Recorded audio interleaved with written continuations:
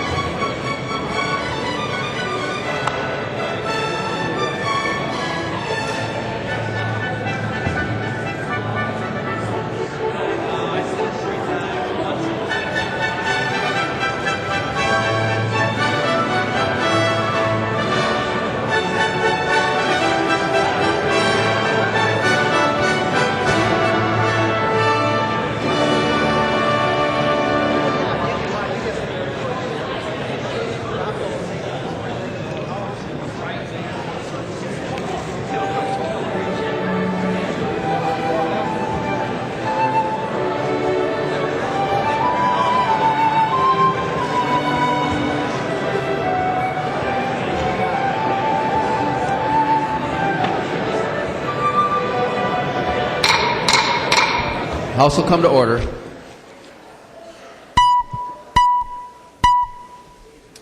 Prayer by the chaplain.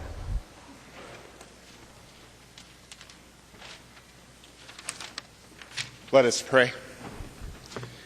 Gracious God, we gathered together on this day where our nation has again been rocked by violence. And we gathered together trusting that you have brought us here for a great purpose. I lift before you these your servants. Give them your wisdom and patience, your guidance and direction.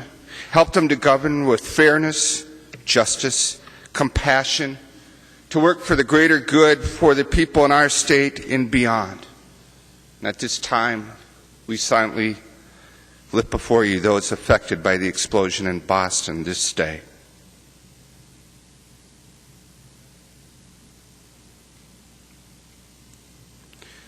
We entrust this day and our work into your hands. Amen.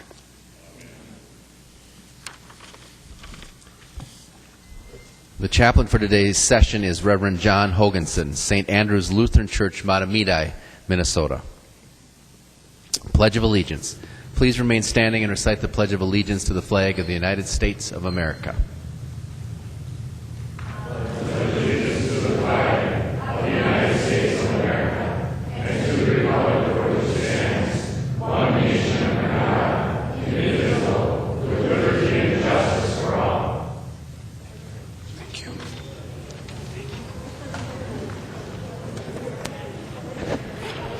The clerk will take the roll.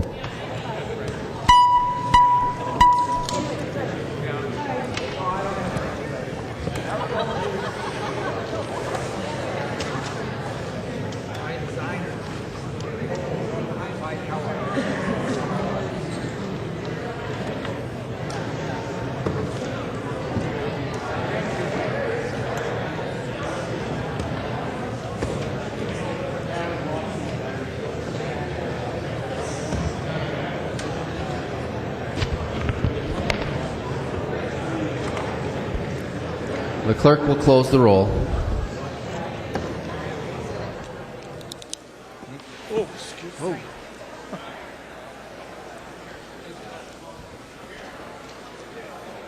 A quorum is present. The clerk will read the journal of the preceding day. Journal of the House, 88th session, 2013, 34th day, St. Paul, Minnesota, Thursday, April 11th, 2013.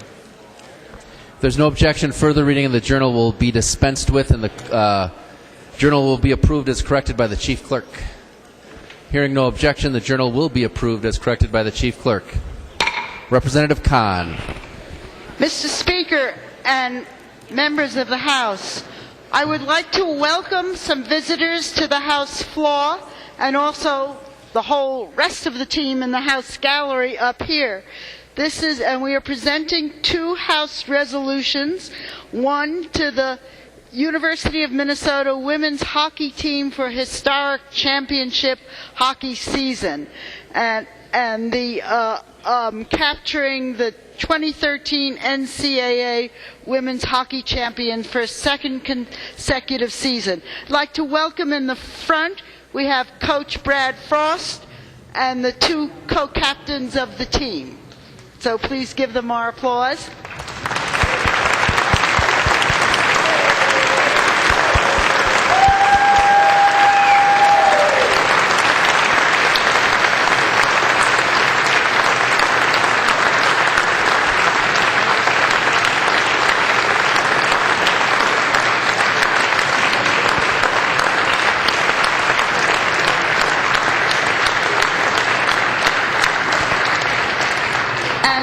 Mr. Speaker, I have a second resolution to present to someone who is not here, but I'm sure they'll bring it to her.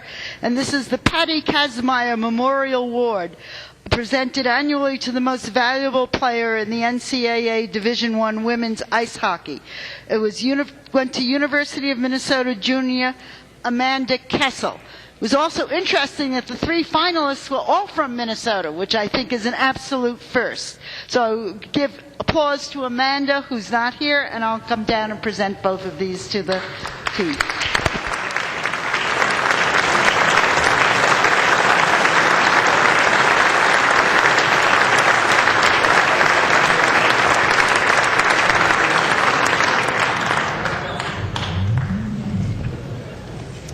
Reports of standing committees and divisions. A copy of this order of business has been placed on each member's desk. If there is no objection to the reports, those reports will be adopted. Hearing no objection, the reports are adopted. Second reading of House files. Second reading, House File 568. Second reading. Second reading, House File 724. Second reading. Second reading, House File 779. Second reading. Second reading, House File 976. Second reading. Second reading, House File 1160. Second reading. Introduction of bills. The following House files have been offered for introduction today. The Chief Clerk will report the House files and give them their first reading.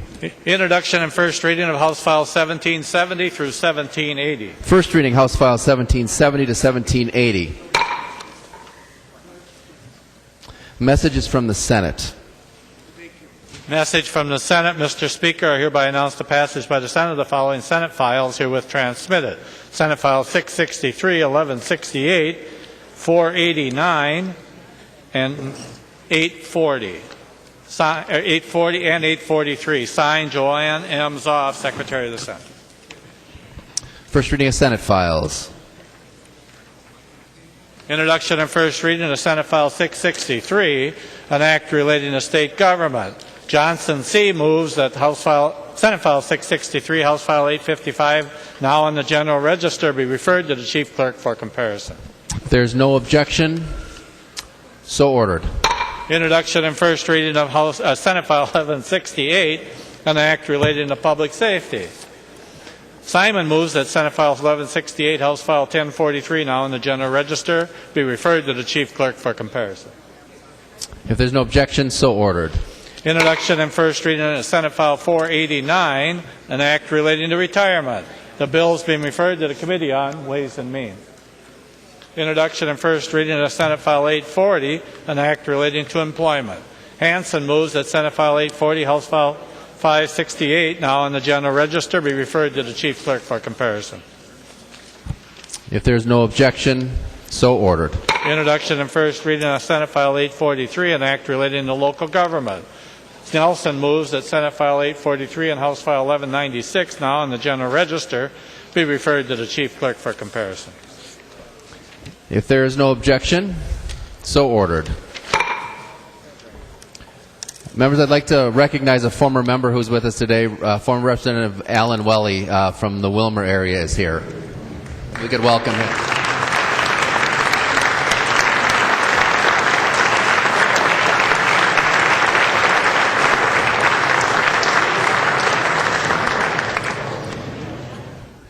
Calendar for the day. The first bill on the calendar for the day is House File 729. The clerk will report the bill.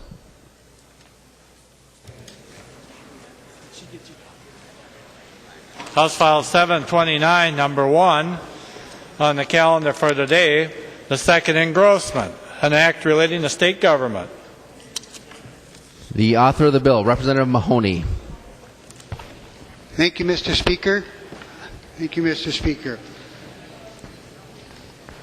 House File 729 is a complete change of course from what this body has been doing over the last 10 years. For the last 10 years, this legislature has been cutting economic development. And probably the worst example was the last biennium, where there was a 50% cut to the way we help job creators in this state create jobs. This bill, well, last biennium, I think the total dollars in the Department of Employment and Economic Development was $114 million. This bill spends $154 million, about 35% increase. And we spend it in ways that create a healthy economy for the state of Minnesota. We have the Minnesota Investment Fund. It helps attract and retain businesses to the state of Minnesota. We have the Minnesota Job Creation Fund, which many of you have heard of, the Job Z program. Job Z was a program that it was like a salad bar. You got to come up to it and take all the salad that you wanted. Job Z, you got to come up to the tax bar and take all the tax credits that you wanted. Minnesota Job Creation Fund actually puts demonstratable markers that you have to reach in order to get any of your credits. The redevelopment and the Job Creation Fund has $18.5 million over the biennium. The redevelopment fund, the redevelopment account for the first time puts cash into it rather than bonding. And you ask why? Why is $5.6 million of redevelopment account cash better than bonding? Bonding you can use for a state-owned purpose. Cash means that if you have a small storefront in your small town that is sat empty, you can actually help with this money to get a business back into that storefront, whether it's through low-interest loans, forgivable grant, help with the remodel, remove asbestos, any number of different things. Enterprise Minnesota, or the Small Growth Acceleration Program. This is a program that does so many things, but it helps businesses under 250 employees become, as they like to say, leaner. Helps them with their ability to be more productive with the workers that they have, helps them figure out new products, new marketing strategies, new sales strategies. At the end of the day, their numbers are they helped retain, and this is the CEOs or the owners of these companies that said Enterprise Minnesota helped them retain 500 jobs or create 500 new jobs. We increased the funding of that from $500,000 to $750,000, and I want to thank Representative Ward because he found out that they were not doing the companies under 12 employees. And he came and said we need to bump up that dollar figure so they can do those companies with less than 12 employees. And we did. The Gunther bill is Southern and Southwest Initiative Foundation. This is $400,000 to help minority businesses in the 39 counties of that particular area through the initiative foundations. Film Board, $1.9 million. We do job training in this bill.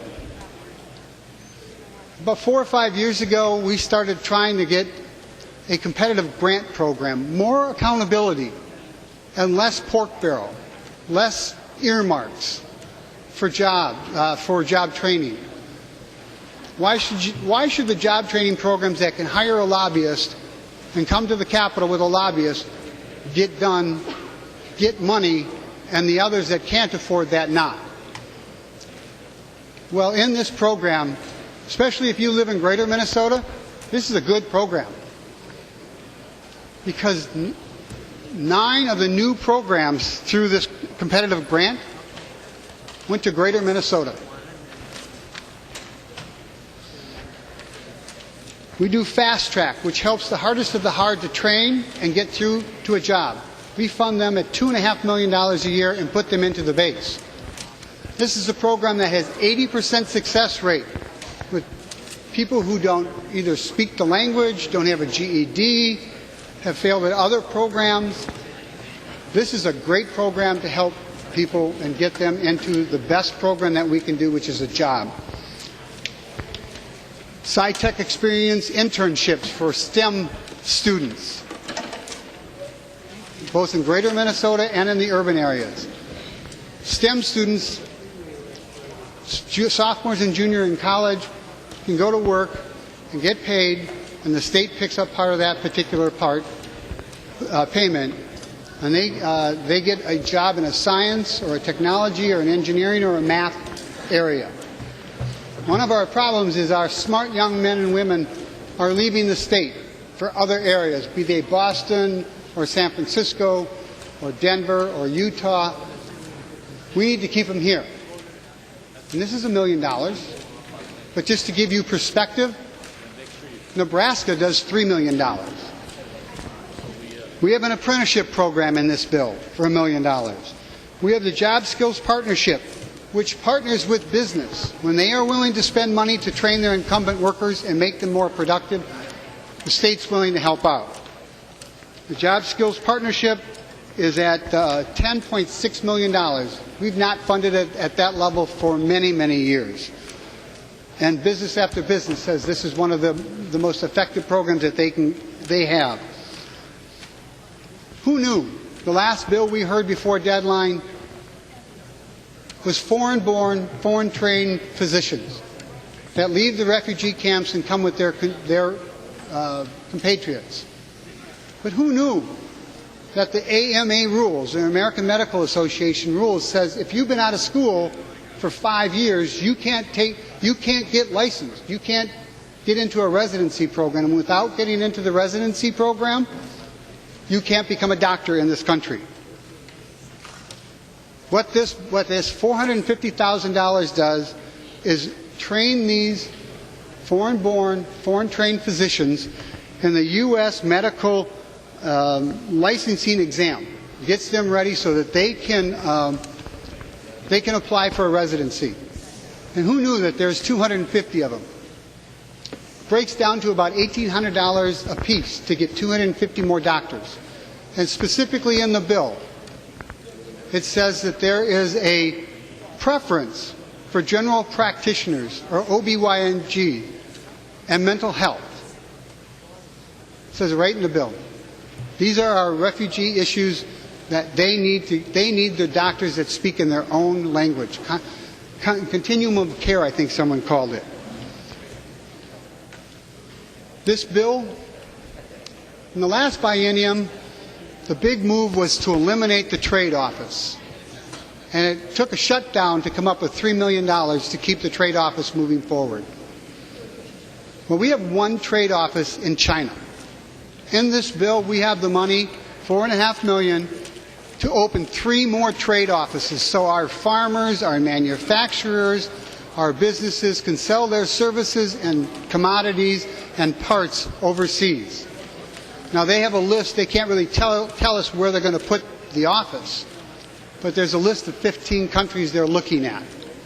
They just happen to be South America, Africa, subcontinent, India, and Northern European countries, all of them.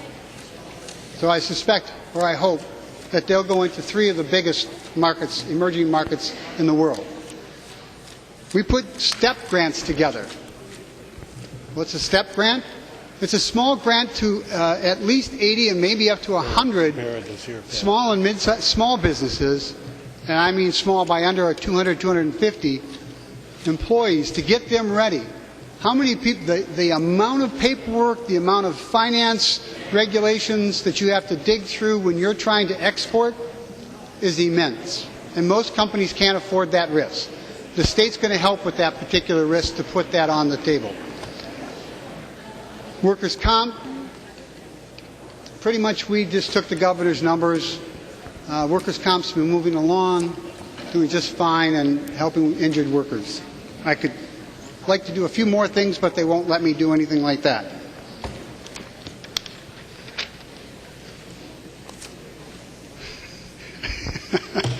Members, this does a little bit of code regulations. This bill has lockout money, lockout provisions in it for strikers. This has the XL loan forgiveness. And oh yeah, this has a $350 million tax cut for businesses. This bill, I'll say it again, a $350 million tax cut for businesses. And here's what it does. If the trust fund has $800 million in it by this September, which we are assured that it will, even with the lockout provision, there will be rate reductions.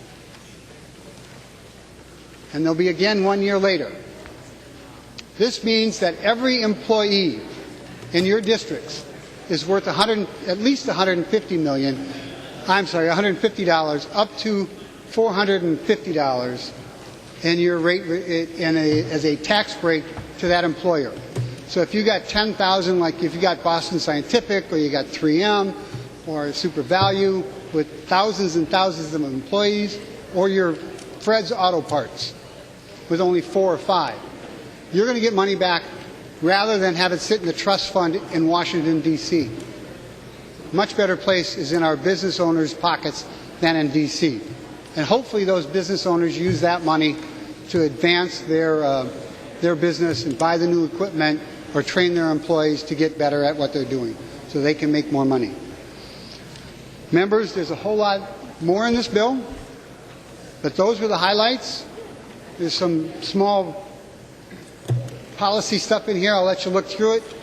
I'm going to turn this presentation over to the person that I always like to have on my left, Representative Atkins. Representative Atkins. Thank you, Mr. Speaker, and thank you, Chairman Mahoney. Representative Mahoney, I think that is the best jobs bill that I've seen in the decade that I've been in the Minnesota House. And you can trust that the Commerce Omnibus bill and a few other agencies here are not going to steal any thunder from that. As most members know, whether you've served 10 years in this body like I have or 10 minutes, there are not a lot of moving parts relative to the general fund with respect to agencies like the Department of Commerce, the PUC, the Lottery, Charitable Gambling Board, Racing Commission, or Explore Minnesota. Most of those are fee-based, and so as you might imagine, we didn't have a huge amount of discussion or consternation in the committee process, but I do want to draw your attention to a few items. First, with respect to the Department of Commerce, there are some additional employees. It doesn't quite get folks in the Commerce Department back to where they once were. They are at this point responsible for more enforcement, more regulation of particularly outside entities and folks looking to get into certain roles here in Minnesota than they ever have been, and they're doing that with fewer people than they were even a few years ago. So this does add a few people. I'll give you one example. When the National Association of Insurance Commissioners, which has to accredit Minnesota's insurance enforcement division and oversight, came here, they said that we had barely adequate numbers to do that. And if you don't have accreditation, then it can't happen here in Minnesota. And our insurance companies would be a little, let's just say, a little peeved if they couldn't do business here in Minnesota or get approved here in Minnesota. It's things like that where we're adding a body or two in order to make sure that the work gets done in a timely fashion. PUC and Lottery and Charitable Gaming Racing Commission, honestly, we're not doing much. We're approving their budgets as they've been submitted. There wasn't a lot. They operate fairly well, and we're not making very many changes.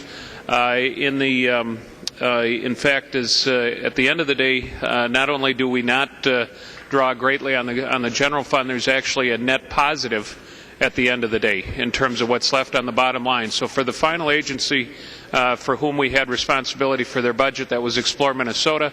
Explore Minnesota came and testified, as did two independent studies, that for every dollar that you put into tourism, there's literally $8 in return in state and local taxes. And let me restate that once more. The $8 return isn't economic activity or some impact on some particular business. It's literally $8 return in state and local tax dollars. So if we actually could have dynamic fiscal notes or revenue notes, this would be one where an expenditure of $1 actually returns in short order 8 local and state tax dollars.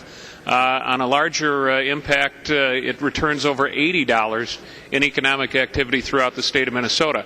The challenge has been that Explore Minnesota has not had much of a budget to rely upon. So as a result, you see all these nice ads for South Dakota and Wyoming and Montana and Wisconsin, all advertising for Minnesota tourism dollars. And Minnesota has been hamstrung. In fact, Wisconsin Dells has a bigger budget than Explore Minnesota does for marketing. So wherever you live across Minnesota, this has a bottom line impact, a positive bottom line impact in state and local tax dollars as a result of each dollar that we put in. So we took every dollar that we had left over, members, and we put it towards Explore Minnesota, not for office staff, not for lights, but literally for marketing, so that they can reach places like Omaha and Chicago, where they haven't really been able to reach very well before. That's our budget in a nutshell, but I do want to turn it over. There was a key piece in the Commerce Department budget, Mr. Speaker. If you'd be kind enough to call upon Chairman Johnson to explain the reach of the broadband language, I'd appreciate it. Representative Johnson. Thank you, Mr. Speaker. I want to thank Representative or Chair Atkins and Chair Mahoney for including broadband in the bill. That's certainly one of the key economic drivers for employment and economic development in the state of Minnesota, so it's great to see that in there.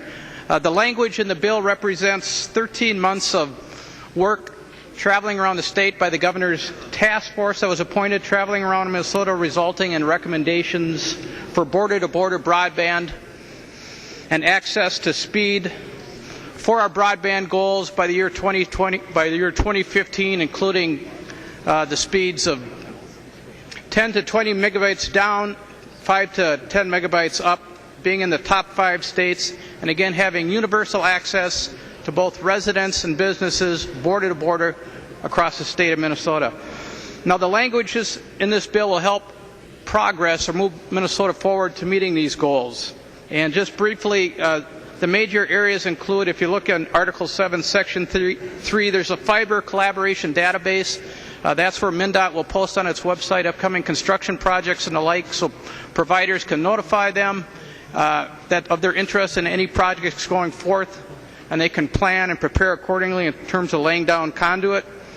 Section 4 has to do with annual reports, where the Commerce Department will inform the members of the leading committees as to how we're progressing with the statewide goals. where we're at with those and how we can improve in terms of our movement in that direction. It also establishes in Section 5 the broadband office, and the responsibilities, I would say, fall in three main areas: planning for statewide deployment, using tools such as economic modeling to figure out what is the best areas or what areas make most sense to invest in, and what are the strategic plans to make broadband more effective and more accessible in those areas. Coordinating with state agencies and providers and build out, working on the public-private partnership to ensure that we're working together to make broadband accessible to everyone. And then lastly, consulting with local governments, colleges, universities, the different institutions to the state that often serve as providers of broadband, as well as the providers who will be doing virtually all of the work. Lastly, second to last, in Section 6, it directs the Office of Broadband to coordinate Dig Once efforts with MnDOT, again, trying to be efficient in our use of resources when we're trenching for broadband, to make sure that the different providers know, so we don't have to dig twice. If one provider is laying down conduit, the other one can do it at the same time. And secondly, to efficiently deploy broadband throughout the state in terms of working with our state agencies and state groups, and to ensure especially that we give special consideration to the underserved rural communities where broadband need is often the most obvious. Lastly, there's a state broadband strategy report, a report that's due from the broadband office that'll talk specifically about what areas broadband can move forward on in terms of being an effective economic driver for the state of Minnesota. Members, that in short is the essence of the broadband policy. Representative Clark. Thank you, Mr. Speaker and members.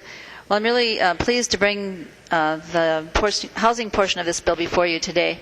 An important thing to know is this is the first time in about a decade that we've put additional funding into affordable housing throughout the state of Minnesota, and it's a very balanced bill. And I'd like to give special thanks to the coalition of advocates who came together called Homes for All. They came together and said, let's figure out a way to work together and not pit one group against another. We have lots of homeless people. We have lots of people who are struggling to keep their housing. Let's figure out how we can work together. And they came forward with a very strong agenda, and I'm pleased to say the committee honored that almost all the way. So what the bill does in brief, we add about $22 million in ongoing funds for our housing programs.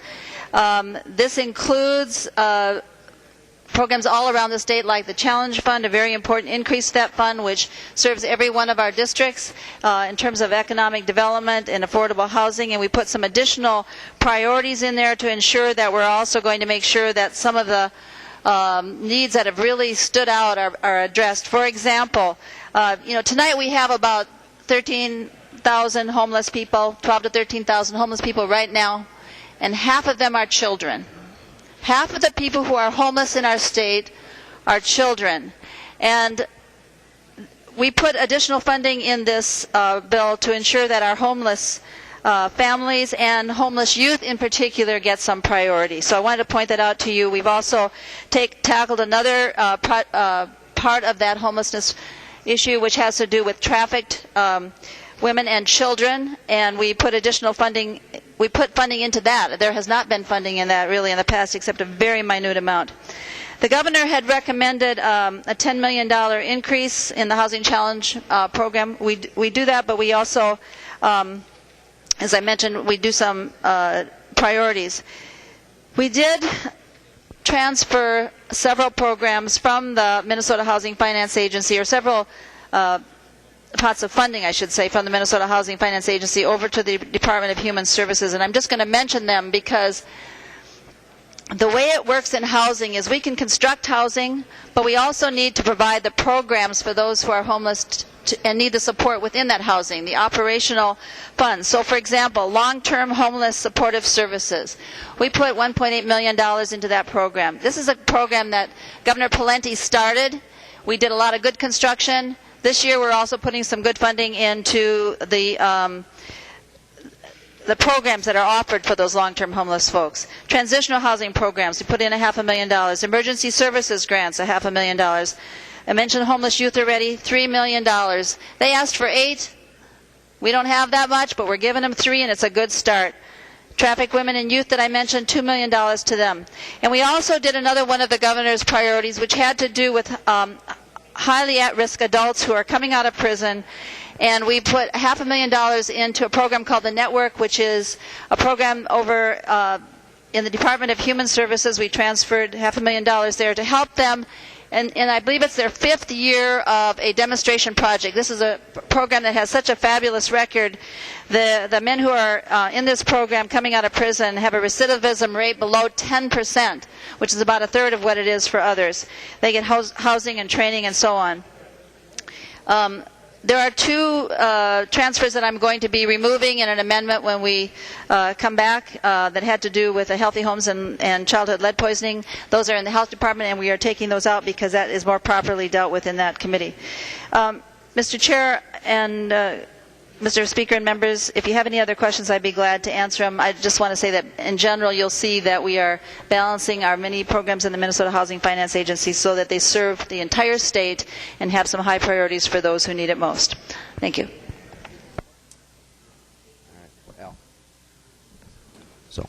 So there's an amendment at the desk. The clerk will report the amendment. Mahoney moving to amend House File 729, the second engrossment as follows. The amendment is coded 462. Representative Mahoney. Mr. Speaker, members, this amendment, I want to make sure I get this right, amends the bill and takes out reduces the repayment schedules for the XL Center. And it's a $500,000 loan forgiveness to the first year and $500,000 the second year. And Mr. Speaker, I think I have an amendment to the amendment. Can you read it? There is an amendment to the amendment. The clerk will report that. Mahoney moving to amend his amendment as follows. The amendment is coded 463. Representative Mahoney. Mr. Speaker,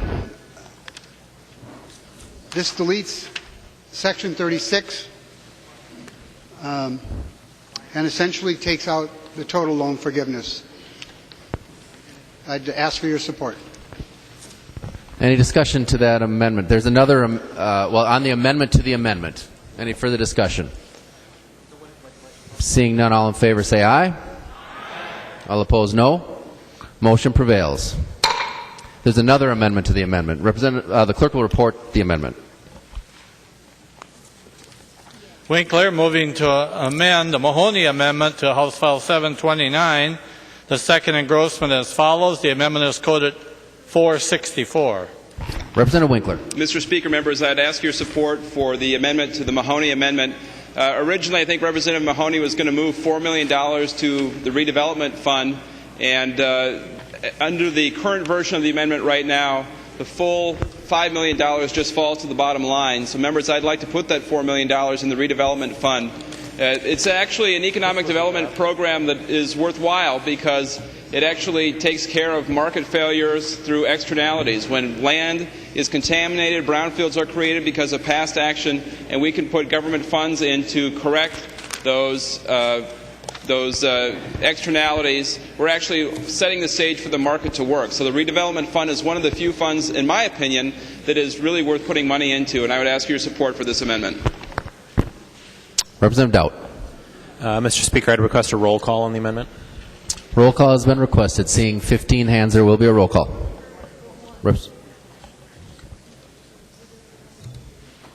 Any further discussion? On the Winkler amendment, the clerk will take the roll.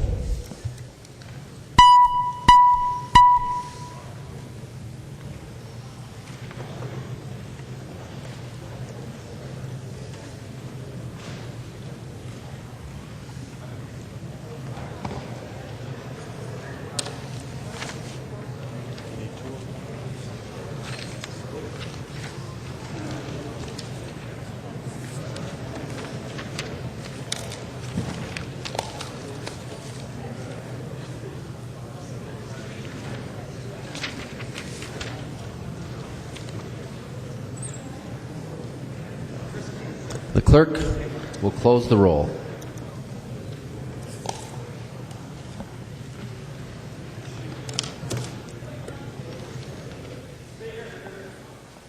Anderson changes from no to aye. There being 132 ayes and 2 nays, the amendment is adopted. Now to the original Mahoney amendment. Any further discussion?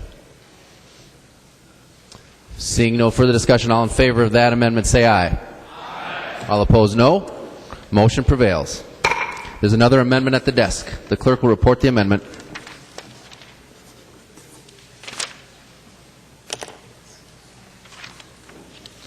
Atkins moving to amend House File 729, the second engrossment as follows. The amendment is coded 834. Representative Atkins. Thank you, Mr. Chairman. And I don't know if Representative McNamara is on the floor. I actually wanted to thank him for calling this issue to my attention. There's a provision in the bill that extends unemployment insurance benefits to individuals who've been locked out by their employer, and it extends it for a longer period of time.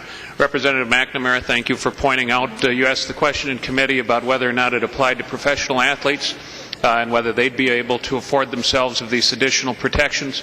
There's been some back and forth over whether or not it does in fact apply to pro athletes or not. And so we just weren't sure, and rather than move forward without having some certainty, we've offered this amendment to say that these protections do not apply to professional athletes, so they would not be able to avail themselves in the event of a lockout. It's not to say they're bad people, it's just we anticipate, Representative McNamara, as you pointed out, that they may have other resources to call upon rather than needing to look to Minnesota's unemployment insurance system. So thank you, Representative McNamara. Representative Abler. Thank you, Mr. Speaker. Would the author of the amendment yield for a question? He will yield. Representative Abler. Well, Mr. Speaker, I've been here for a while, and I recognize, a bridge amendment when I see it. And so when this bill comes back from conference, if this amendment goes on, will this bill be the vehicle for the Vikings e-pull tab fix? Thank you, Mr. Speaker. Maybe that's not a real question, Mr. Speaker. Thank you. Representative O'Driscoll. Thank you, Mr. Speaker. Would the amendment's author please yield to a question? He will yield. Representative O'Driscoll. Thank you, Mr. Speaker. Representative Atkins, I've got some questions about the base bill that this is going on as it relates to the amendment. My question to you is 150 plus weeks of unemployment, where's the funding for that coming from? I see you're wanting to take professional athletes out, so that could save taxpayers a sizable sum of money. If you could just talk about where that money might be coming from. Representative Atkins. Sure. Thank you, Mr. Speaker. It comes from both the employer that caused the lockout as well as the Unemployment Insurance Trust Fund. Representative O'Driscoll. Thank you, Mr. Speaker. Would the author yield to another question, please? He will yield. Representative O'Driscoll. Thank you, Mr. Speaker. Representative Atkins, do you know if there's any provisions in this bill that would prohibit individuals who might have been involved in a lockout from receiving any kinds of other pension benefits or any kind of other severance benefits had they become eligible for retirement, but if not for the work stoppage? Representative Atkins. Mr. Speaker, Representative O'Driscoll, we expressly did not raise other pension benefits or anything like that, no. Representative O'Driscoll. Thank you, Mr. Speaker. Would the author yield to another question, please? He will. Representative O'Driscoll. Thank you, Mr. Speaker. Representative Atkins, right now 26 weeks is the maximum unemployment that individuals would be receiving, and I was wondering in the state of Minnesota, can you explain to me the genesis behind why 150 plus weeks seems to be an appropriate compromise on something like this when no other workers in the state would get more than 26 weeks? Representative Atkins.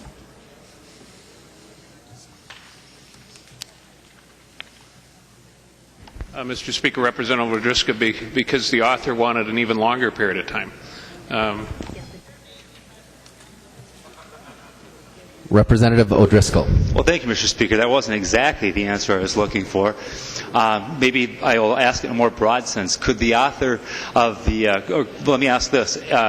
Could he maybe explain the genesis behind the 150? What were the issues, the pros, the cons, and wanted more than 150 weeks, more than 3 years of payments? Are you asking Representative Atkins or Representative Mahoney? I'll ask Representative Atkins, and I'd also be curious to see what Representative Mahoney has to say on it. Representative Atkins. Two reasons, Representative, and thank you, Mr. Speaker, and thank you for the question, Representative O'Driscoll. First off, it's a product of compromise. I think some would like it to be indefinite, the extension of benefits. Others would like it to not exist at all, and somewhere in between there is the figure that we picked. The first answer that I would give you is that the reason for this is because when you have a set of negotiations going on, if you have workers and they choose to use the tool of a strike, there's a consequence for that, a very significant consequence for that, and that is that they don't qualify for any unemployment insurance benefits. Take the corollary of that. The opposite would be if an employer opts for the tool of a lockout, which is becoming more and more of an epidemic. There's even law firms now traveling the country, one in particular, counseling employers on how to use this as a labor negotiation tool of locking out employees and using that as a leverage to try to get their employees to agree to an outcome or to a deal. There's no consequence for that. So striking employees take a huge consequence. They get no unemployment insurance. And that's why the bill, and then as an amendment, was proposed that in the event an employer opts to use a lockout tool, that there would be an indefinite amount of unemployment insurance benefits to extend as long as the lockout lasted, to take that tool out of the toolbox. That was one of the reasons. The chief reason, though, is because we have some compassion. And those folks that are put into a position where they've been locked out, folks, and all you got to do is open the newspaper and read, look out in western Minnesota where a 20-month lockout just came to an end, and the outright suffering that not only those folks but the communities where they live have been through. We had them testify in committee about their selling off their houses and their assets and their snowmobiles just to make ends meet and to pay bills. That's why, and for me anyway, that's the chief reason, is to demonstrate some level of compassion. It's not the first time we've done that here in Minnesota, Mr. Speaker, Representative O'Driscoll, and I hope it's not the last, because we genuinely do care about people, and we have the ability as a legislature to reach out and lend a hand to people who, through no fault of their own, have been put in a position like that. Representative O'Driscoll. Well, thank you, Mr. Speaker. I'd also like to just ask Representative and Chair Mahoney if he could comment on the 150-week provision as well. Okay, on the Atkins amendment, Representative Mahoney. Mr. Speaker and Representative O'Driscoll, Representative Atkins said it much more eloquently than I would have said. I'm tired of people bullying working people. I'm tired of obstructionists in the U.S. Senate not putting people on to the National Labor Relations Board so we can actually get some rules and regulations passed. That's been the case for, I think, probably at least the last 4 years and probably 6 or 7. Beyond that, I will go along with the compassion. We in the state of Minnesota have always tried to level the playing field between business and working people. There's precedent for this. I thought it was just more than appropriate. And again, I really fought long and hard for the length of the lockout. And my colleagues around here prevailed, and we went with 156 weeks. And I very happily would have tried to figure out a way to charge the employer for that length of time. Any employer that decides that they want to call in a law firm from out of town to train themselves and their management on how to break a union doesn't get a whole lot of sympathy from me. Representative O'Driscoll. Well, thank you, Mr. Speaker. Just a comment. Compassion goes both ways. A lot of the businesses that we have here in the state of Minnesota have been homegrown businesses by individuals whose families have put an awful lot on the line, and would use that as their mechanism for financing their retirement or bringing about college educations for their children and others. And it would seem to me that a lockout is a tool that's available for management equivalent to that of the strike for the labor workforce. And there is no provision in this law or in state statute to allow an employer any kind of redress or recourse in a situation like that if they don't agree with the agreement that's being brought forward by labor, and labor says we think we're going to strike the company. And so I guess what I'd also like to do is I'd like to ask Representative Atkins just a few more questions, if I could, about his amendment, if he's willing to yield to another couple questions here. He will yield. Representative O'Driscoll. Well, thank you, Mr. Speaker. And I realize that, Representative Atkins, that the amendment that you're bringing forward here deals with taking professional athletes out of the equation. One of the things I know about professional athletes is that their seasons may be somewhere between 16, 20 weeks, or maybe 26 weeks. Does your bill or your amendment in any way deal with other seasonal workers who may be disadvantaged because of, as you're referring to, a lockout on labor in an employment situation? Representative Atkins. Thank you, Mr. Chairman. Thank you, Representative O'Driscoll. It expressly makes no changes to seasonal employment rules relative to unemployment insurance. Representative O'Driscoll. Thank you, Mr. Speaker. Well, Representative Atkins, I'm sure you can understand why I asked that question.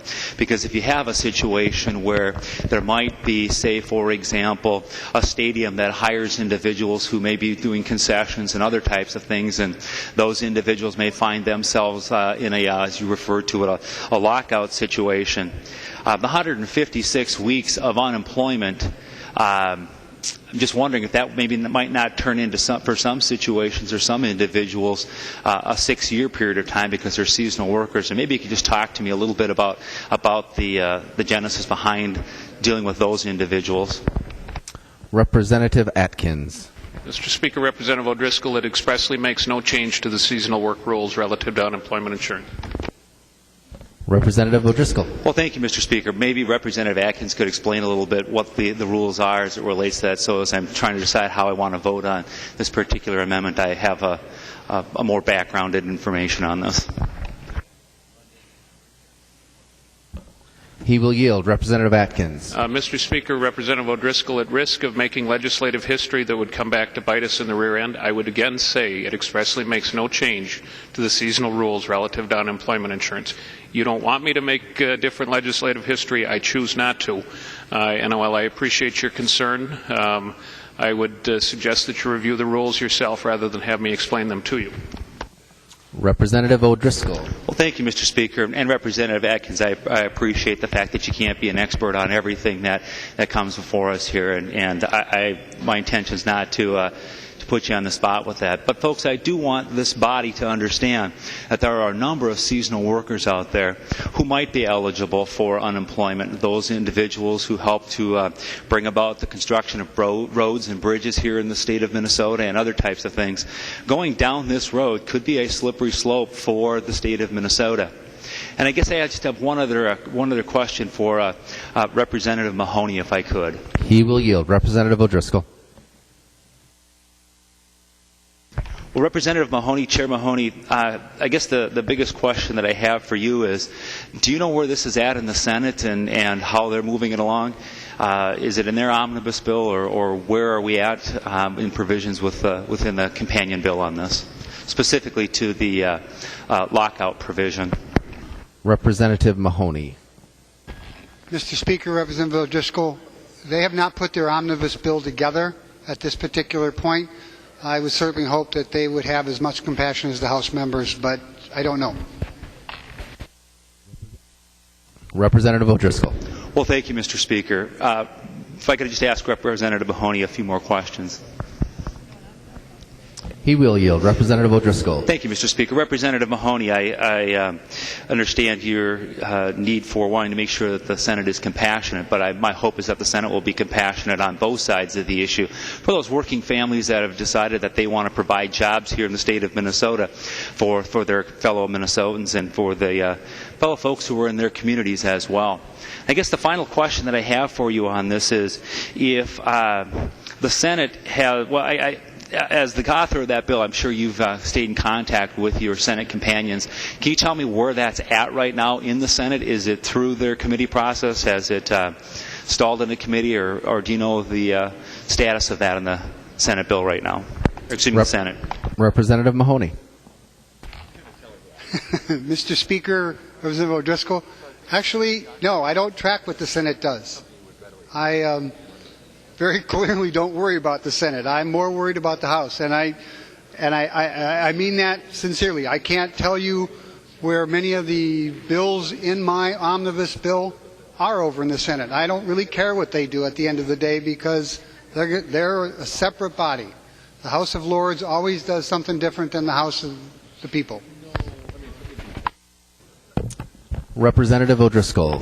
Well, thank you, Mr. Speaker. I'm certainly not telling others how they should go about their legislation, but in the short time that I've been here, I've worked closely with my Senate counterparts to ensure that we have language that's acceptable to both sides in case we do need to get into a conference committee or we get into a situation where one chamber has it and the other doesn't, because it's really easy sometimes to give it a pitch, and maybe that's what will end up happening on this, since we're not really keeping close track on how the Senate's working on this. Thank you, Mr. Speaker. Representative Gunther. Thank you, Mr. Speaker. And, there's two sides to every labor dispute, and Minnesota over the past history has shown a lot of compassion to striking workers. In fact, we've had, as a state, the most extensions for unemployment in the nation. In fact, we've had more extensions than every state put together in this nation. So to say we're not compassionate, the proof is in the pudding, folks. The thing that we have is we have a situation up north, a little ways, that said that we're changing the way we do business and we want to rewrite the contract, and the other people said, no, we aren't. Well, they're both well within their rights. However, the options are to have a lockout or have a strike that lasts forever, and ultimately a lockout because they want to start the plant again, or even worse than that, the option to move their plant further west in North Dakota, where other plants that do the same thing are there to do it again and not have any Minnesota employees at all, is always there. So I think by extending this past the point of that lockout that is already over with, is just giving a flag out to every industry or business that plans on moving into Minnesota. This is not the place to go. Stay in North Dakota to begin with. Representative Doubt. Thank you, Mr. Speaker. And would Representative Atkins yield for a question? He will. Representative Doubt. Thank you, Mr. Speaker. And Representative Atkins, as I read this, my question, I think, has maybe a little more to do with the underlying provision than it does with this amendment, but I want to understand the provision to figure out how I want to vote on this amendment. My concern is, and maybe I'll start with just asking you, my understanding is that normally an employee in the state of Minnesota would get 26 weeks of unemployment, and the underlying provision here is going to take employees who are locked out to 3 years. That's a 600% increase in the unemployment benefit for those employees. Am I understanding that correctly first? Representative Atkins. Mr. Speaker and Representative Dowd, I have a hard time hearing you, but I think I heard you correct. It would be extended through the end of the lockout, but under no circumstances longer than 3 years. So if the lockout ends 2 weeks later, that's the point at which the UI benefits would come to an end, if I heard you correctly. Representative Doubt. Thank you, Mr. Speaker, and Representative Atkins. You did, and thank you for answering the question. My concern here is that this is something that's going to apply to companies that have union employees, and what I see happening is a higher cost of unemployment insurance for companies that actually have union employees. And I'm afraid that there's kind of a backdoor disincentive for companies to actually unionize. And I'm certain that's probably not your intent, but do you want to maybe address that? I certainly don't want to make Minnesota a less competitive place or more difficult to do business. So you want to talk a little bit about what you think might happen there? From my perspective, I see that by increasing the unemployment benefits, and this would only affect companies that have union employees, that you're going to actually increase the cost of unemployment insurance, but only for union companies. Do you want to maybe address that a little bit, if you'd yield? He will yield. Representative Atkins. Absolutely, and thank you, Representative Dowd, for the question. First off, there's nothing that would prohibit an individual employer from locking out a non-union employee. It might be unusual, but to say that this would only apply to union shops, I don't think is necessarily correct. Secondly, it's entirely up to the employer whether they opt to engage in using that lockout tool. And finally, based on the figures that I saw using American Crystal Sugar as an example, it appeared that even if this went into place, that the amount of outlay by the employer versus the amount that it would cost was roughly in the same ballpark. I think a little bit more cost to the employer who locked out their employees, but it shouldn't be anything much more onerous, other than it does of course impact their experience rating and would put them at the maximum experience rating. Representative Dowd. Thank you, Mr. Speaker, and Representative Atkins, and I appreciate your comments. I think we can both see that this really is something that's going to apply to union companies. I don't know of non-union companies that have strikes. So I think this is something that certainly is going to make Minnesota less competitive, make it more difficult to do business in Minnesota, but ultimately I think punish union companies. So I hope that's not the intent. The amendment itself, I think, actually is something that needs to be adopted. But I'll just remind the body that this is something that really should have been done in committee.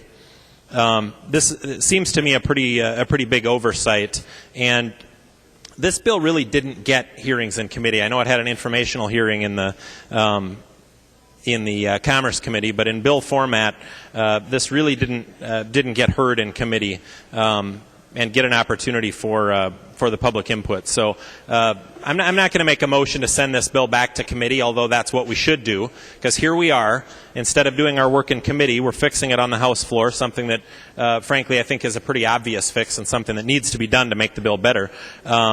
We certainly don't want multi-million-dollar professional athletes eligible to collect unemployment benefits longer than dislocated workers, or displaced workers from a factory that might leave the state of Minnesota. So I think that's an obvious problem with this bill, and I think the amendment's good. I'll encourage members to vote for it. But frankly, this is another example where our rules are bringing the business of committee here to the House floor. This is something that should have been fixed in committee, but here we are using time on the House floor to amend bills that frankly should have been fixed in committee. So thank you, Mr. Speaker. Representative Mahoney. Thank you, Mr. Speaker. And Representative Dowd, I believe that this got a hearing in Representative Johnson's Labor Committee. I believe this bill got a hearing in Representative Atkins' Commerce Committee. And I know it got a hearing in my particular committee. So this underlying bill was heard in 3 different committees and was discussed quite thoroughly. So I don't know where it would have to go back, even if you chose to send it. Seeing no further discussion on the amendment, all in favor say aye. All opposed, no. Motion prevails. There's another amendment at the desk. The clerk will report the amendment.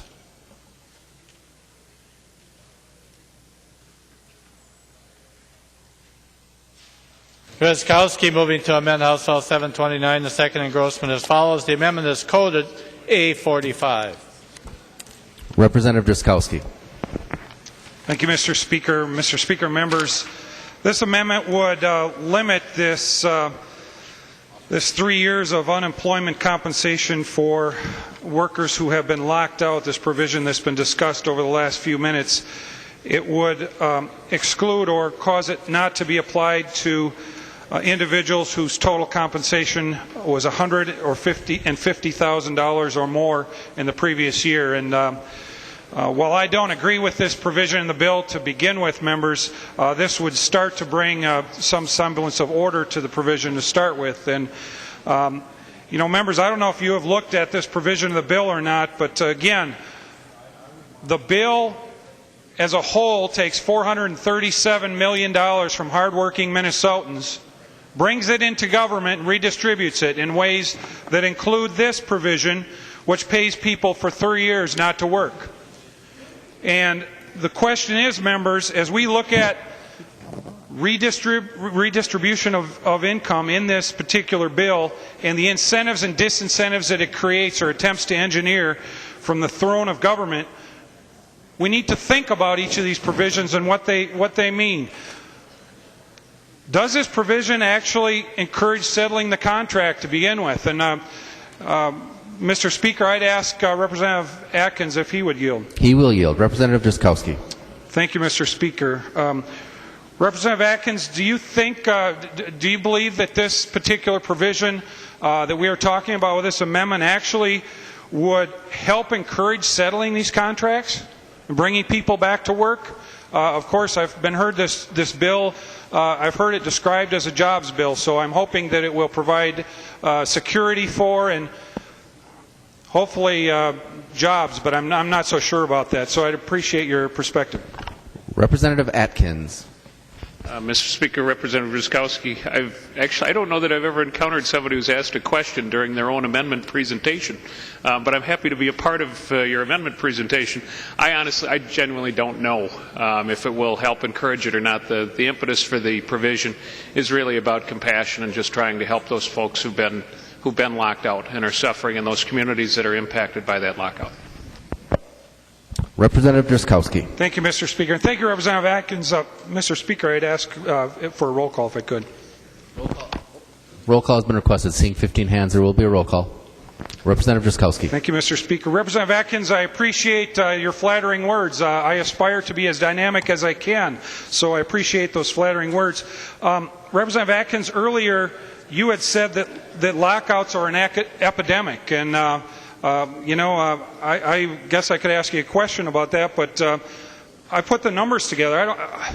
I don't know. Actually, I will, Mr. Speaker, if Representative Atkins would yield one. He will yield. Representative Drazkowski. Thank you, Mr. Speaker. Representative Atkins, you mentioned that this lockout phenomenon, excuse me, members, has become an epidemic. Can you share with us those examples of all of these different job situations where lockouts have accumulated to the number that you would describe as epidemic? Representative Atkins.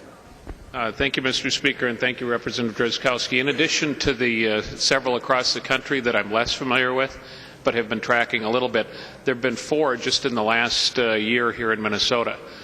2 orchestras, the St. Paul Chamber Orchestra, the Minnesota Orchestra, the American Crystal Sugar situation, the Minnesota Wild, which would now be excluded as a result of the last amendment. And my understanding is that there's another one that just got underway up north. So that's 5 in the last 4 or 5 in the last 12 months. And I don't know that we had seen much in terms of lockouts in the previous decade or so. But apparently there's a law firm that's traveling the country now, Representative, urging employers to engage in this sort of action as a labor tool in order to try to force unions into settlements. Representative Drazkowski. Thank you, Mr. Speaker, and thank you, Representative Atkins. Well, Representative Atkins, I ballparked the numbers for those very entities that you talked about. Plus or minus on here, 2,000 employees, 2.7 million workers in Minnesota. Representative Atkins, that represents 0.07% of all workers in the state of Minnesota. I would not consider that to be an epidemic. And so I would suggest that as we look at this, we are basically looking at extracting money from 99.3% of the workers in Minnesota to pay 0.07%, 99.93% of the workers. I stand corrected. In order to provide for that very small fraction of workers additional dollars for not working. Now, I don't know how this creates jobs. I don't know how this creates security in jobs. It appears to just create, I don't know that there's compassion in creating false hopes for workers, basically taking their dignity away, extending the conflict, all on the back of workers that could be working in other Minnesota businesses And those jobs are no longer there because we are extracting the dollars from which those businesses would work. So, Mr. Speaker and members, I'd encourage your support of the amendment. It starts to rein in the extent of this amendment to begin with and brings a small semblance of order. Thank you, Mr. Speaker. Representative Carlson. Yes, I think I understand what Representative Drakowski is trying to get at, but just in terms of the intent, could you describe for me what you mean by total compensation and what would be included in that? And let me give a little background as to why I asked the question. If you were unemployed due to a lockout for a long period of time, you might try to adjust your income so that you can pay your bills. You might sell a home, long-term capital gain.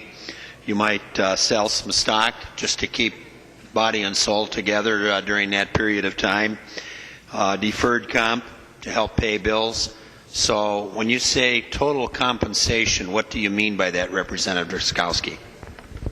Representative Drakowski will yield. Representative Drakowski. Thank you, Mr. Speaker, and thank you, Representative Carlson. What I was referring to in the amendment, Representative, is the standard private sector and public sector term that describes salary, insurance, pension, or other types of benefits that are normally included as part of the employment package. Representative Carlson.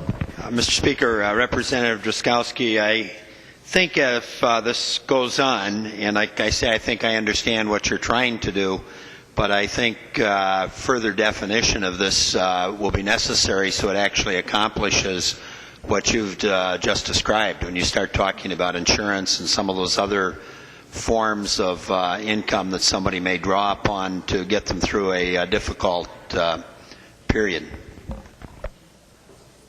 Representative Atkins. Thank you, Mr. Speaker. Will Representative Drakowski yield? He'll yield. Representative Atkins. Thank you, Mr. Speaker, and thank you, Representative Drakowski. Unlike you, I really don't know the answer to. You asked me a question earlier that you clearly knew the answer to, which was nice. It's not something that I try to engage in an effort to put somebody else on the spot. I don't think it's very nice. So I don't actually know the answer to this question. But my concern would be, does this apply to a nurse, for example, or a police officer? What sort of compensation do they generally earn, particularly if they work a number of overtime hours or something like that? Can you kind of walk me through to whom you imagine it would apply and what sort of incomes they earn? Representative Drakowski. Thank you, Mr. Speaker, and thank you, Representative Atkins. Well, Representative Atkins, it would apply to any of the job categories or employment relationships that's covered by the language in the bill, and as I understand, Representative Atkins, you wrote that language. Representative Atkins. Now, my question, if the Representative Drakowski would yield once more. I believe he'll yield.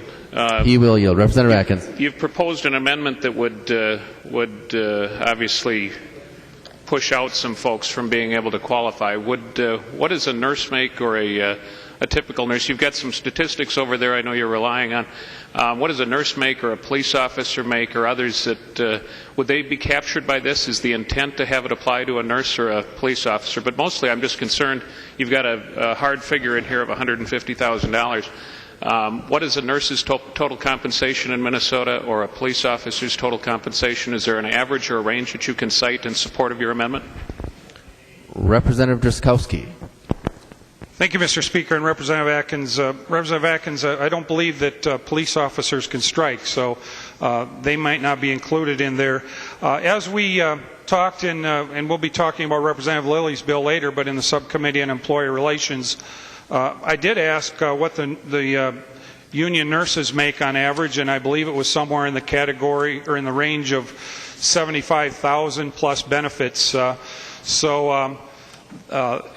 was a large number, but it wasn't 150,000. I believe the 150,000, Representative Atkins, represents the number that the governor brings forward when he starts talking about rich people and his ability to aspire to extract resources that could be used to create jobs from our job creators. So it does align pretty well with that. But thank you, Mr. Speaker, and Representative Atkins. Representative Atkins. I'll be brief. Members, you just heard an answer that's not an answer, and I appreciate that Representative Drzkowski didn't have the information. I don't know if this applies to nurses, and I don't know if it applies to police officers. I suspect that a number of them would probably be pushed out of these additional protections under unemployment. And I'd sure like to have that information. I would think, Representative Drzkowski, if you're going to propose this, it should actually come to the floor with some figures, so that we obviously came with some figures on the other piece of it. But with an amendment like this, I'd rather not push out police officers and firefighters and nurses for whom this may apply. Moreover, the total compensation element that Representative Carlson alluded to, I think we may be pushing folks off the ledge that you don't intend to push off, and I'd hate to do that as we sit here on the House floor without a little basic information in support of your amendment. Representative Drzkowski. Thank you, Mr. Speaker. Well, Representative Atkins, you wrote this part of the bill. This applies to your part of the bill and everyone who's covered by it. And Representative Carlson, I did answer his question. These terms are used regularly throughout employment relationships and contractual relationships, and well understood by the HR people, I would suspect. And actually, if you talk to MMB, they would understand what total compensation means. As a matter of fact, in the Subcommittee on Employer Relations, I've asked for total compensation numbers regularly. There has never been a hiccup or a question around qualifying those numbers from the HR people that were there at the testifying table. So I think there's really not a lot to worry about here, Mr. Speaker. I'd encourage your support. Representative Dowd.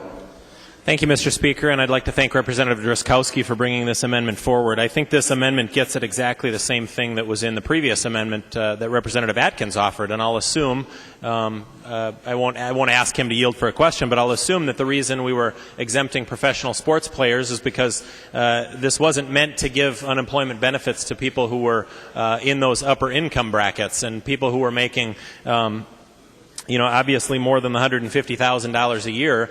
These are exactly the same people that the governor and the House budget now that was released earlier today, the tax budget, puts in the upper 2%. We're going to have a new income tax tier on those people, and this basically exempts them from this, so they're not getting additional unemployment benefits that other people who are not locked out are getting. And I think Minnesotans see that as a reasonable language to protect the money that they're giving to government. The hardworking taxpayers deserve that kind of protection, and I think this amendment does exactly that. So I'd request a green vote. Thank you. Seeing no further discussion, the clerk will take the roll on the amendment.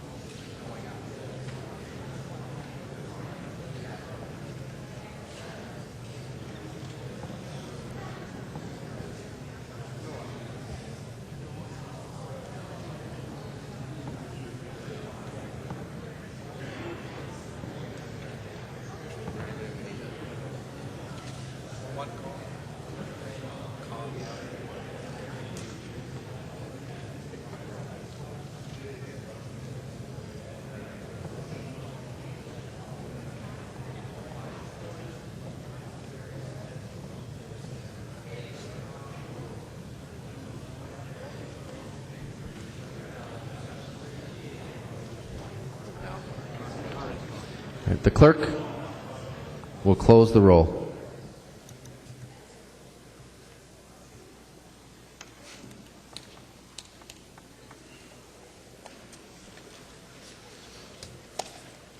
There being 87 ayes and 45 nays, the motion prevails. The amendment is adopted. There's another amendment at the desk. The clerk will report the amendment. Driscollowski moving to amend House File 729. The second engrossment as follows. The amendment is coded A46. Representative Driscollowski.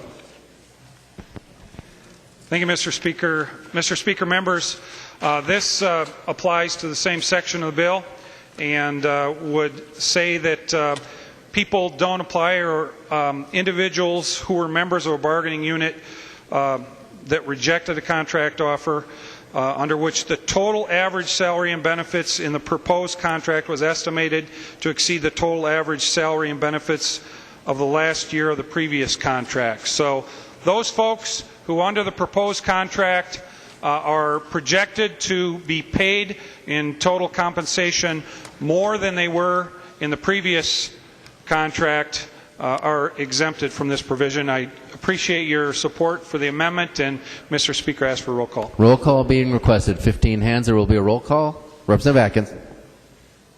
Thank you, Mr. Speaker, and Representative Driscollowski. Congratulations on your last amendment. You know, it's actually it's funny. I was walking down the hallway the other day, and somebody said, "Representative Driscollowski, how are you?" And I said, "I'm fine." And then they said, "So is the session going pretty well for you?" And I said, "It's going great." And they said, "Well, what are you up to today?" And I said, "Well, I'm going to a strategy meeting to launch my gubernatorial campaign." So if you read about any of that, Representative Driscollowski. So congratulations, you're 1 for 1. I hope you don't win on this one, because it's one thing to take compensation out of the pocket of somebody who's making $150,000 a year, which is what your last amendment did, and I understand. But this one, let's talk about some nursing home employees who are making $9.90 an hour, and they get a contract offer that would offer them $10 an hour. But the offer says that they have to work another dozen hours a week, or they've got to have a patient load that's twice what they have now. If Representative Driscollowski would yield, Mr. Speaker. He will yield. Representative Atkins. Where in the amendment, Representative Driscollowski, does it say anything about hours or conditions? So if so long as they got a dime more an hour, as I read your amendment, it says if they got just a dime more per hour, the offer could require that they, or a dime more a week, or $10 more a week, that it could require them to work any number of hours under any set of conditions. Is that what you intended with your amendment, Representative Driscollowski? Representative Driscollowski.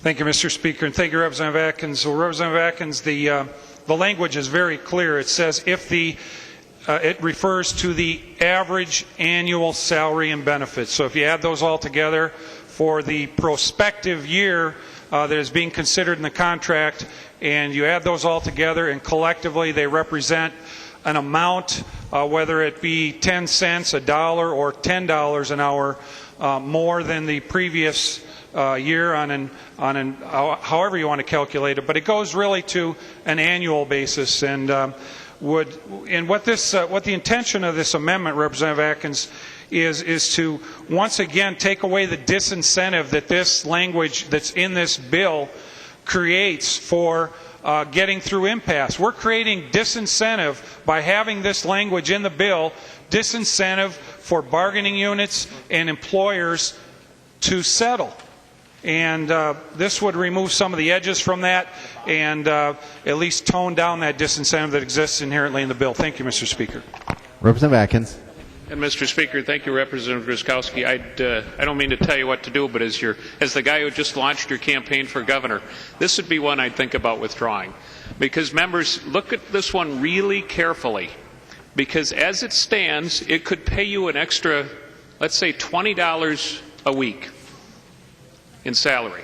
Multiply that out over 52 weeks a year, so you're making $1,000 more. You get an offer that would allow you $1,000 more per year, but the employer demands an extra 20 hours a week. Think of that nursing home employee. Or it demands that you have, rather than 5 patients or 7 patients, you're going to be tending to 14. And you're going to be doing all sorts of additional tasks. It changes the conditions dramatically. Under Representative Driscollowski's amendment, it would say you don't get the protections of this provision of unemployment insurance. If that's what you want to do, then vote green. But if you believe in protecting employees, offering them the same sort of protections that anybody else would get, even if they're offered an extra $20 per week. And I suspect Representative Abler, I hope anyway, he's going to share something of the same concept, but we'll see. But this is one that's absolutely demanding a red vote. Thank you, Mr. Speaker. Representative Abler. Thank you, Mr. Speaker and members. And I do appreciate this thick packet of amendments we have, and I do appreciate the chance to spend time together and to listen to members spin yarns and opine about mythical, hypothetical situations.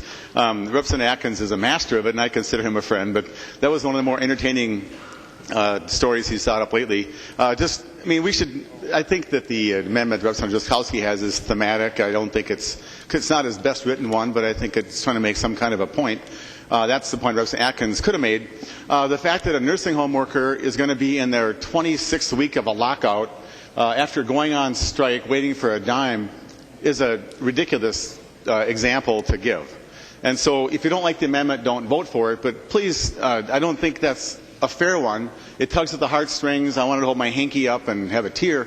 But this is about a company that didn't come to an agreement with its employees over a really long amount of time. I think both sides could have probably done better.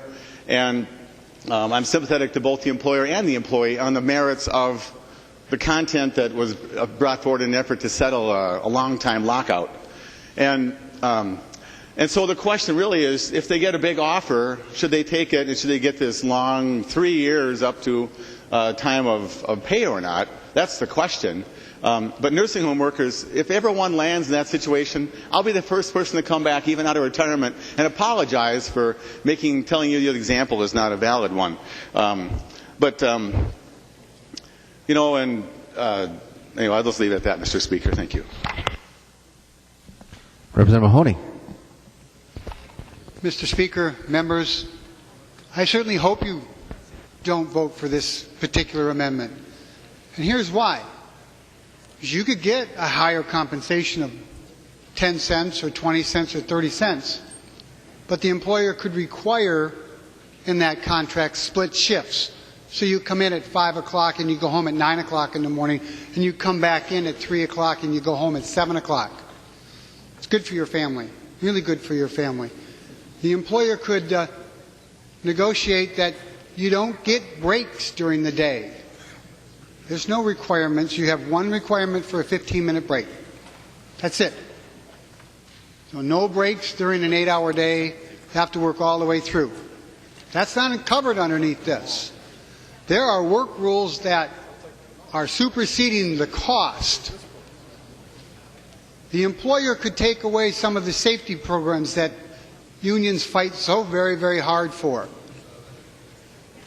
That doesn't cover the compensation.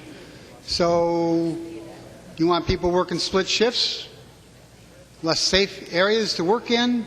There are all sorts of things that Representative Jaskowski and his amendment have not taken into consideration. I would certainly hope that you put a red vote up on this particular amendment. Representative Jaskowski. Thank you, Mr. Speaker.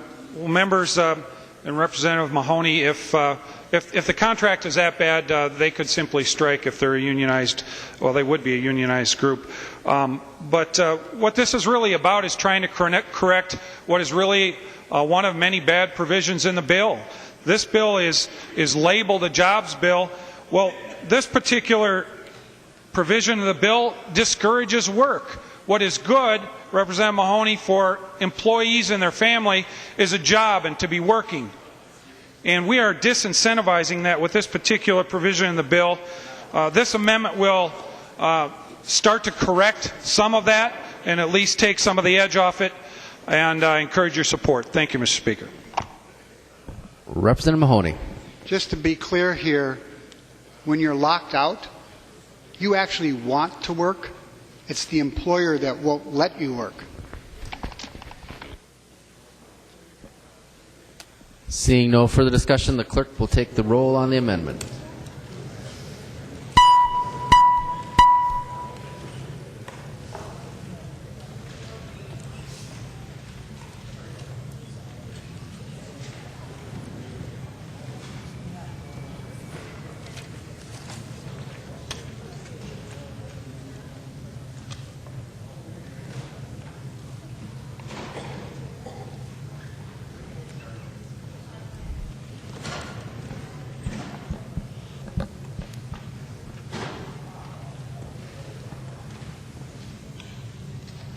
clerk will close the roll.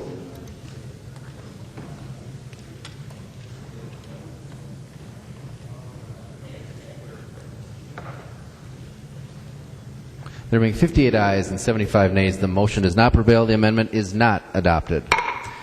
The next amendment at the desk is here. The clerk will report it. Albright moving to amend the House File 729. The second engrossment as follows. The amendment is coded A42. Representative Albright. Thank you, Mr. Speaker and members. This amendment does a couple things. It recognizes the importance of jobs in the future, and I believe that you will soon be receiving an article that was recently posted in the or noted in WCCO on November 17th that talks about the importance of robotics in this state. And if you've participated in any of the committees that have been going on about, you'll understand that the jobs of the future don't necessarily reflect where they've been in the past based upon technology. If you see it in your homes with your kids, they're on their Xbox, they're doing all manner of things with the texting. We all have the smartphones. And this would provide an incentive not only for private enterprise but for the schools to be involved to get those types of opportunities from an apprenticeship perspective into the hands of those that aspire to work in those technological fields in the next 20 and 30 years. So I would appreciate your green vote on this. Representative Mahoney. Thank you, Mr. Speaker, and Representative Albright. You're correct. This is a good idea. I wish you would have brought it 2 months ago when the robotics people were out in front and all the high schools were here. You know, members, robotics is a big item in the state of Minnesota. And we have a wonderful and robust group of high school students. But this doesn't have any form or fashion or form to it or any rules or outcomes. I'm happy to take this bill up next year. I'll co-author it with you. I think this is a great idea. The members, without any kind of direction, this one has $3,000 for the science tech experience, the college student. It's got $2,500. So we're going to pay a high school student more. It is a booming business, and we do want to be the state that sells robots, not just buys them. And I think we can be. And I'm going to be working with you next year on this bill because I hope this amendment fails today, not because it's a bad idea, but because it doesn't have any of the thought process to it. And Mr. Speaker, if Representative Albright would yield to a question. He will yield. Representative Mahoney. Representative Albright, who do you envision running this particular internship program or whatever it is? Representative Albright. Thank you, Mr. Speaker and Chair Mahoney. My objective in this regard would be to act as a catalyst and have the schools, along with private enterprise, have had conversations with a couple of very large technology companies who are very interested in participating in this pilot project that would start the incentive in terms of the curriculum, as well as helping to appreciate where those jobs are going from a private enterprise perspective. So I'd say the lead in this would be private enterprise, with the coordination of the high school staff and the curriculum program. Representative Mahoney. Would Representative Albright yield for another question? He will yield. Representative Mahoney. So, Representative Albright, who would be the fiscal agent for this particular $330,000? Representative Albright. Thank you, Mr. Speaker. This would be through the curriculum at deed. Representative Mahoney. Well, that's interesting because they didn't want to do the STEM internships. They wanted another organization to do that. They would likely have to hire a couple, 2 or 3 more people to do that over there. They don't have the staff to kind of figure out robots just yet. You should try and talk to the Department of Transportation about autonomous cars. So, members, again, Representative Albright, I'll be the first one to sign on to this bill for you next year, but this isn't quite ready for it just yet. So I hope members would vote this down. Representative Albright. Thank you, Mr. Speaker, and I would ask for a roll call vote. Roll call has been requested. Seeing 15 hands, there will be a roll call. Seeing no further discussion on the amendment, the clerk will take the roll.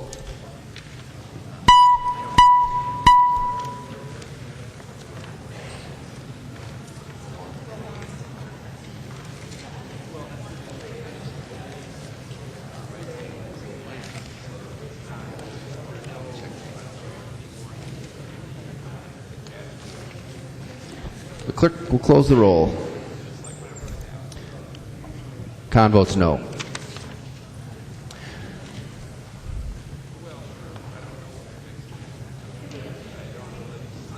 There being 60 ayes and 74 nays, the motion does not prevail. The amendment is not adopted. There is another amendment at the desk. The clerk will report the amendment. Leidiger moving to amend House File 729, the second engrossment as follows. The amendment is coded A43. Representative Leidiger. Thank you, Mr. Speaker. Members, this amendment gives consideration to the Boys and Girls Club. They work with at-risk boys and girls, help develop them, get them ready for the workforce. Excellent organization. I do understand they can compete for grants under the competitive grant program. However, the Senate does have them earmarked in their bill, and I'd like to ask that the people going to the conference committee give that due consideration. And with that, I'll withdraw this amendment. Representative Leidiger withdraws his amendment. There's another amendment at the desk. The clerk will report the amendment. Leidiger moving to amend House File 729, the second engrossment as follows. The amendment is coded A44. Representative Leidiger.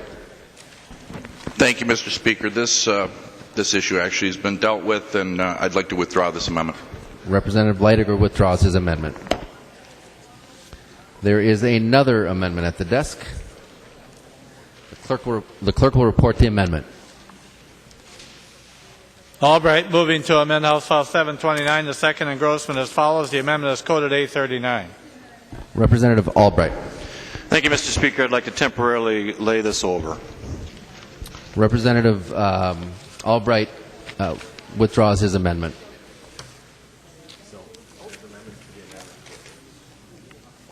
Thank you.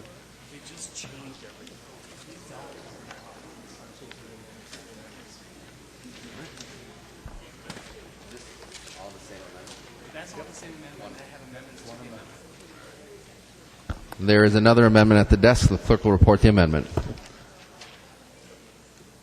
Zellers moving to amend House File 729, the second engrossment as follows. The amendment is coded A47.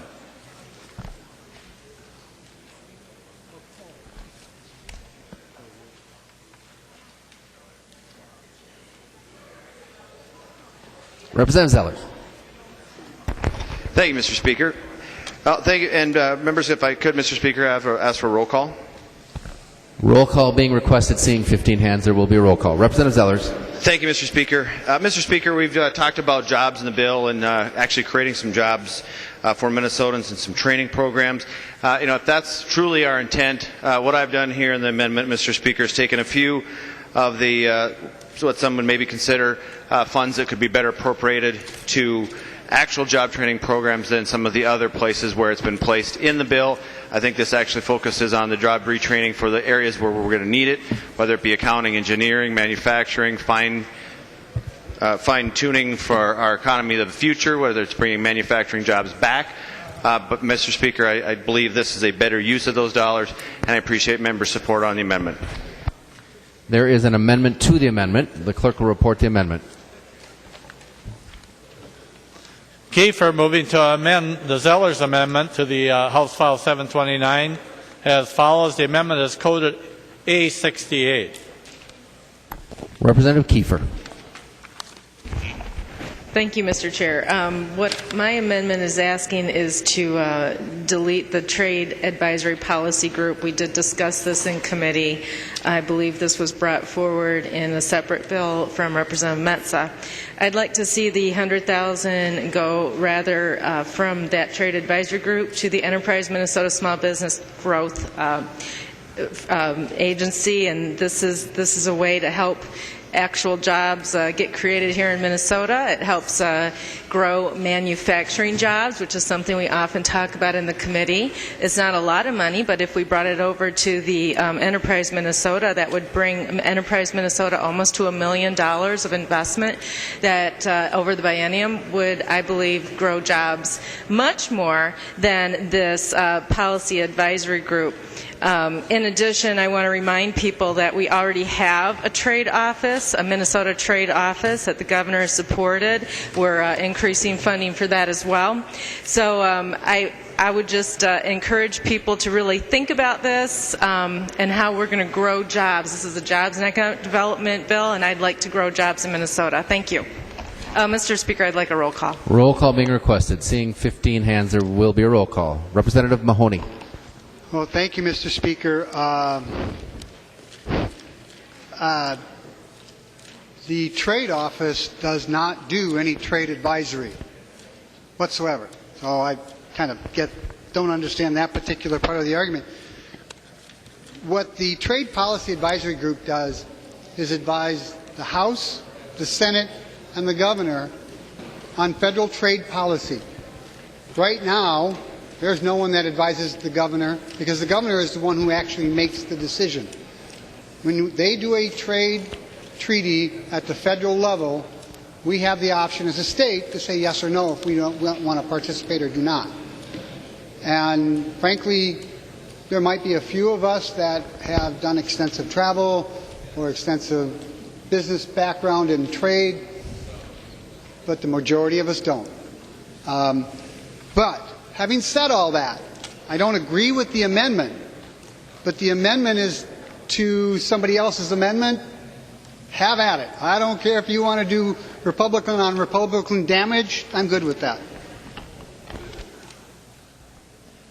Seeing no, Representative Kiefer. Mr. Chair, yeah, I didn't know about the amendment to the amendment either, but I want to just point out to members in case they don't understand what this advisory group is going to be. We're going to add another layer to our government. It's going to be another one of these councils. It's going to be 13 very busy people. The governor's one of them. And then we've got 2 organized labor, an environment person, a family farm, 2 business people, a nonprofit, someone from the deed, 2 senators, and 2 House.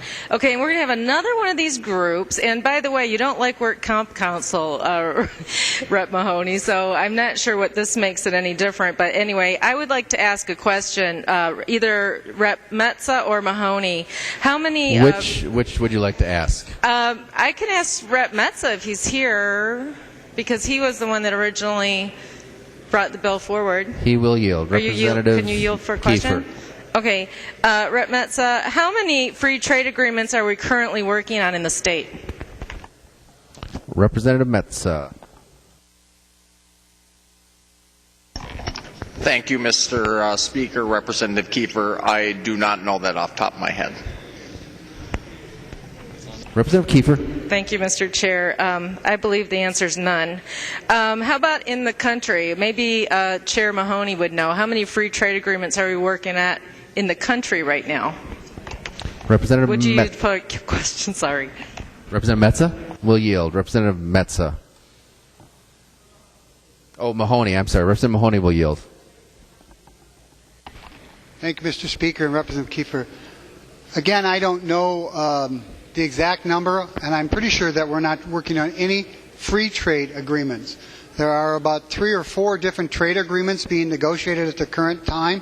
I think there's one in front of the U.S. Senate, and they have to vote on it at this particular time. So depending on how you're calling it a trade agreement or a free trade agreement, I don't believe there's any free trades. I think there's 4 or 5 trade agreements that are being talked about or negotiated at the current time. Representative Kiefer. Thank you, Mr. Chair. To the author of the bill, is there a sunset on this group in case we find that we don't really need this trade group? I know that it's been a group in the past, and then it was repealed and disappeared, and for some reason it disappeared, so somebody must have thought it wasn't effective, and now we're going to bring it back in. So is there a possibility for sunset? Representative Mahoney. Representative Kiefer. I think we should all vote green on this, because I hopefully will try to convince everybody to vote red on the underlying amendment. So you can ask all the questions you want. Trade policy group, it serves a purpose. It will advise us and the Senate and the governor. It will bring together people with a different perspective, different look at this. How does it affect the family farmer or the corporate farm? How does it affect our business people, whether they're selling software or hardware or manufactured parts, so, whatever, and say, it's a good idea, bad idea. I mean, Japan has significant ag issues, and they're negotiating one right at the current time. I better not go down that road because I don't have any of that information or that file with me. But Representative Kiefer, somebody sent me a note that, about, I think you got the votes, quit talking. I think you got the votes on this one. Representative Kiefer. Thank you, Mr. Chair.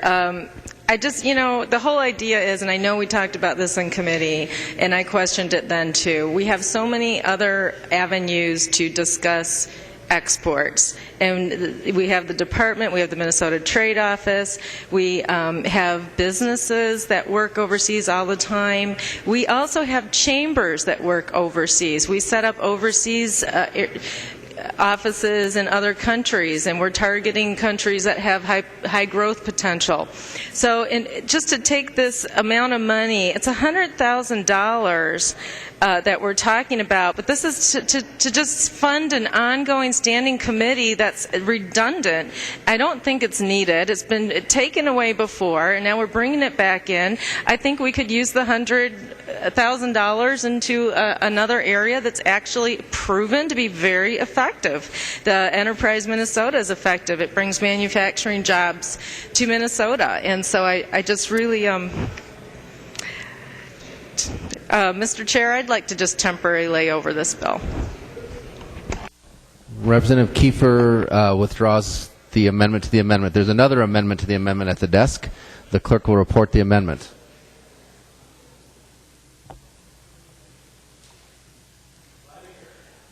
Leidinger moving to amend the Zeller's amendment as follows. The amendment is coded A69.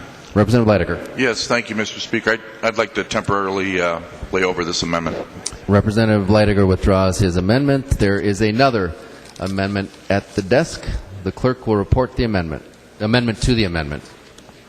Albright moving to amend the Zeller's amendment as follows. The amendment is coded A74. Representative Albright. Thank you, Mr. Speaker. And members, this amendment, in my opinion, corrects some of the deficiencies that I perceive in this bill from the standpoint of this is about jobs. And it takes the monies that have already been forgiven and eliminated through programs and would suggest also that we've got some more fluff in this in line of the Film and TV Board appropriation, East African Trade Appropriation, Trade Advisory Group, as well as a provision in there to actually, in my opinion, put the cart before the horse in terms of the minimum wage adjustment, as well as remove the language that would fund the Office of Collaboration and Dispute Resolution. We've got a number of these organizations already on the books. I think that we're adding some layers of redundancy, and rather than add additional layers of bureaucracy to people, what I would suggest with this amendment is that we fund those monies into jobs, job-creating propositions that Representative Mahoney and I agree is very, very important to our state, such as Minnesota Investment Fund, Job Creation Fund, Enterprise Minnesota Small Business, and put the money where it is best intentioned to get this economy continuing to roll forward. And I Would recommend a green vote. Representative Mahoney. Well, again, members, if another Republican wants to change dramatically another Republican's bill, I don't really care. But what I will tell you this bill does, this amendment does, is on page 1, line 14 through page 1, line 26, has a program we've never heard in committee. Cost of living, page 2, line 4, cost of living study.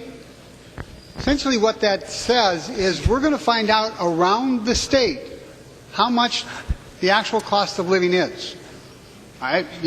Somebody may think it's silly, but if we're trying to figure out how much aid, whether it's, and I particularly want it for my bill, because I want to know how much someone is actually earning, so that I don't sit down and start trying to craft a bill that changes the wages dramatically for the lower in someone else's district. I think that's really important. But the cost of living typically now includes 30% for housing and 30% for food. Well, we all know that food most often is not 30% and housing certainly is not 30%, but we don't know whether it's 15% in greater Minnesota less than in the urban area or 30%. The Invest Minnesota, that's the one that kind of irks me to some extent, because I saw a couple of other bills that tried to get rid of that. And let me tell you what Invest Minnesota is. For the last 8 years, when the state of Minnesota wants to go to a trade show in Boston or in San Diego or Mumbai or somewhere in Europe to say this is a good place to do business. We do have a relationship with the northern Scandinavian countries.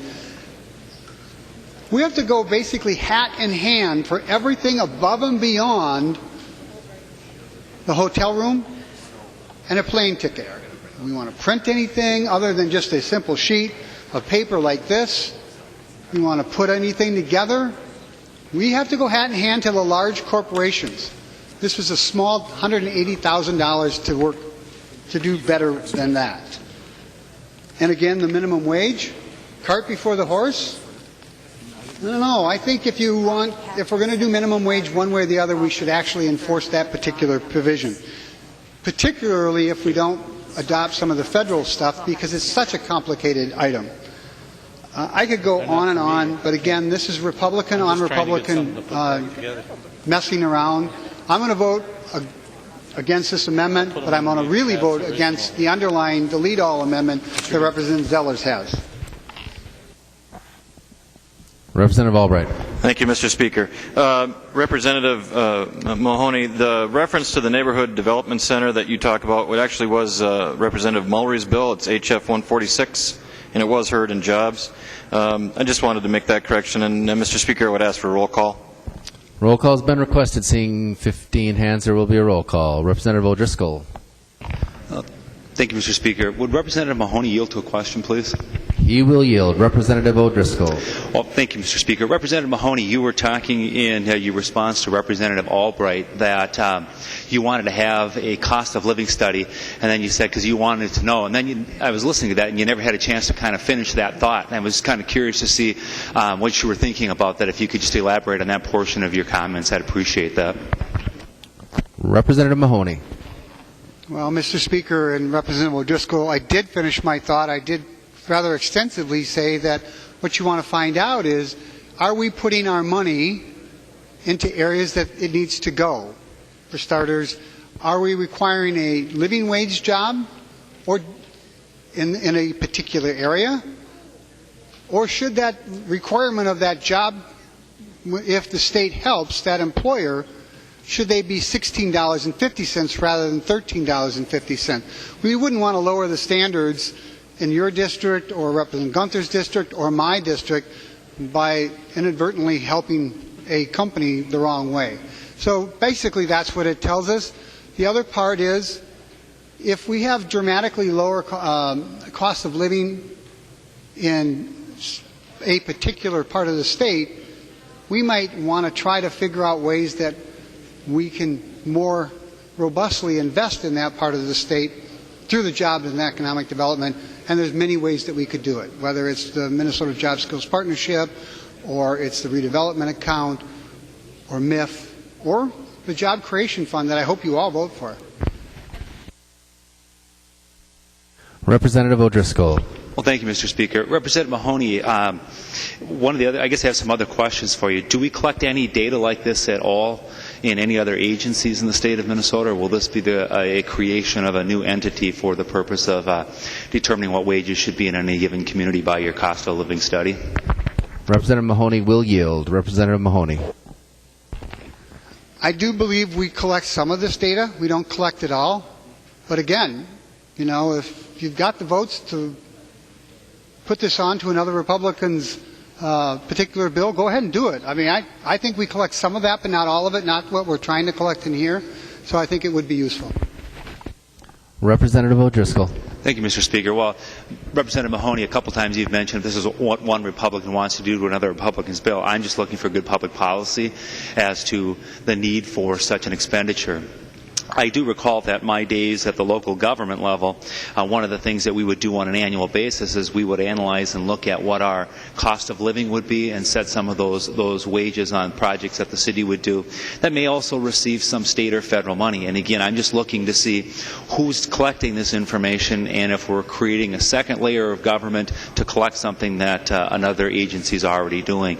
And I guess I'd like to get your comments on why the locals can't be involved in that and why we'd need to have more St. Paul involvement at the local city or county level. Representative Mahoney will yield. Representative Mahoney. I think the locals should be involved. That's kind of where you would go first, wouldn't you?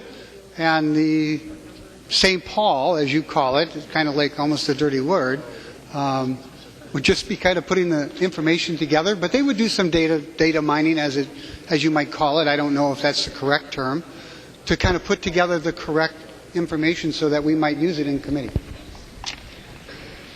Representative O'Driscoll. Thank you, Mr. Speaker. Representative Mahoney, I appreciate your indulgence on my questions, again, to try to find the purpose of this and how it would be better public policy. Representative Zellers. Thank you, Mr. Speaker. And Mr. Speaker, I just thought on behalf of Representative Albright's fine work, Representative Mahoney was saying it was Republican on Republican violence or messing with amendments. You know, I only bring a little bit of an amendment, suggestion here. If one of my colleagues wants to make it better, absolutely, he can change it and make it a little better. If you actually read the amendment, what Representative Albright is doing, we're talking about entrepreneurial skills for Greater Minnesota. We've talked a little bit earlier in the session about Greater Minnesota and what should be good for the metropolitan area in Greater Minnesota. This is a way to help in Greater Minnesota.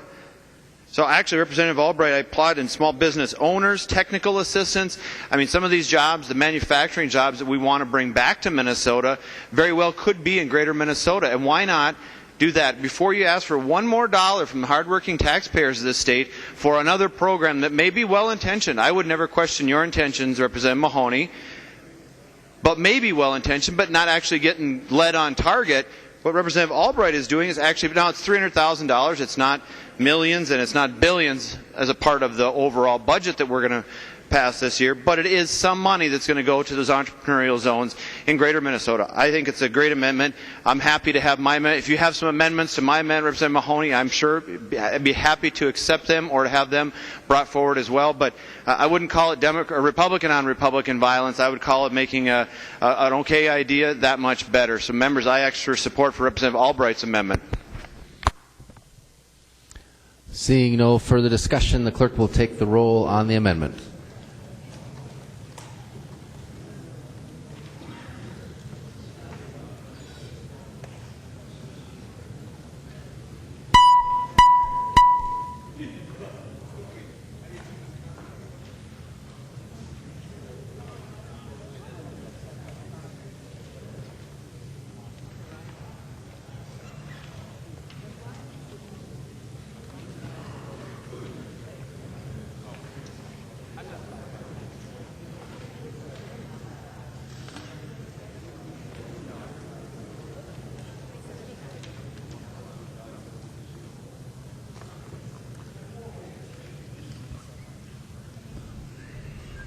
Clerk will close the roll.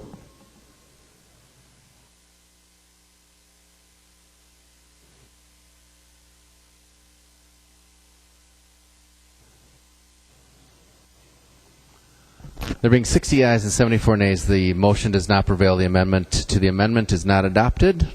There's another amendment to the amendment. The clerk will report the amendment.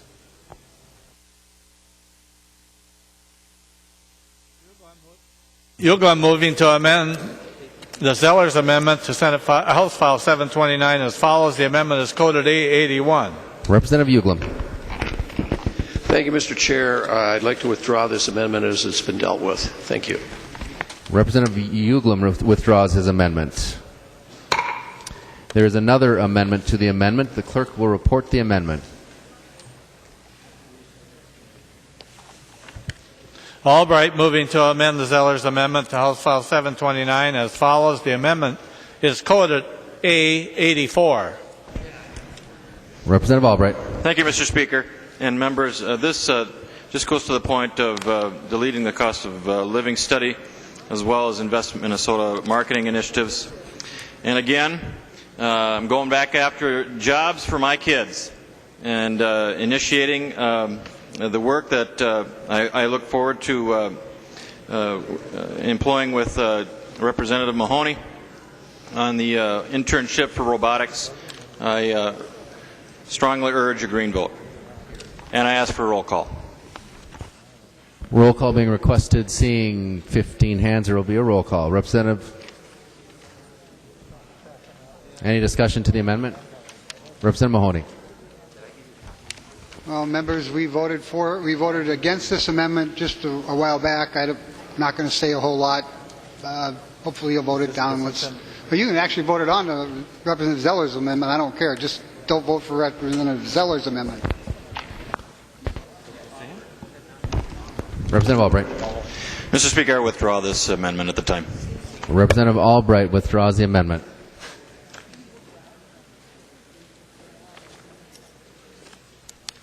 Representative Kiefer, do you want to offer your amendment again? Yes, Mr. Chair, I'd be happy to do that. Thank you. There is an amendment to the amendment. The clerk report the amendment. Kiefer moving to amend the Zeller's amendment as follows. The amendment is coded A68. Representative Kiefer. Yes, Mr. Chair, I'd like to request a roll call, and based on the previous conversation from a couple minutes ago, I would just ask for that people vote green on this amendment. Thank you. Roll call being requested. There's 15 hands. There will be a roll call.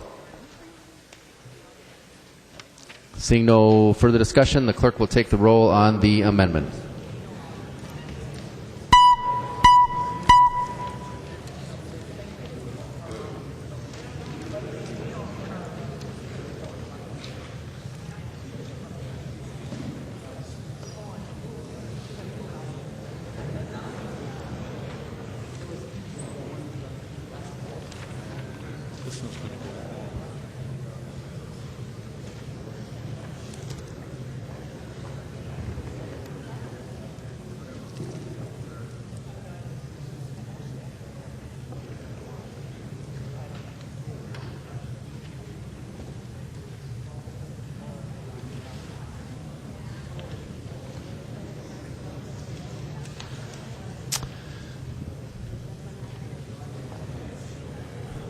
Clerk will close the roll.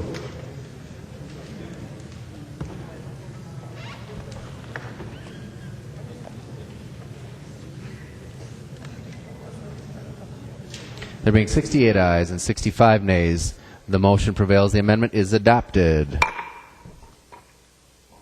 There is an amendment to the amendment at the desk. The clerk will report the amendment. Leidiger moving to amend the Zeller's amendment to House File 729 as follows. The amendment is coded A69. Representative Leidiger. Thank you, Mr. Speaker. A69 fixes the amendment by deleting the River Center loan forgiveness, and it increases the Business Development Competitive Grant Program by $2 million in each year. So pretty much what Representative Mahoney did in his bill, in his amendment, However, a savings of $1 million. Any discussion to the amendment? And I'd like to ask for a roll call, please. Roll call being requested. Seeing 15 hands, there will be a roll call. Representative Mahoney? Vote for it. Let's move on. Seeing no further discussion, the clerk will take the roll on the amendment.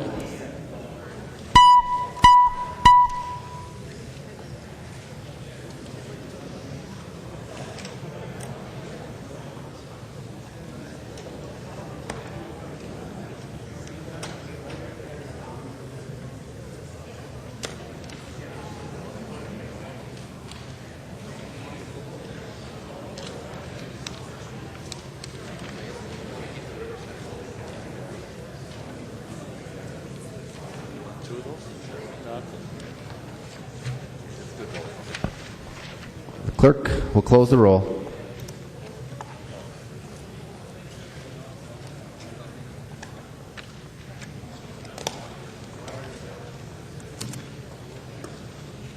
Being 118 ayes and 15 nays, the motion prevails. The amendment is adopted.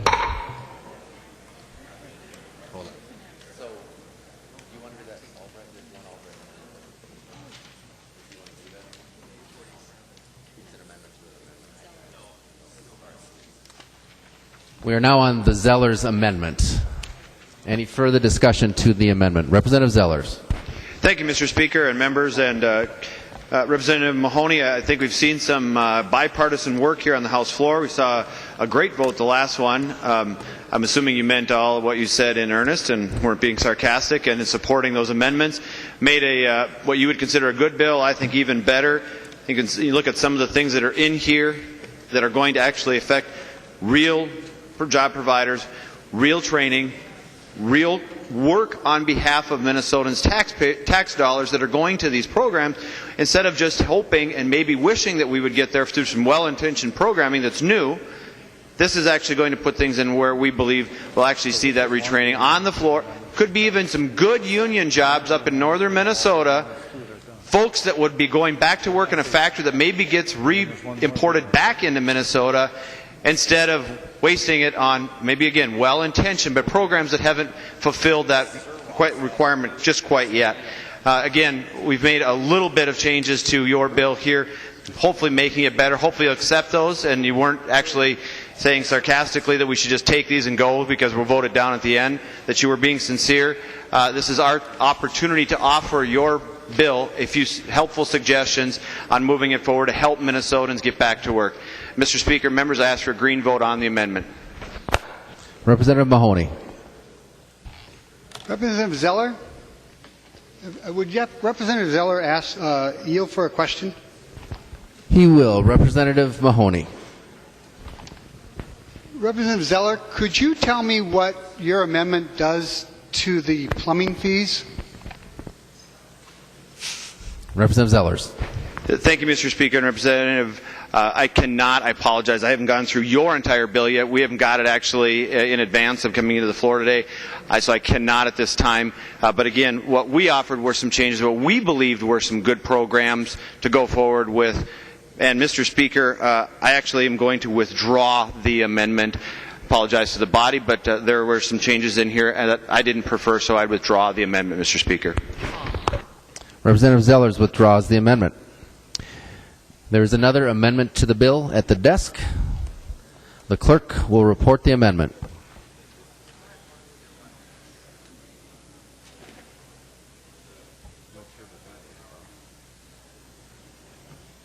Anderson S. moving to amend House File 729, the second engrossment as follows. The amendment is coded A54. Representative Anderson.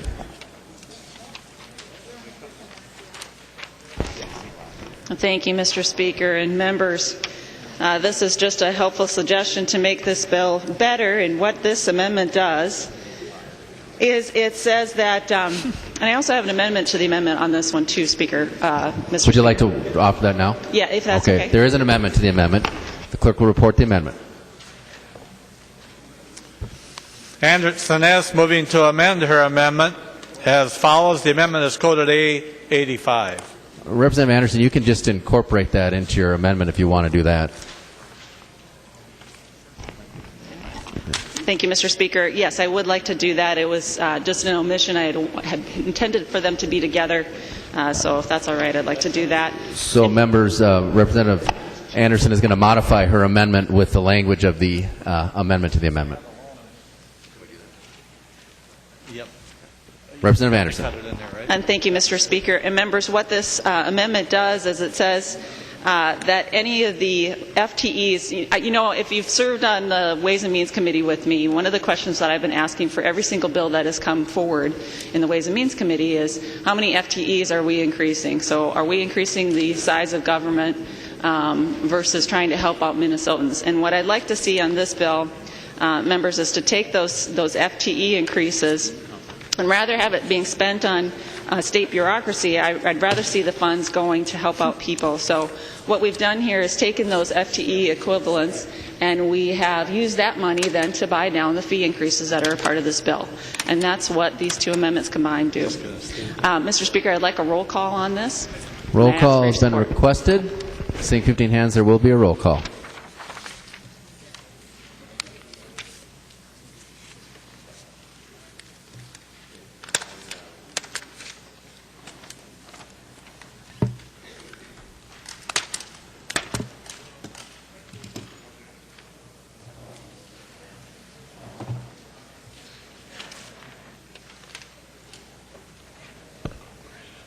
Representative Atkins. Thank you, Mr. Speaker. Will the author please yield, the author of the amendment? She will yield. Representative Atkins. And thank you, Representative Anderson. I'm sending around a handout that explains each of the FTEs and a little bit of background for members. Actually, this is not a significant addition to the Commerce Department. It's a rebound to where the Commerce Department had been several years ago, but it's been dealing with a death by 1,000 cuts over several years. And there were a number of positions that have not been filled for some time. Representative Anderson, are there any particular FTEs in the Insurance Division, the Consumer Protection Commission or Division, financial institutions, securities that you're particularly objecting to? And what's being passed out is an explanation of each of the FTEs, but I'm curious if there's particular ones that are causing you heartburn. Representative Anderson. Thank you, Mr. Speaker. No. Representative Atkins. Okay, then I'm going to take just a couple minutes because it's interesting, there was no objection in the Commerce Committee where the bill was heard, and Representative Anderson, you're on that committee, to the FTE and what these positions do, and there was very little objection in the Ways and Means Committee. What these positions do is Representative Anderson said what she would prefer is rather than funding state bureaucracy, she'd like to help people. The financial institutions, we've got one person that's going to be added there because we've seen an increased number of frauds perpetrated against Minnesota consumers in the mortgage situations. In the securities area, you'll recall the other day the federal government asked us, now we're going to supervise investment advisors up to $100 million. Previously it was $25 million. And as you'll see on page 2 of the handout, that now increases the number of registered investment advisors for whom the Department of Commerce has responsibility up to 375, with approximately $5.3 billion in collective assets compared to $1.3 billion before. Significantly more work that needs to be done in order to protect Minnesota consumers from securities fraud. We've got 2,400 written and 36,000 telephone complaints to the Consumer Protection Division, many of which are very difficult to respond to with the current complement of employees. In the Enforcement Division, we're adding a single investigator and a support person because now we're up to 10,000 written complaints a year in the Department of Commerce, many of which just can't be, with the current complement of employees and the cuts that have taken place over several years, just can't be caught up with. In the Energy Resources Division, there's a rate review person. Literally, those rate reviews have saved Minnesotans hundreds of millions of dollars over the last several years as a result of those rate reviews, and perhaps the most challenging areas in the insurance field. We've got an insurance division where Minnesota's domestic insurers would be subject to examination by other states' insurance regulators. The NAIC, which is a nonpartisan entity, it's the National Association of Insurance Commissioners, actually came in and did an audit of the insurance division here in Minnesota and found out it was barely adequate under existing circumstances, and we continue to grow. If we don't do our own audits or our own reviews and have accreditation, then we are going to be subject to other states' laws. And I'm guessing that's not what Representative Anderson intended, but that would be the result, is that those Minnesota's domestic insurers would be subject to examination by other states' insurance regulators, which would increase costs and compliance burden for Minnesota's insurers. So if, as Representative Anderson said, rather than funding state bureaucracy, we're actually trying to help people, that's actually what this does. I've been approached by insurers and others that, and some in the energy field, that fund most of these positions. They have not objected. In fact, they've been in support of having this work done in a timely fashion, complaints responded to, and protecting Minnesota consumers. So if you want to protect Minnesota consumers and help businesses, this is a good amendment to oppose. Representative Anderson. Thank you, Mr. Speaker. In the conversations that we've had in looking at each of the different finance bills that have come through the legislature so far, what we found overall is that we're looking at an over 11% increase in FTEs in state government. 11%. And how we're funding it is by increasing the taxes on the citizens of the state, increasing the fees, and all those small business owners, all those individuals out there that are just trying to comply with the laws that we pass here in this body. 11%. Now, if you look at the private sector and what the economy is there right now, you have folks that have seen their colleagues that have been laid off from work, who have had to work longer hours, who have had to give up a lot of time with their families, because it's just the nature of what we are in when it comes to this economic crisis that we're in. Our businesses, our small businesses, our workers in the state have had to do a heck of a lot more with less. But we as a government body are saying, no, we are going to increase state government FTEs by 11%. And how are we going to do it? On the backs of the citizens of this state. I'm asking here, instead of funding things like, we've got a whole host of goodies, and I think that you'll see some of my amendments on the broadband office. I'm asking that we give these folks that you're going to increase their fees a break. Because essentially what you're doing is just having a hidden tax on these folks and making them pay for this. We've got fees for barbers. So next time you go for a haircut, you're going to have to pay more. Same with your cosmetology services. So all those women out there and men that use cosmetology services, you're going to be subjected to more fees there. If you have to use an accountant, you're going to have to be subjected to more fees there. It is never ending. If we thought the initial plans that came out from your side of the aisle were bad enough, well, it ain't over. Because all of these fees in total are going to probably amount to over $500 million. That's what we're talking about. And we're doing it by adding to more government. I think when citizens are looking at this issue, they're saying this isn't about that we feel that government needs to grow. I think the citizens of this state have said quite the opposite, that we are not expecting the state government to grow. We're asking them to do the same thing that we're doing every single day at our homes, in our businesses, in our communities. And that's what this amendment is about here today. Members, I ask for a green vote. Representative Winkler. Thank you, Mr. Chair. Would Representative Anderson yield to a question? She will yield. Representative Winkler. Representative Anderson, I wonder if you could give us any support for your claim that we are increasing the number of state FTEs by 11% in this budget. Representative Anderson. Thank you, Mr. Speaker. And Representative Winkler, actually we had this question in I believe it was the Ways and Means Committee. And you start calculating out the current FTEs that we have in the state, and then what you're planning to increase for FTEs across the entire entity. And that comes to an 11% increase. Representative Winkler. Thank you, Mr. Speaker. So, Representative Anderson, the answer was no, you don't have any support for it. It's just an assertion. The fact is that we actually have fewer state workers than we had 10 years ago.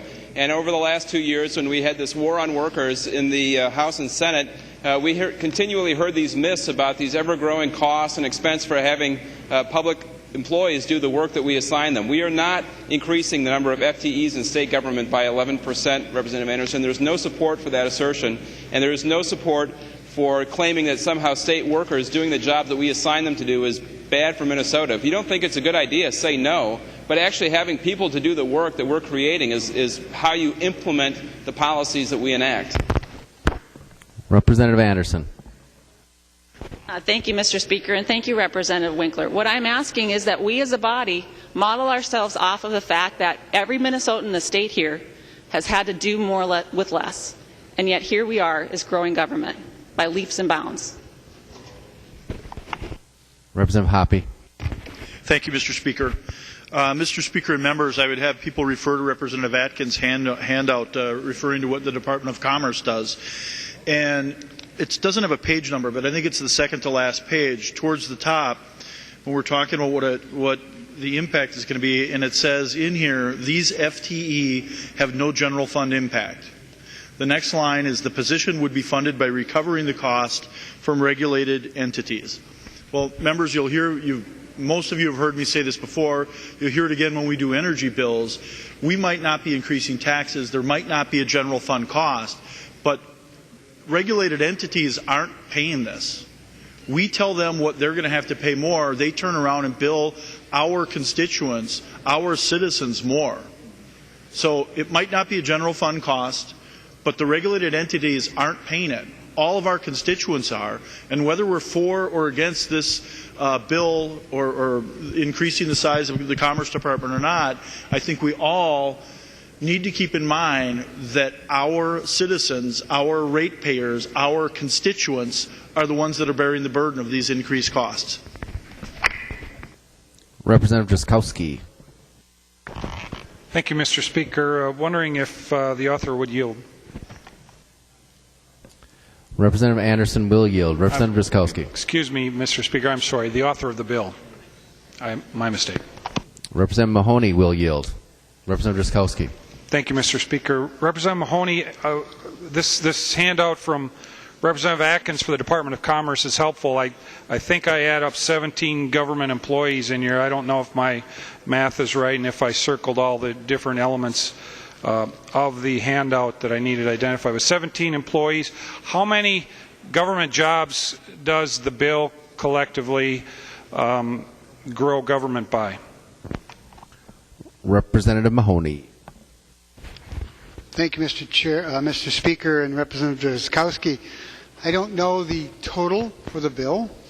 I think Representative Atkins said it was 17.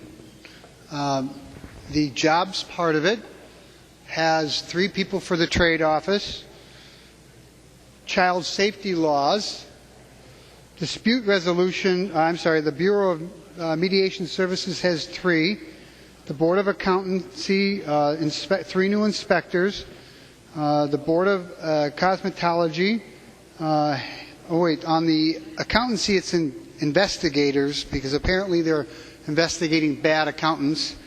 The cosmetologist, it is 4, because most of all those fee increases on the cosmetologists are fines, because you know what a funny thing is? And the funny thing is on the cosmetologist, there was no penalty. None whatsoever. If you had a license violation or a shop violation, there was no dollar figure that you were fined. Well, most of these are fines, and they're going to actually start enforcing some of that. Board of Barbers, I think, is a 0.4. And then with the repeal of the Science and Technology Authority, we lose 1 employee, so it's a total of 14.4. Representative Drazkowski. Thank you, Mr. Speaker, and Representative Mahoney. Representative O'Driscoll. Well, thank you, Mr. Speaker. Would Representative Atkins yield to a question, please? He will. Representative O'Driscoll. Thank you, Mr. Speaker. Representative Atkins, as I was reviewing the information in your handout, page 7 with insurance, I found a paragraph here that I think is kind of interesting, and I would like your reaction to it. It says the Insurance Division is also responsible for examining product filings offered for sale to consumers in the state of Minnesota, including reviewing policies, requirement for form filing, etc. Not all that long ago, this body heard the healthcare exchange where there was a $60 million annual price tag on it. And I believe I asked a question at that time if there would be any redundancies from the Department of Commerce and what the exchange requirements are. Can you speak to me why we would need to have these additional requirements when the healthcare exchange was to also see that we had federal conformity? And I had, well, I'll just start with that, and maybe there's some follow-up from there. Representative Atkins. Thank you, Mr. Speaker, and thank you, Representative O'Driscoll. You're kind of talking two different things. The Insurance Division for the Department of Commerce is somewhat akin to the FDA. They have a basic level of review to ensure that from a consumer protection standpoint the product is appropriate for sale in Minnesota. The Insurance Exchange Board will then have an additional set of criteria that would be applied. Representative O'Driscoll. Thank you, Mr. Speaker. Representative Atkins, I appreciate your sharing those comments with me. I'm very familiar with what the Insurance Division does. As a matter of fact, I've had the privilege of training our investigators over there in a previous career that I was in, and I'm very familiar with the workings in that particular agency. The question that I had asked before is, do we have redundancies? And I think that we probably do have some redundancies here when we take a look at the exchange having to comply with federal law and Minnesota having to comply with Minnesota law. And you had indicated previously that the job of the Department of Commerce will not change as a result of the exchange. And I think that we probably are seeing some changes here because we're getting some additional folks in here to look at policies to make sure they comply with Minnesota regulation, which they would have also had to have complied with federal regulation. So folks, we have two different bills here that are going to increase insurance regulation in the state of Minnesota, and both of them are going to have to make sure that we're in compliance with federal law. So you may have some redundancy here. Just kind of keep that in mind as we move along. Seeing no further discussion on the amendment, the clerk, Representative Carlson. Yes, Mr. Speaker, would Representative Anderson yield to a question? Representative Anderson, you talked about an 11% increase. What's the number of employees that you've tabulated then to arrive at 11%? And then I have a follow-up, Mr. Speaker. Representative Anderson. Thank you, Mr. Speaker. And Representative Carlson, I didn't bring my notes from that. It's stuck in a folder in my office. I apologize. When I get back to my office, though, I'd be happy to talk with you offline on that. Well, Representative Carlson. Mr. Speaker, I happen to be on the Ways and Means Committee. In fact, I chair it that she referenced, and there have in some of the accounts been some increases, slight increases in the number of public employees. But I think people should understand how many there are when you start throwing around 10 and 11%, how far off, incredibly far off that is. There are 31,553 public or state employees as of June 12th or June 30th, 2012. So you'd be talking about several thousand. And Representative Anderson, when you've asked that question, when each of the bills has been going through, it's been a relatively small number with each and every one of those. So I'd suggest before numbers are thrown around on the House floor, we get accurate information. That's just simply not accurate that it's 10 or 12% or whatever was used. Representative Anderson. Thank you, Mr. Speaker, and thank you, Representative Carlson, for your comments. But folks, what we're talking about here is a situation in the state of Minnesota where we're adding in every single, there hasn't been, in fact, a single finance bill that has come through the Ways and Means Committee that is part of the Omnibus packages that hasn't increased the FTEs. Every single one of them. In fact, today we heard about the Omnibus, it was Representative Murphy's bill, a state government finance, and she included 32 FTEs just in that bill alone. Every single bill. We are growing the size of government. And you know what? That takes a toll on the constituents that we represent, because they're the ones that are going to have to pay for this. And it's a long-term investment, not a short-term. This is long-term that we're looking at, folks. Representative Woodard. Thank you, Mr. Speaker. And it's easy to throw around statistics, I suppose, on the House floor. I just, as Representative Carlson was talking about the amount of employees here at the state, I looked up on positivelyminnesota.com, our own website, and it shows the number one employer in the state of Minnesota is the state of Minnesota. 40,208 employees, according to Positively Minnesota. The second largest employer in the state of Minnesota, the federal government. And they employ 34,000 people. And then you have to go all the way down to number 3, and then we have Mayo and Target and Alina and Walmart and Fairview and Wells Fargo. The University of Minnesota, which I can certainly consider to be state employees, the University of Minnesota comes in at number 9 with 19,157 employees. So this is what irritates Minnesotans. Okay, and those of you who were elected saying that you want government to work more efficiently and more effectively, this is what irritates Minnesotans.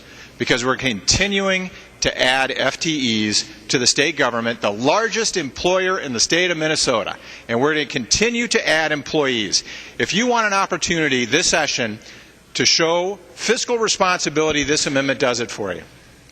And if we have to ask the Department of Commerce to do a little bit more with a little bit less or a little bit of the same, I think we all are asked to do that, whether we're in the private sector or the public sector. We can operate more efficiently.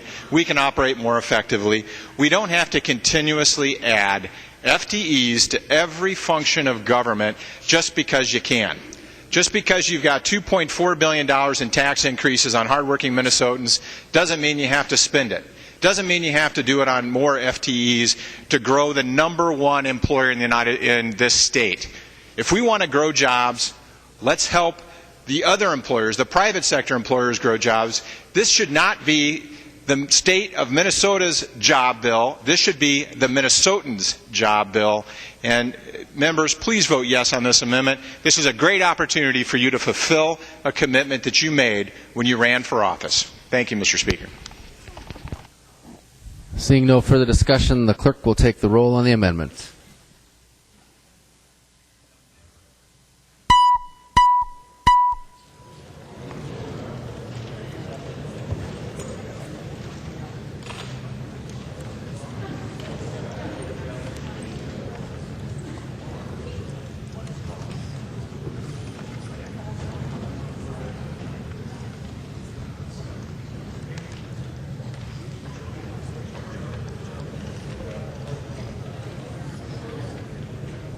The clerk will close the roll.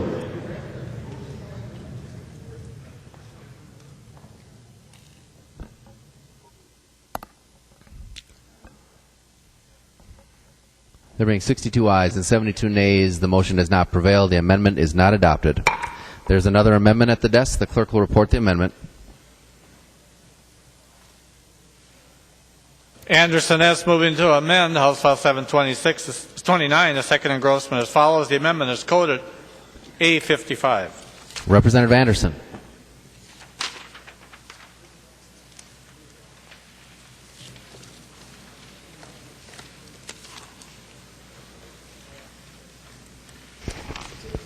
Thank you, Mr. Speaker. What this amendment does is it takes the $500,000 that we have allocated for the new Office of Broadband Development, and it takes that money and basically divides it in half, and then it allocates that money to our local emergency services agencies so that they can use those funds to do information technology or telecommunication equipment upgrades. We have heard this bill in the Commerce Committee, and it piqued my interest, and I've done a lot more digging since we heard it in Commerce Committee to get a better feel of what we're doing here in the state of Minnesota. And actually in the year 2011, Governor Dayton appointed a broadband task force that put together a list of policy recommendations and other things in place to look at the issue of broadband service throughout the state of Minnesota. And in the governor's own recommendation, he is suggesting that the state only spend $250,000. So I'm trying to make it so that the bill more mirrors what Governor Dayton's appropriation is, and then also to make sure that we are actually getting resources out to the folks that could use it, and that's to the local emergency services agencies for technology upgrades. And that's what this is.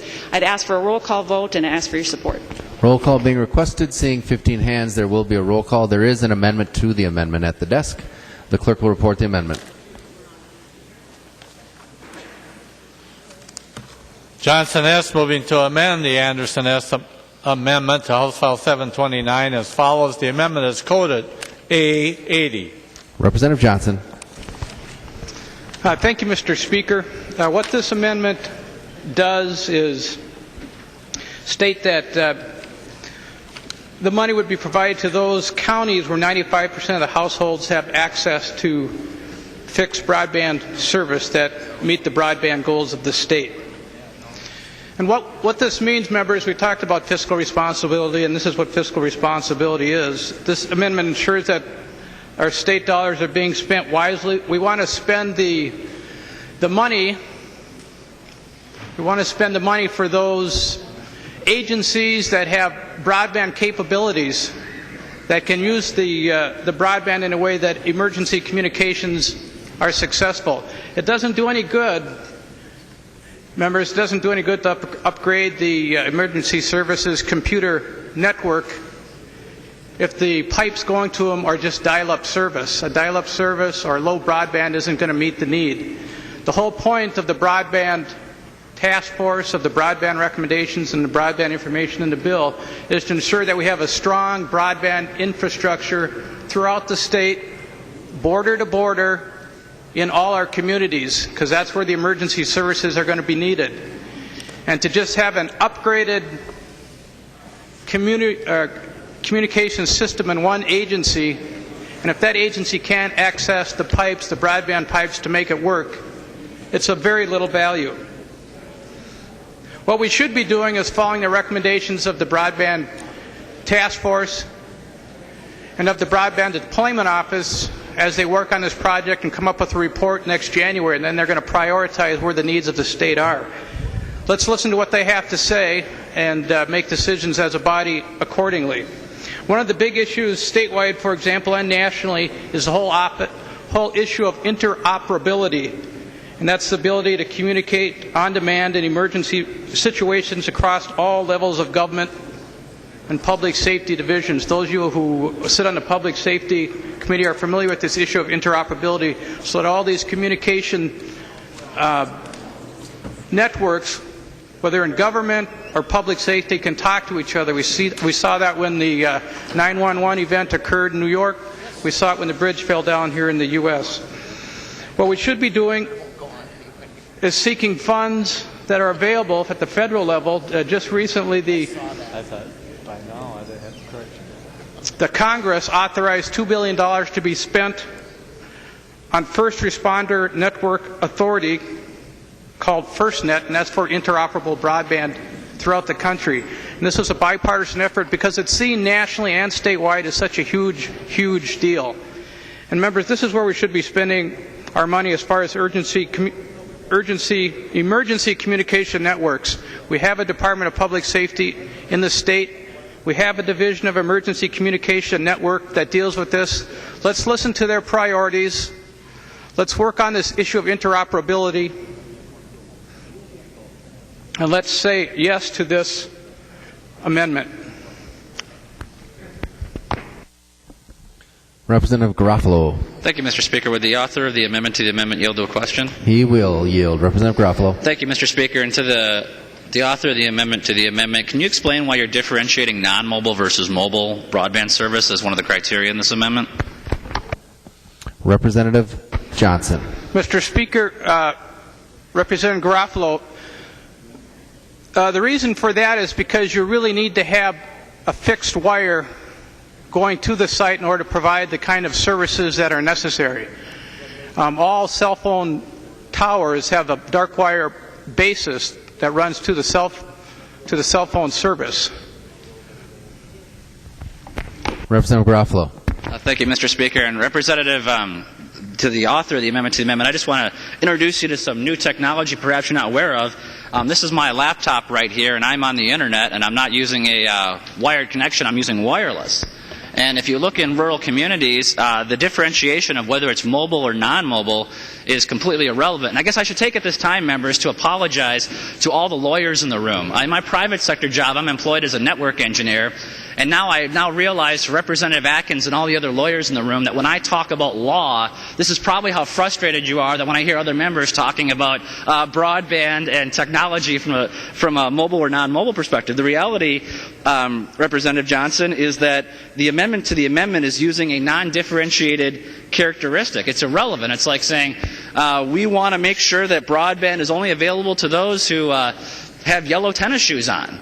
It's an irrelevant variable in your criteria, and I'm wondering, why did you not outline the measures?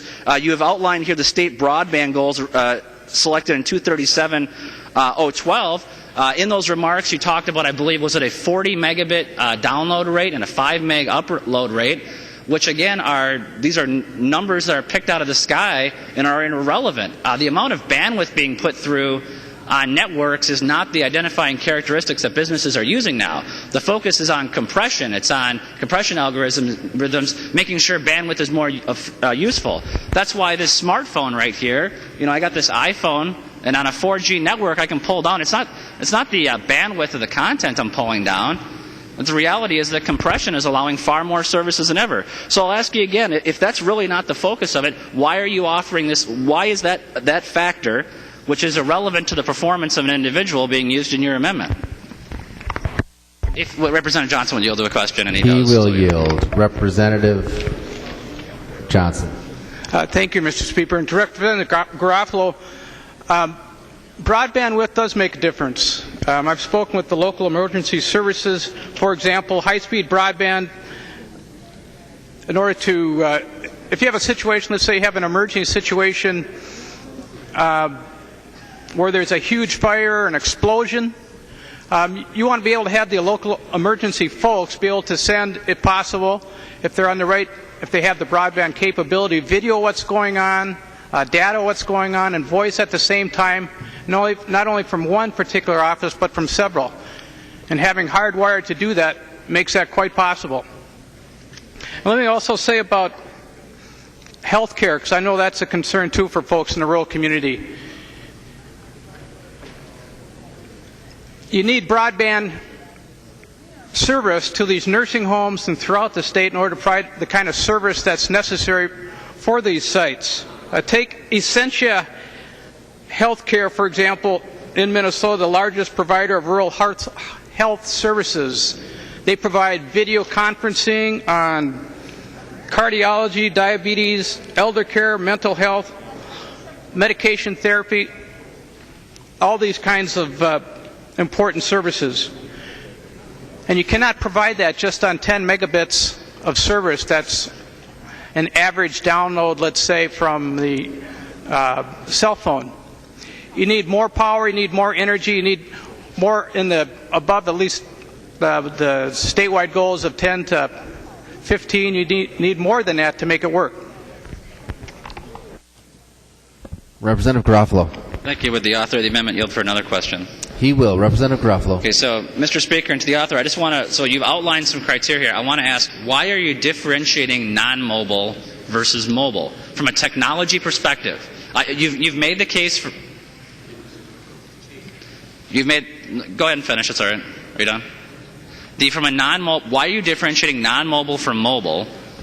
Why are you categorizing this out? From a technical assessment perspective, this makes no sense. Now, I understand the problem you're trying to solve, but that's not what your amendment does, and I'll ask a third time. If you don't know, say you don't know, but explain to me why you've differentiated that. Representative Johnson. Well, mobile has a cap to how fast it can go at present. Hardwire can go up to 10, to 100, to 1,000 megabits.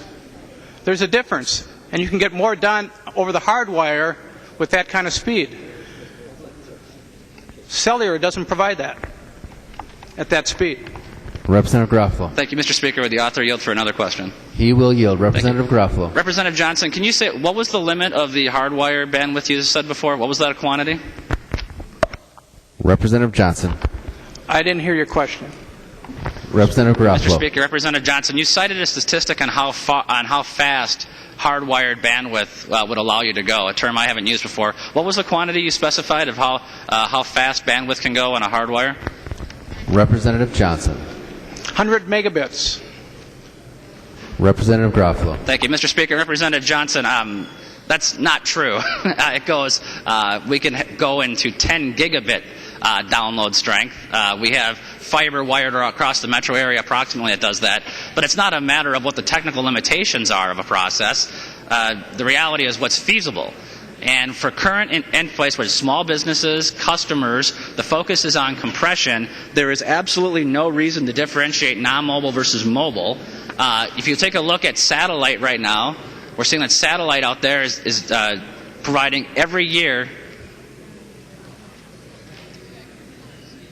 we're seeing that satellite is improving in its compression, improving in its upgrades.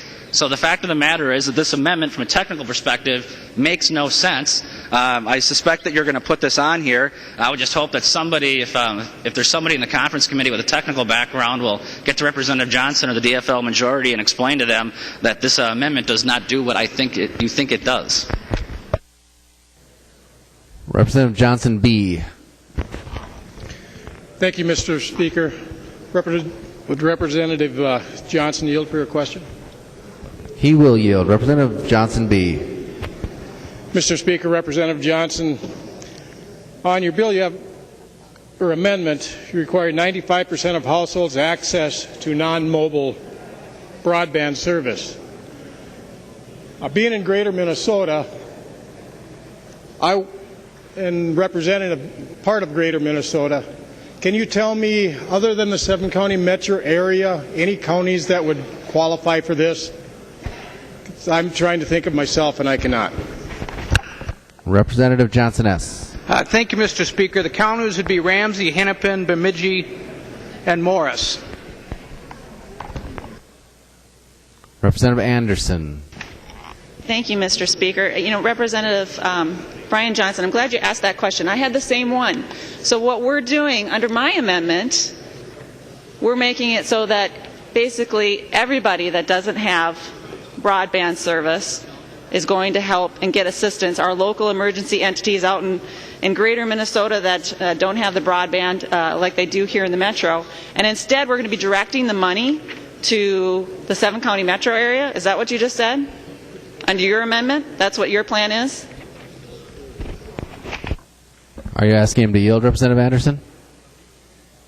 Representative Johnson will yield. Representative Johnson. Thank you, Mr. Speaker. No, my amendment seeks to put the money in those areas that already meet the fixed broadband goals, because that's where they can handle it. Representative Anderson. Thank you, Mr. Speaker. Well, Representative Johnson, what you just said is that this is going to be in the 7-county metro area, Bemidji and Duluth, and what was the other one? And Morris. Those were the areas. But when you actually look at the broadband map that's online as part of the governor's task force, that's not where they need the help. Where they need help is in basically southwestern Minnesota, like Representative Savik's district. Maybe in, let's see, who else have we got over there? Representative Falk's area. Representative Lean's territory, maybe. Representative Roger Erickson's area. That's where they're needing help. But you're taking this money for our local emergency services folks to do their technology upgrades, and you're sending it to the 7-county metro area. Members, I ask you to vote no on the Johnson amendment to the amendment. Was there a roll call on that one? If not, I'd like to ask for one. Roll call being requested. Seeing 15 hands, there will be a roll call. Representative Quam. Thank you, Mr. Speaker, and I'd hope that the author of the amendment to the amendment would yield for a question. He will yield, Representative Quam. Thank you, Mr. Speaker. And non-mobile broadband. My son is running a farmhouse out in the country, and he has pretty good broadband with the mobile. So I think that should be, as mentioned before, considered. But I'm a little bit surprised you didn't include Rochester or Olmsted County, which I believe actually had 3G before most of the metro, and probably would qualify for the 95%. It'd be nice if you could explain in detail, maybe if we went down to 80 or 75%, where was the analysis of the different percentages, and where we then hitting extension. And then the question after that is, how much dark fiber do we have in the state? I'm aware of several lines that run through my district, and I was going to see if you could comment on the dark fiber in greater Minnesota and how that could be utilized. Thank you. Representative Johnson. Well, the goals for the state, as I stated, were for fixed broadband are 10 megabits down and 6 megabits up. And to the extent to which Rochester area meets that is the extent that they meet it. With regard to dark fiber, I suspect a lot of that is proprietary information of the different providers. I don't have that information on me. Representative Quam. Thank you, Mr. Speaker. And, frankly, if we were going to put on this amendment to the amendment, I would hope that the author's research would be a little more extensive and comprehensive and technically based. So I won't be able to support this because I don't think it is appropriately researched and ready for prime time. Seeing no Representative Doubt. Thank you. Would the author of the amendment yield to a question?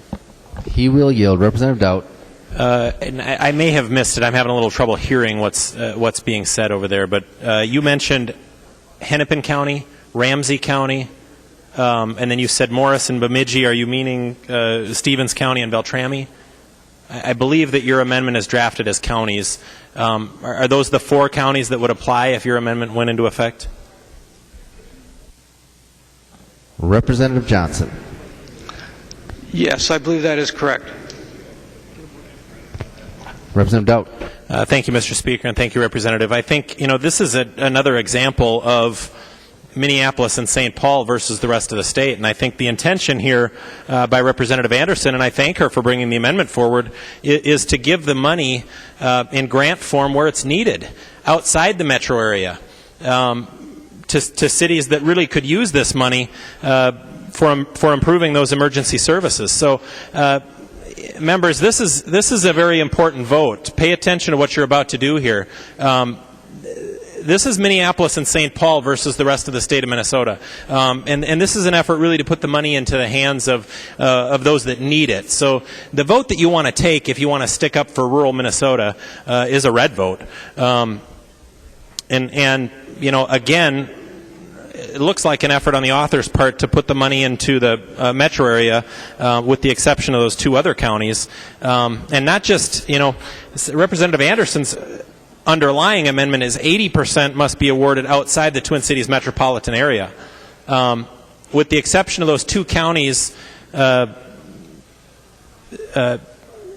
Stevens and Beltrami, the amendment to the amendment is going to funnel all the money into Hennepin and Ramsey counties. So not even the 7-county metro area, just Hennepin and Ramsey counties. So pay attention to what you're about to do here, members. Representative Johnson. Thank you, Mr. Speaker. And again, the point of the amendment, members, is to point out the fact that we have a long ways to go to meet our broadband goals, that there's only certain counties that have met them, and we need to keep the money in the broadband deployment office so we can do the research and the work, look at the federal incentives, figure out what it is that we need to do as a state to meet our broadband goals. And what this amendment does is highlight that fact. There's only 4 counties that meet our broadband goals. We need to be keeping our money in the broadband deployment office so we can move forward to reach the goals and give the people the access that they need and deserve. Seeing no further discussion, the clerk will take the roll on the amendment to the amendment.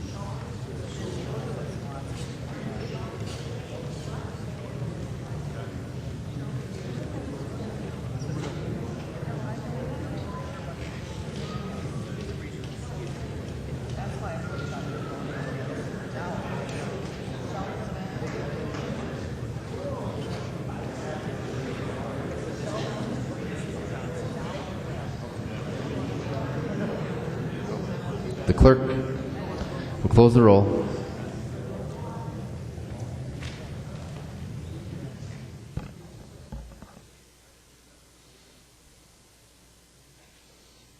being 67 ayes and 66 nays, the amendment prevails.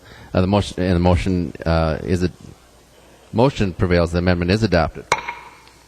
To the Anderson amendment. Any further discussion? Representative Rumbeck. Thank you, Mr. Speaker. Would Representative Johnson please yield? He will. Representative Rumbeck. Thank you, Mr. Speaker. And Representative Johnson, you're probably aware there is another bill traveling through the process. It's coming to the tax committee, or has been there, but the 4-cent tax on all wireless products and cell phones. And do you know what the status of that is? And really, how will that be fitting into the Office of Broadband Development? How will that be used, those funds? Representative Johnson. Mr. Speaker, Representative Runbuck, are you referring to the E911 fee? Representative Rumbeck. Mr. Speaker and Representative Johnson, yes, I am. Representative Johnson. Mr. Speaker, Representative Runbuck, the amendment that I had pursued is no longer in effect with respect to additional fee. Withdrawn. Representative Rumbeck. All right. Well, thank you, Mr. Speaker. And maybe I'll just add my comments here about the Office of Broadband Development.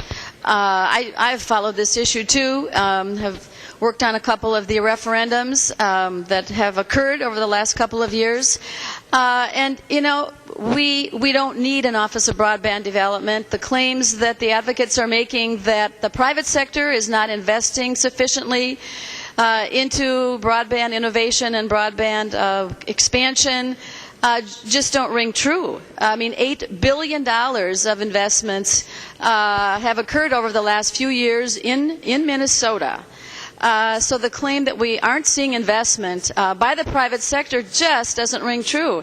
So I think what we're advancing here is an opportunity. There may be a pocket or two of areas around the state where there still is some need, where there isn't enough demand from the consumers. But that is no reason whatsoever to go down this path, because what you're doing is competing. This is, every time government gets involved in building an expensive broadband system, they are competing with the private sector. And they're doing so by making promises that they can't keep, false promises that the service can be provided cheaper, that your local city can provide telecom and cable and internet at a far cheaper rate than the existing provider. We've seen that isn't the case. We have seen that for these fiber optic networks to succeed, it's all depending on subscribers to switch over from their current provider and switch to the municipal-owned system.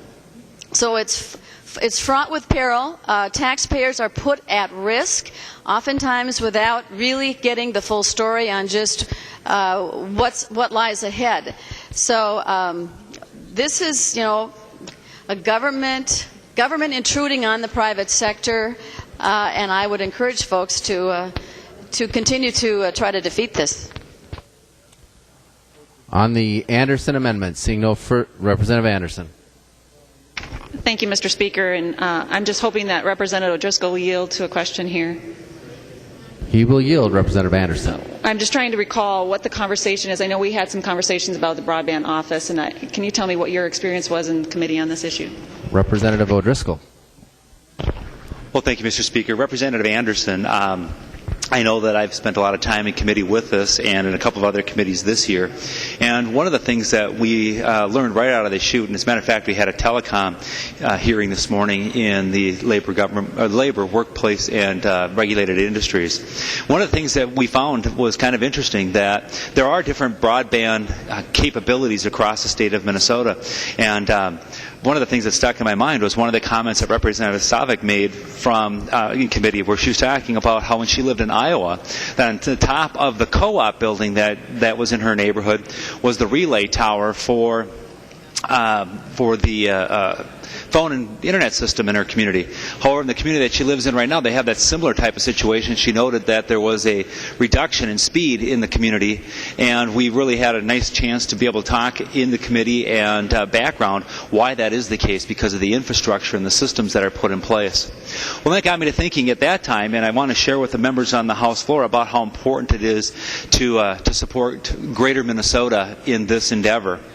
Last year, Representative Myra had a bill talking about requiring at least one simple online education course for students to be able to take and to pass before they graduated from high school. And one of the reasons why we were unable to do that was the fact that we didn't have all parts of the state of Minnesota up to speed on broadband. So I guess my thoughts, as Representative Anderson asked me to share those, I'm disappointed that we went ahead with the Johnson Amendment and limited dollars in targeting resources to only specific communities, particularly the metro area, on this, when Greater Minnesota is probably the one who could benefit the most from this. I know that my friends from the range have a number of school systems that are up there, and it becomes difficult sometimes to staff those schools, and extended learning circumstances or environments may be helpful. Online learning might be helpful, and I really think that we're treating Greater Minnesota and putting them at a very disadvantage compared to what the folks in the metro area are. So, Representative Anderson, I'm not exactly sure if that's helpful with what you were looking for, but those are my recollections of broadband discussions recently in committees and the past year in the legislature. Representative Anderson. Thank you, Mr. Speaker. In light of the Sheldon Johnson amendment being attached to this, I'm going to withdraw my amendment, please. Representative Anderson withdraws her amendment. There's another amendment at the desk. The clerk will report the amendment.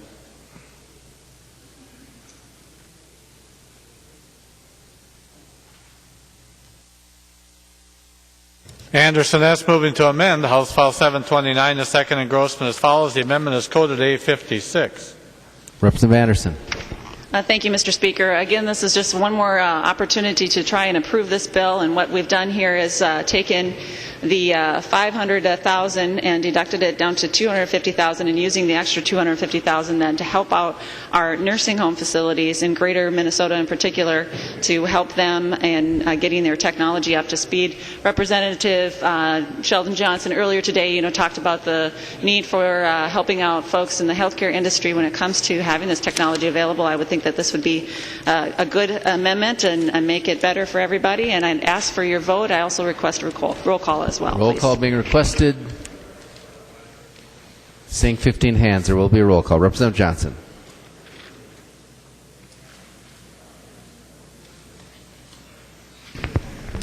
I think I have a second amendment, Mr. Speaker. There is an amendment to the amendment. The clerk will report the amendment. Johnson S. moving to amend the Anderson S. amendment to House File 729 as follows. The amendment is coded A79. Representative Johnson. Mr. Speaker, I'll withdraw that amendment. And Representative Johnson withdraws his amendment to the amendment. Representative Johnson. And I'd be willing to take the Anderson amendment. Representative Anderson. Thank you, Mr. Speaker. In light of the author's support for my amendment, I withdraw my roll call. Roll call is withdrawn. Any further discussion on the amendment? Seeing none, all in favor of the amendment say aye. All opposed, no. Motion prevails. There's another amendment at the desk. The clerk will report the amendment.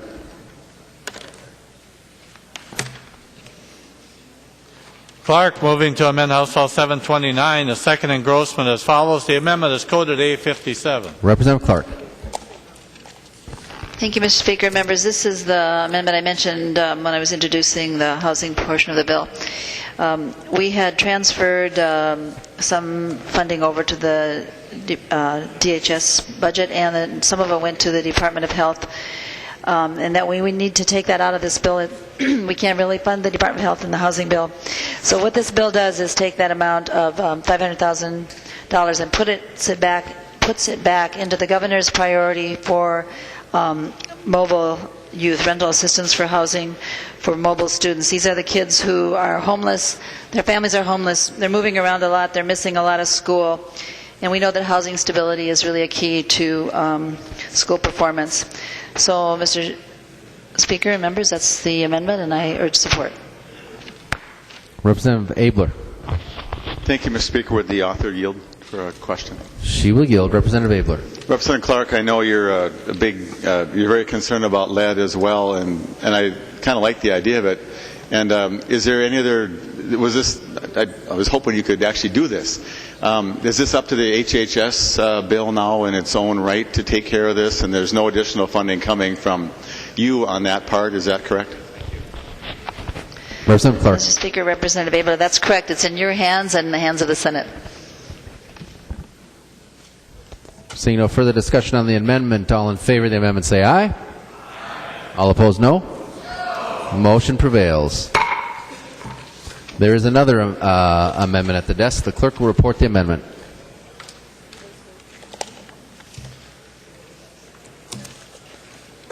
Anderson S. moving to amend House File 729, the second engrossment as follows. The amendment is coded A49.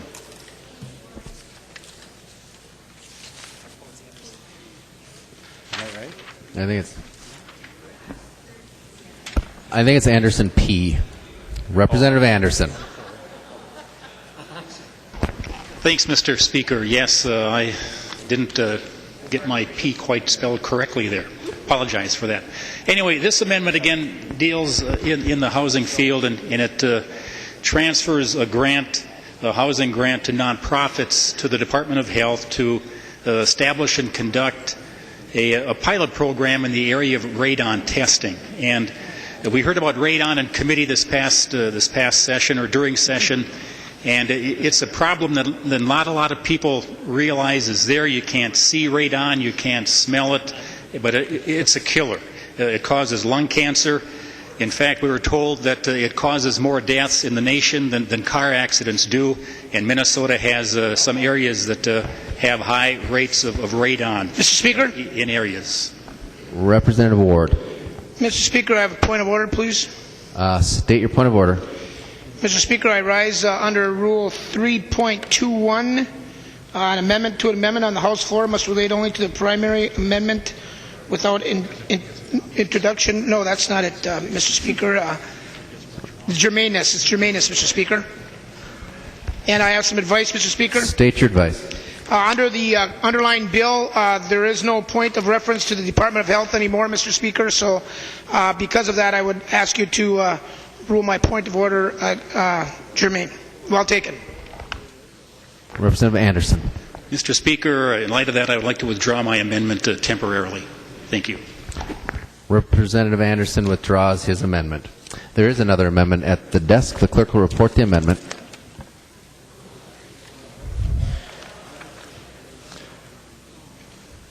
Schumacher moving to amend House File 729, the second engrossment as follows. The amendment is coded A52. Representative Schumacher.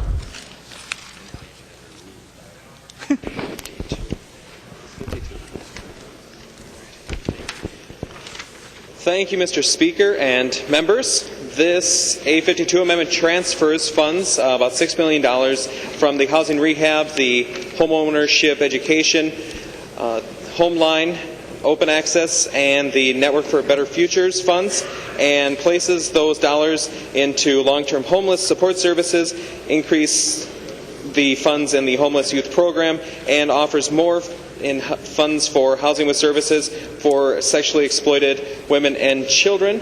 And I would ask for your support and a roll call.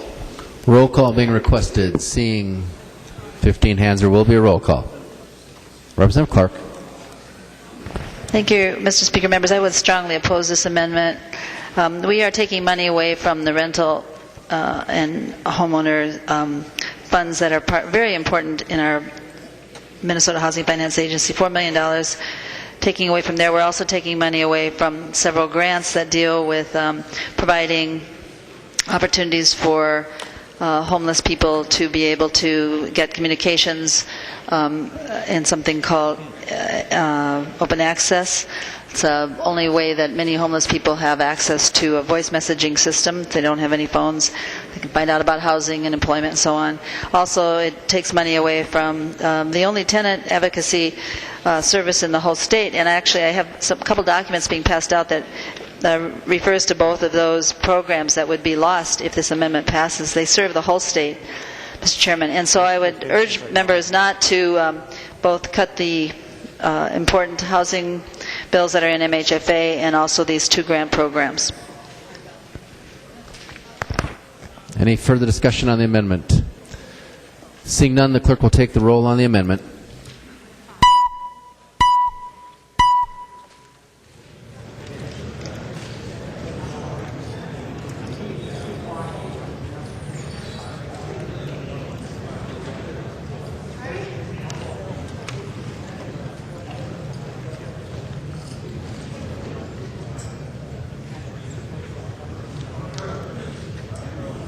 Clerk will close the roll.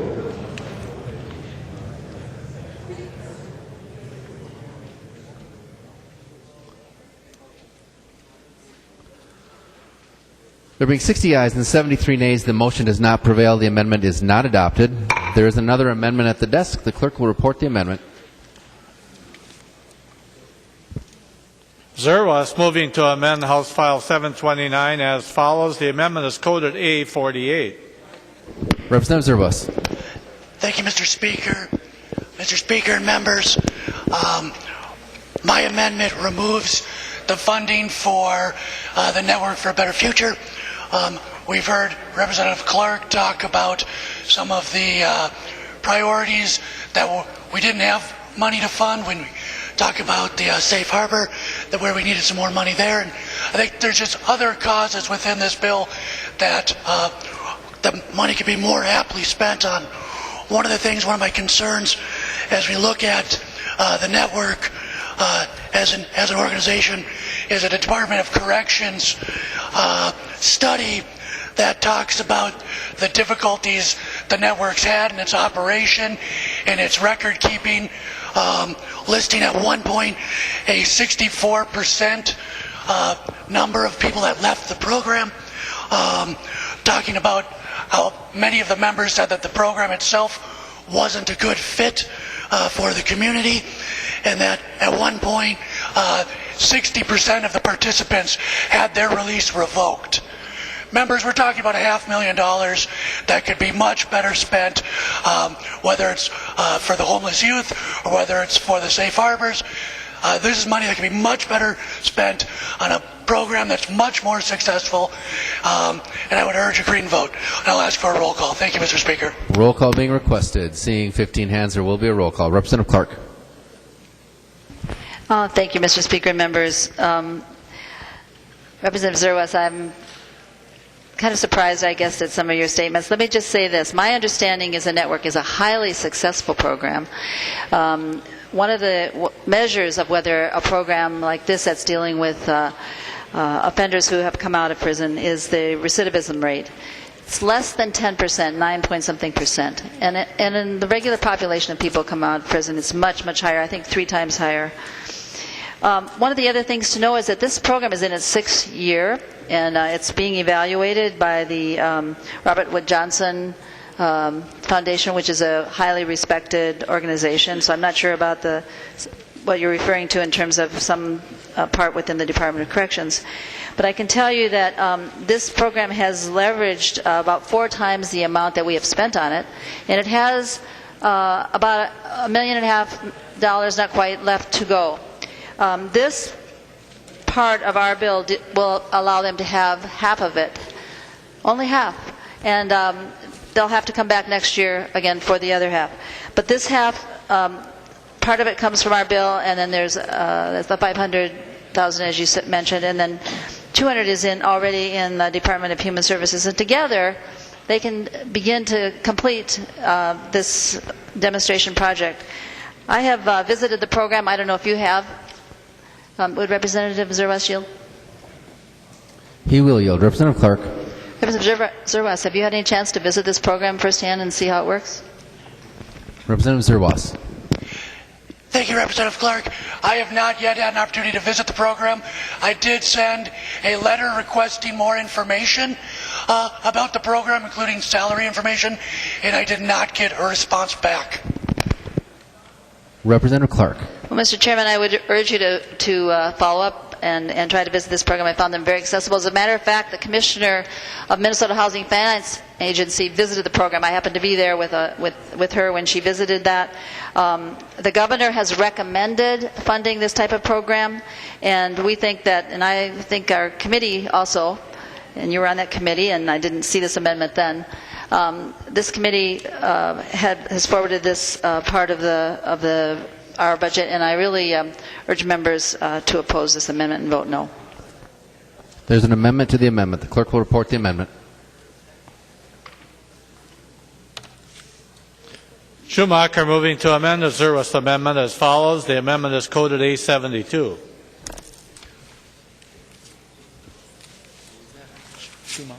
Representative Schumacher. Mr. Speaker, I'd like to withdraw the A72 amendment. Representative Schumacher withdraws his amendment. There's another amendment to the amendment at the desk. The clerk will report the amendment. David's moving to amend the Zerwas amendment as follows, and the amendment is coded A61. Representative Davids. Thank you, Mr. Speaker and members. The amendment to the amendment simply reduces various appropriations by $9.47 million in fiscal year 14, $8.97 in fiscal year 15 for affordable rental investment, housing rehabilitation, homeownership education, and several other programs. And what it does is it gives property tax relief to homeowners that live in cities that saw no decrease in local government aid for 2012 and 13, but yet had a levy increase in 2012 and 13. Members, we did not cut local government aid, but yet there were cities around the state that raised their levies, so therefore raised their property taxes, some by as much as 25%. There was one that was 34.9%. So what we'd like to do is take some of that money and put it into property tax relief in those areas where they had pretty substantial property tax increases, even though they received the same amount of funding from the state of Minnesota. And Mr. Speaker, I'd appreciate a roll call. Roll call has been requested. Seeing 15 hands, there will be a roll call. Mr. Speaker. Representative Lillie. Mr. Speaker, I rise under Rule Point 3.21, and I'd like to offer advice. Point of order under Rule 3.21. Representative Lillie, state your advice. Mr. Speaker, I rise to offer advice on this amendment, although I hate to take on the tax chair because he had quite a smoking hot tax bill last year, but there's nothing in this amendment that has to do with the property tax, so it just does not align with the item that we're working on here. So maybe try again on another option, Chair Davids, former chair. Representative Woodard. Thank you, Mr. Speaker, and advice on this particular rule here. State your advice. Thank you, Mr. Speaker. Well, first of all, I don't think you're really trying to say that property taxes don't have to do with housing. And this is a housing bill. Property taxes absolutely have to do with housing. I mean, it's people's, these are homeowners, housing homeowners. It is germane. And, Representative Lillie, I appreciate the fact that you believe that Representative Davids ought to be a tax chair. I agree with you. But, of course, he is not our tax chair. He is the GOP lead on taxes. But, Mr. Speaker, I mean, this is absolutely germane to the argument, or to this bill. So I certainly hope you rule this rule out of order. Representative Davids, what purpose do you rise? Advice, Mr. Speaker. State your advice. Thank you, Mr. Speaker. As Representative Woodard said, I mean, several issues here. First of all, there's fees in the bill. We're working with fees. We are simply transferring, as we have done in this bill already. And I'm just not quite sure how the Speaker could rule in favor of the point of order when we are talking about housing and property taxes. The two are linked totally, and so, Mr. Speaker, I hope that you'll find the Lillie point of order is not well taken. Representative Lillie, for what purpose do you rise? Mr. Speaker, more advice. State your advice. Thank you, Mr. Speaker. I got really excited. This is kind of cool. Mr. Speaker, nowhere in this bill there's anything to do with property tax, and the property tax will be coming forward in the property tax bill that my neighbor here will be carrying, and so that's where it should fall, and so this is not germane. Representative Dabney. Thank you, Mr. Speaker. Advice? State your advice. Thank you. I would like to second Representative Lillie's point that this amendment is not germane to the underlying bill. It would require an expansion of the title. There is not references to property taxes in the bill. And furthermore, while it may not be a method of determining germaneness, this was not offered as a bill, to the best of my knowledge, in this session, did not come before the committee, and out of respect to the committee process as well, I would ask that you rule accordingly. Thank you. Representative Scott, for what purpose do you rise? Advice, Mr. Speaker? State your advice. Thank you, Mr. Speaker. The way I see it is if the Housing Committee Chair in her Omnibus bill was transferring part of the proceeds or the part of her budget to Health and Human Services, that doesn't seem to me to be very germane. But evidently, the other side of the aisle believes that is. And so, Mr. Speaker, I would think that a turnabout is fair play. I think the property taxes have more to do with housing than Health and Human Services has to do with housing. So I would ask the Speaker to rule in favor of the rule against Representative Lillie's point of order. Thank you. Representative Holberg. For what purpose do you rise? Advice. State your advice. Thank you, Mr. Speaker and members. Well, Representative Dabney just provided advice that we would have to change the title of the bill, and in checking the title of the bill, the Department of Human Services is not in the title of the bill, so transfers are not reflected in the title of the bill, so I'm not sure that's exactly correct.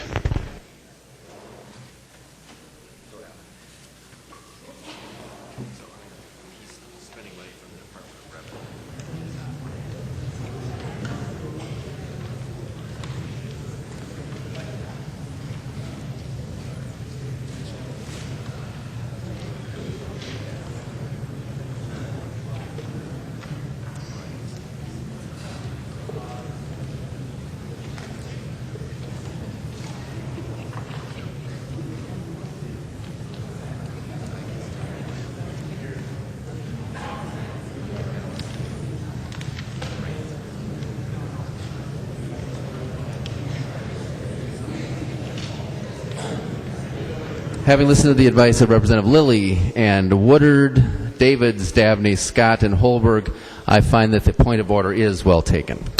Mr. Speaker? Representative Davids. Thank you, Mr. Speaker. I'd like to appeal the ruling of the chair, and I'd ask for, well, it'd be a roll call, and I'd like to give advice. Seeing 10 hands.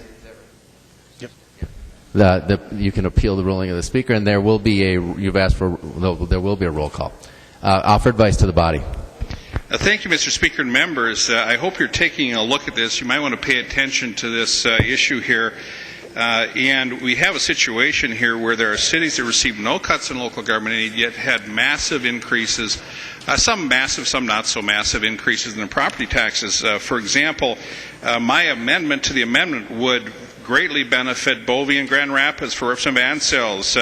Representative Bly with Northfield would make out very well here. Erickson R., Wilton and Williams, Falk, Maynard, Blomquist, DeGraff, Faust, Fisher, Fritz, Halverson, Isaacson, Johnson C., with Nicollet, Representative Lean, Moorhead, and I can just go on, right on down the list, members, of people that with my amendment to the amendment will receive property tax reductions. So I hope you will vote to appeal the ruling of the Speaker. And, Mr. Speaker, if you could let the body know what a green vote would mean and what a red vote would mean. I certainly will. So the question before the body is, shall the decision of the Speaker stand as the judgment of the House? A green vote supports the ruling of the Speaker. A red vote goes against the ruling of the Speaker. Representative Doubt. Oh, Representative Davids, I'm sorry. Thank you, Mr. Speaker. I just encourage a red vote. Okay. Representative Sanders. Thank you, Mr. Speaker. Advice to the body. Members, ask that you overrule the Speaker on this for many of the reasons that Representative Davids mentioned. Also, the advice from Representative Holberg. If you look at this, this does not violate Rule 3.21. It should be a discussion that we should be able to have as a body on the merits of the amendment and whether or not that you believe that this amendment or the content of the amendment is fit for the body. But that's something that the body should be voting on. So I ask that you overrule the Speaker and that we be able to have this debate amongst ourselves on the House floor as to the contents of the amendment. Thank you. Representative Dowd.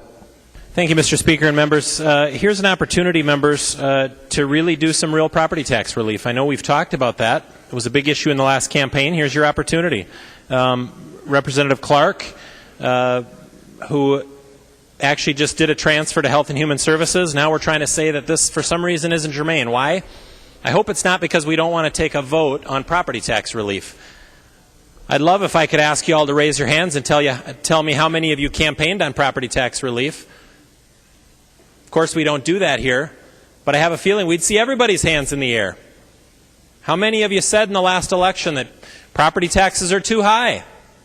Here's your opportunity for some real property tax relief.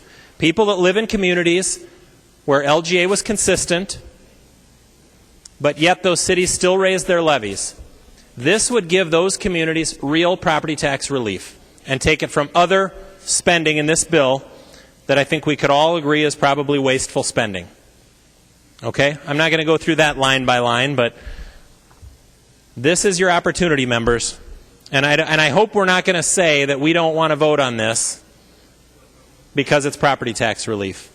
We're not going to back up on the promises that we made to the voters. Here's your opportunity to mean what you say.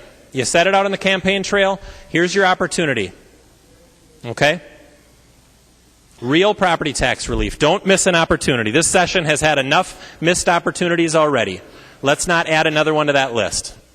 Representative Murphy. Thank you, Mr. Speaker. Advice. This, of course, is not the tax bill, and the provision at hand would greatly expand the scope of the bill, and so, I hope that we uphold your ruling, obviously. But I also look forward to the GOP votes on Chair Linchesky's tax bill that will be heard in the Tax Committee tonight, and will be voted on next week. If members are so concerned about property taxes and wanting to reduce them, we've got a bill for you, and we're going to vote on it soon. And I do want to remind everybody here that in the last 2 years in the last budget, there were deep cuts to LGA, which raised property taxes across the state. And we're going to raise LGA. We're going to, Representative Dabney's bill, you're going to see LGA go up and property taxes go down. There's going to be relief in terms of direct property tax relief through the renter's credit, and relief and increase to LGA to local communities across the state of Minnesota, especially rural communities. And so, Mr. Speaker, again, I hope that we uphold your ruling as it is correct. Thank you. Representative Davids. Thank you, Mr. Speaker, and advice to the body. I'm sure that the majority leader just made a simple error when she stated that we drastically cut, I'm not sure what the word was there, but that we cut local government aid. Just for the facts, for the record here, members, the last tax bill, the last 2 years, we did not cut one dime. We did not cut one dime. Was I clear? We did not cut one dime of local government aid in the last 2 years. So to stand up in this House floor and say that we cut local government aid is simply not factual. So let's just make that clear. From the 2010 budget going 11-12, not one dime did we cut, just to clear up the record. Seeing no further discussion, the clerk, so I will restate that the question before the body is, shall the decision of the Speaker stand as the judgment of the House? A green vote supports the ruling of the Speaker. A red vote goes against the ruling of the Speaker. The clerk will take the roll.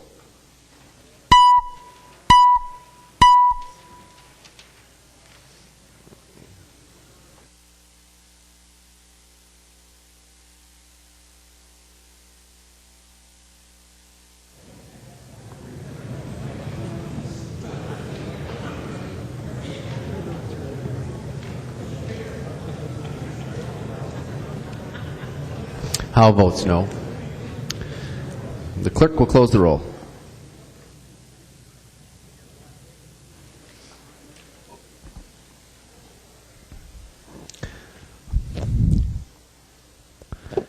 There being 73 ayes and 59 nays, the ruling of the Speaker stands as the judgment of the House. There's another amendment to the amendment at the desk. The clerk will report the amendment. Schumacher moving to amend the Zuras amendment as follows. The amendment is coded A77. Representative Schumacher.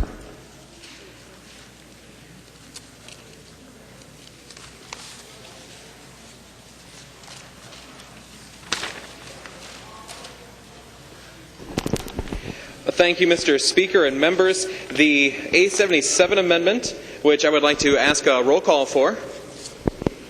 Roll call being requested. Seeing 15 hands, there will be a roll call. Thank you, Mr. Speaker. The A77 amendment transfers funds from the housing area and moves those to the Department of Revenue so that we can set up housing for the expansion of businesses in greater Minnesota. One area of interest of mine has been especially in this with the Suzlon factory in Pipestone, Minnesota, where the facility wanted to expand, but there wasn't the housing for that. We heard testimony in committee from JBS out of Worthington, Minnesota, that would like to do more with another shift, but they don't have the housing to afford that. And this amendment would allow for Mr. Speaker? more funds to go to that. And Representative Ward, what purpose do you rise? Point of order, Mr. Speaker. State your point of order. I rise under Rule 3.21. Motions and propositions must be germane, and I have advice, Mr. Speaker. State your advice. Mr. Speaker, we just heard about property taxes not germane in the last amendment, and Mr. Speaker, that's true on this amendment as well. That property tax refunds are not germane to this bill as well, Mr. Speaker. So, based on that, I'd ask you to uphold my point of order, Mr. Speaker. Representative Schumacher, for what purpose do you rise? advice, Mr. Speaker? State your advice. Mr. Speaker, I'd advise you to rule in moving this amendment forward to vote on, as these funds do deal with housing. We're expanding the ability for businesses to grow in greater Minnesota and to have the housing available so that we have the businesses working to grow our communities and do the right thing with building houses. Thank you.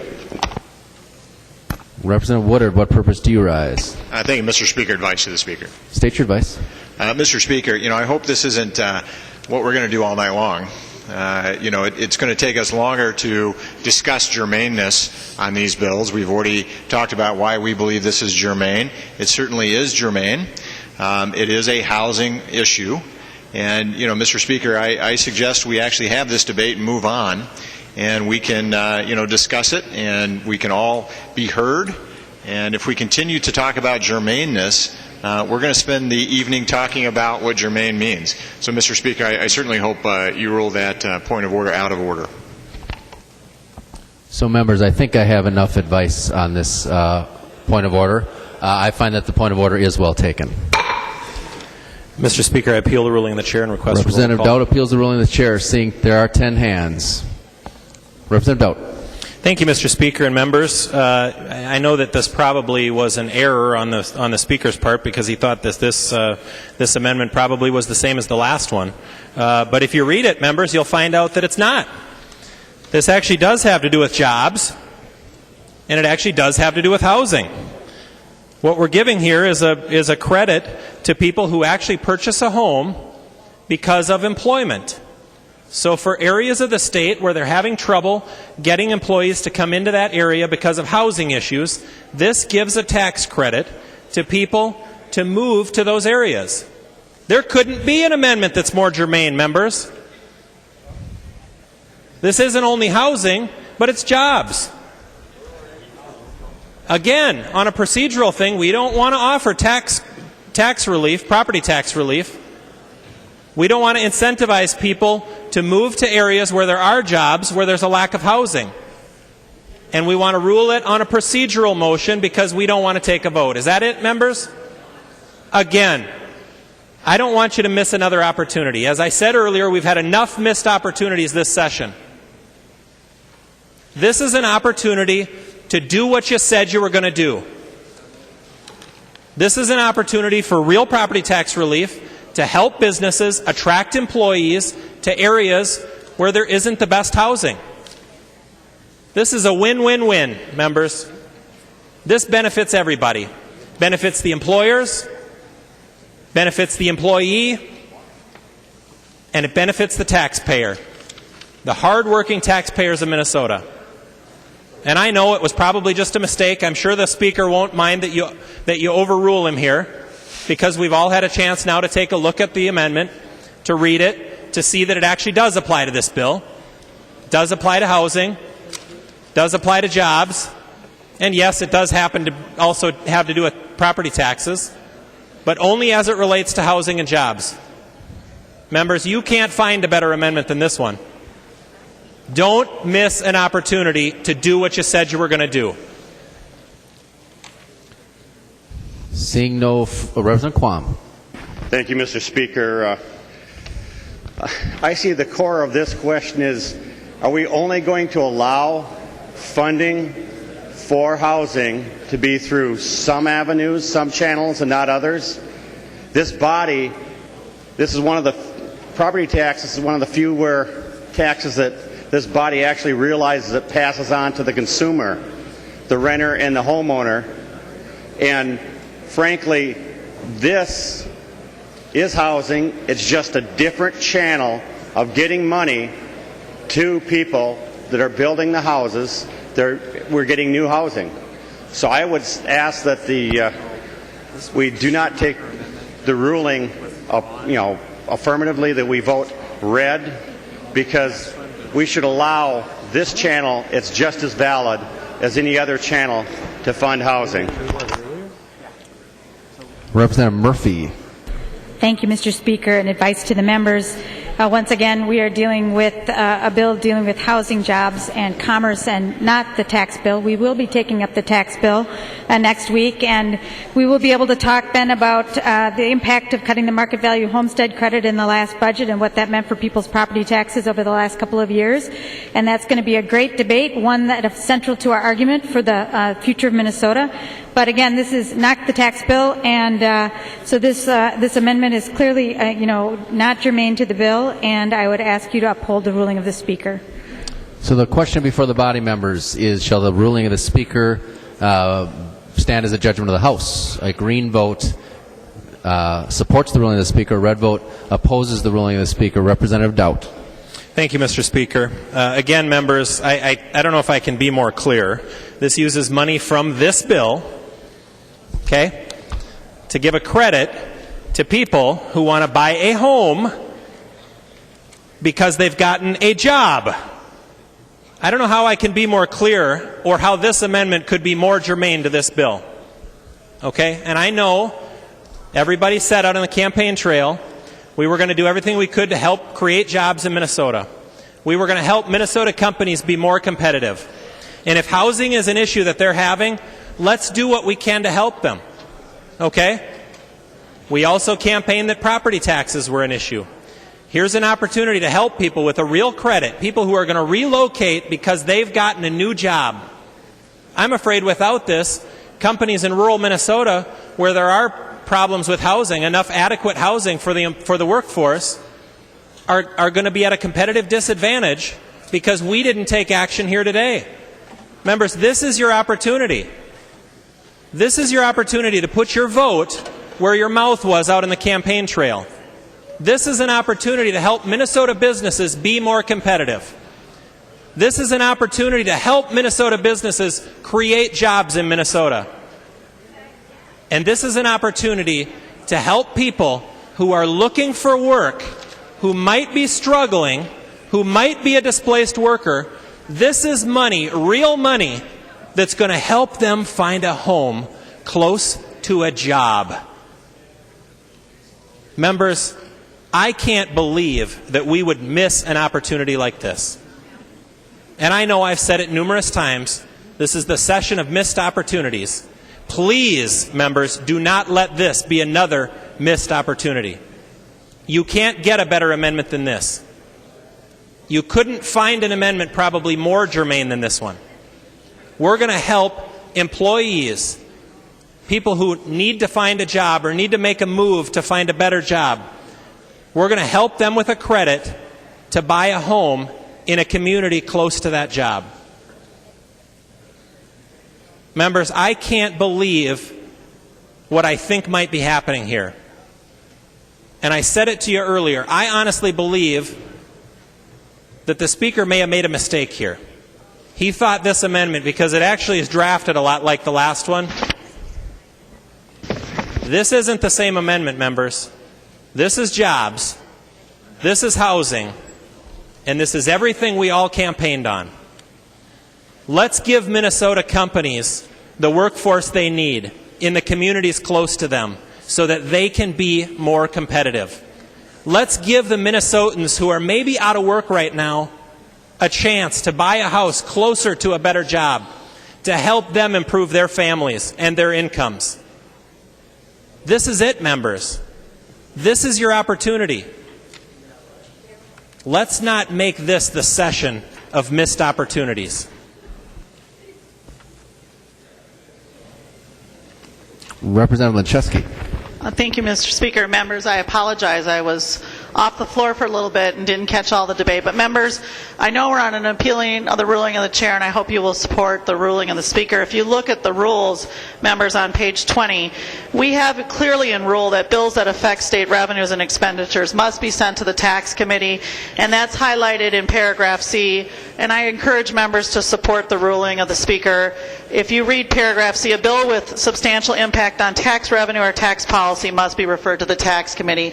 Members, when we raise taxes, cut them, or just change policy around them, when they're revenue neutral, they're zeros, they must come to the tax committee. Please support the ruling of the Speaker.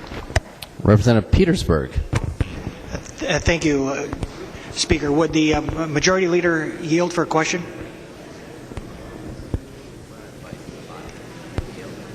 Okay. Can I give advice then, please? Yeah, you can't yield at this point. Can I Representative Petersburg. advice then? I guess my advice is that I think we've been hearing that this is not germane here, and my just advice is I hope that the issue of the tax changes here in regards to housing would be germane if it's brought up during taxes, and not have that also be dealt with as not being germane because it has to deal with housing. So, members, the question before the body is, shall the ruling of the Speaker be upheld? Green vote says yes, a red vote says no. The clerk will take the roll.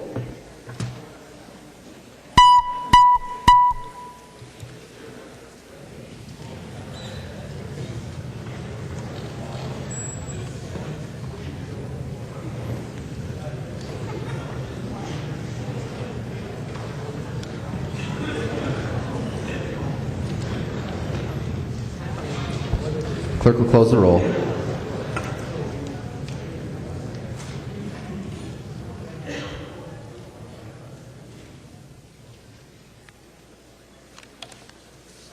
There being 73 ayes and 59 nays, it's the judgment of the House that the ruling of the Speaker shall stand as the judgment of the House. There's Mr. Speaker. Representative Sanders. Mr. Speaker, point of parliamentary inquiry. State your point of parliamentary inquiry. Thank you, Mr. Speaker. Mr. Speaker, could you please give me the committee path for this bill? What committees did this bill go through?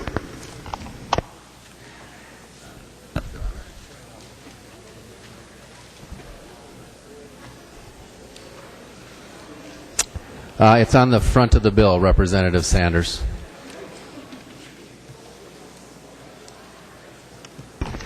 Mr. Speaker. Representative Sanders. Point of parliamentary inquiry. State your parliamentary inquiry. Mr. Speaker, it does not appear from the bill title here that this bill went to Health and Human Services. Mr. Speaker, my point of parliamentary inquiry is, did this bill, House File 729, go to Health and Human Services? Representative Sanders, the path of the bill is on the front of the bill. Mr. Speaker. Representative Sanders. Thank you, Mr. Speaker. Point of parliamentary inquiry. State your point of parliamentary inquiry. Mr. Speaker, in this bill, there are funds that went from the Department of Human Services, or from the housing target to the Department of Human Services. Was the Department of Human Services inside of the budget targets for the housing target?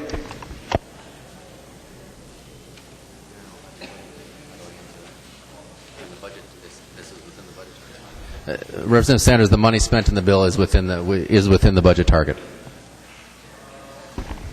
Mr. Speaker. Representative Sanders. Point of parliamentary inquiry. State your point of parliamentary inquiry. Mr. Speaker, did money from housing go to Health and Human Services in this bill? Representative Clark.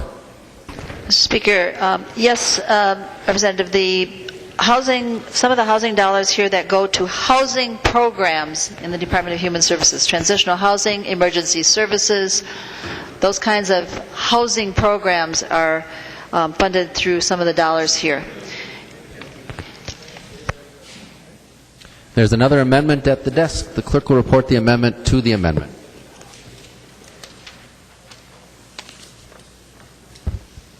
Schumacher moving to amend the Zerwas amendment as follows. The amendment is coded A70.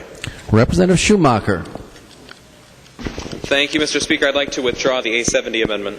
Representative Schumacher withdraws the amendment. There's another amendment to the amendment at the desk. The clerk will report the amendment.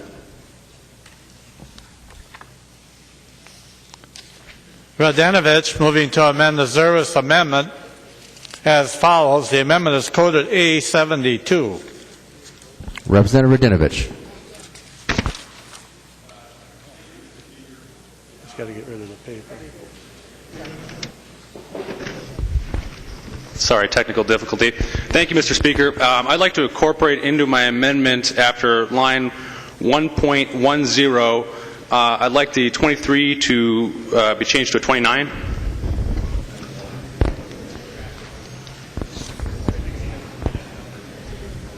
Okay. Members, this is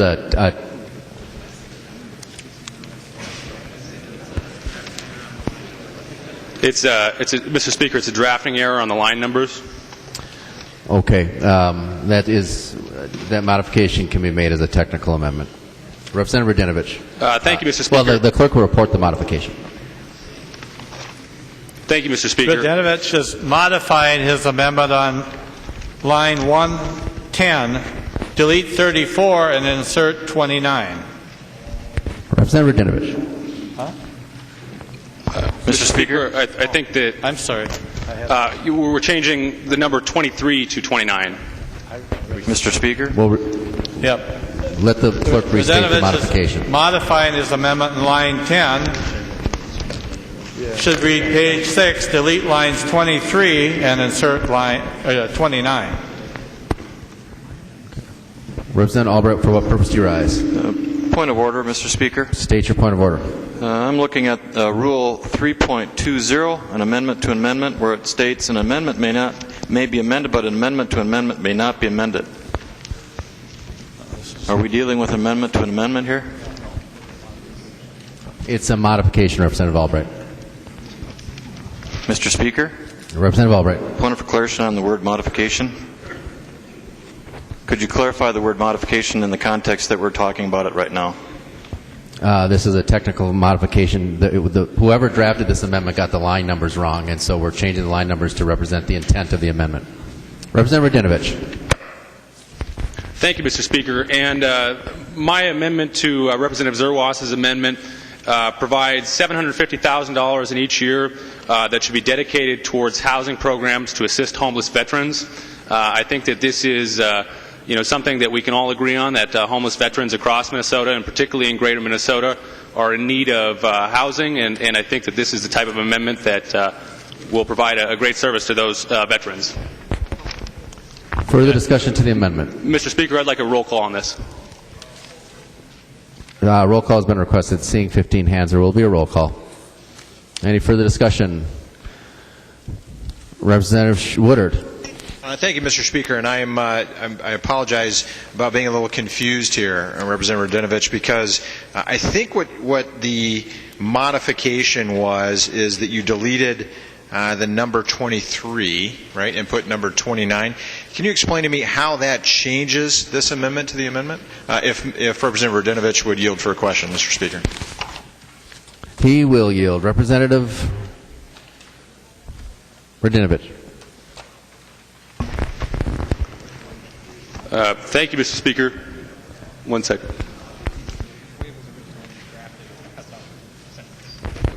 Mr. Speaker, the way the amendment was originally drafted, or excuse me, the way it's drafted in the bill, it cuts off the sentence at 29. Representative Woodard. Thank you, Mr. Speaker, and I guess I remain confused. There are 6 lines between 23 and 29, so it just, if Representative Radinovich would yield for a question, what part of the sentence was cut off?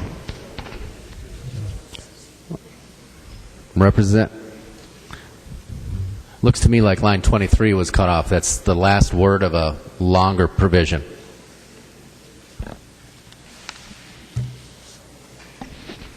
Okay, thank you, Mr. Speaker.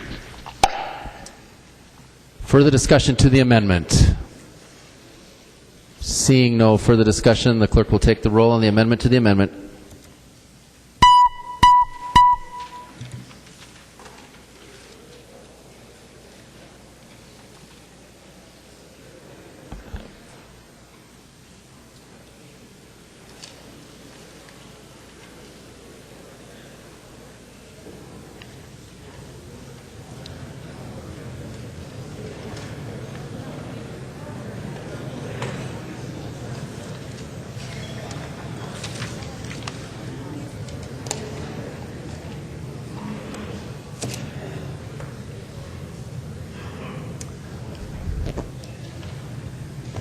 Clerk will close the roll.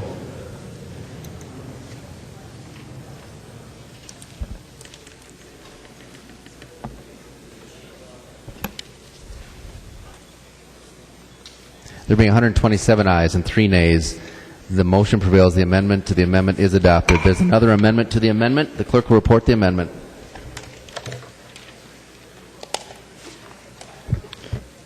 Schumacher moving to amend the Zurwas amendment as follows. The amendment is coded A73. Representative Schumacher.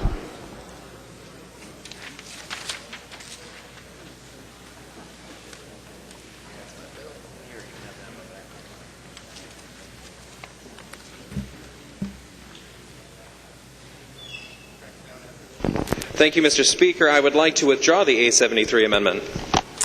The A73 amendment is withdrawn. There's another amendment to the amendment at the desk. The clerk will report the amendment.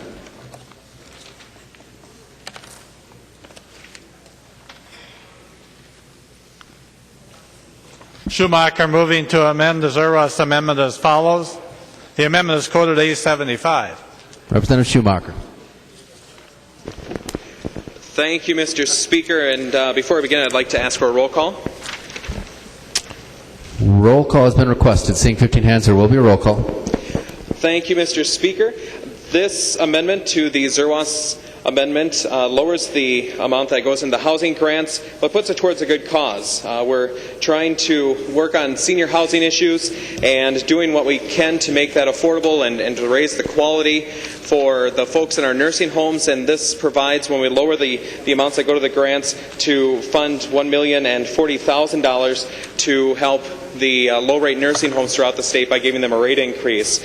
We did something similar 2 years ago in our budget to help out those lowest rate receivers, and the testimony we got back from that was great. Representative Hamilton was the one who really pushed that through, and we heard about the minor pay raises that they were able to receive from a rate increase like this, and the ability to keep functioning as a facility, especially out in Greater Minnesota. This impacts in ways that are incredible, and it's when we are able to give more funds to the nursing homes and do work that way, we're able to increase the quality that the nursing homes can offer for the housing for those seniors who need that kind of care. Please vote green. Representative Carlson. Yes, Mr. Speaker, members, Representative Schumacher, did you happen to vote for amendment number 72 a few moments ago that passed near unanimously? If you would yield for question. Representative Schumacher. Representative Schumacher, you're asking Representative Schumacher yield? Yes, would Representative Schumacher yield? I thought I asked him to. And then, Representative Schumacher, did you vote for that amendment Mr. that we just Speaker? passed a moment ago, and I'll Representative explain Sanders, why I'm for what asking purpose the do you question. Mr. Speaker, point of parliamentary inquiry. Is it appropriate for a member to ask another member how they voted on a measure in the House? I'll withdraw the question, Mr. Speaker. The reason I'm raising the question, Representative Schumacher, I'm not sure that you want to do what you're doing with this amendment. Amendment number 75 that's before us essentially is going to take away the money from the homeless veterans that we just passed. That's why I was asking how you voted, and I'm not really interested in how you voted because we know how just about everybody in the body voted. But I don't think you really want to take the money from the homeless veterans, and that's essentially what your amendment does here. So I would hope you would do one of two things, either withdraw the amendment or I would encourage a no vote. I think we've had enough information that homeless veterans have huge needs, and we tried to resolve that with that last amendment, and you're undoing it. Representative Schumacher. Thank you, Mr. Speaker. I withdraw the amendment. Representative Schumacher withdraws the amendment. There is another amendment to the amendment at the desk. The clerk will report the amendment to the amendment.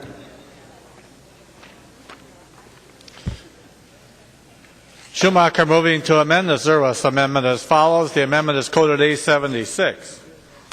Representative Schumacher. Thank you, Mr. Speaker. I'm going to withdraw the A76 amendment. Representative Schumacher withdraws the A76 amendment. There is another amendment to the amendment at the desk. The clerk will report the amendment. Schumacher moving to amend the Zerwas amendment as follows. The amendment is coded A88. Representative Schumacher.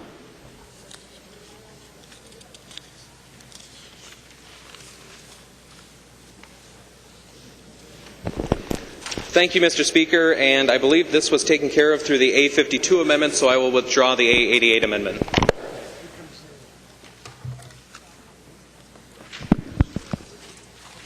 Representative Schumacher withdraws his amendment. We are on the Zerwas amendment. Any further discussion to that amendment? Representative Zerwas.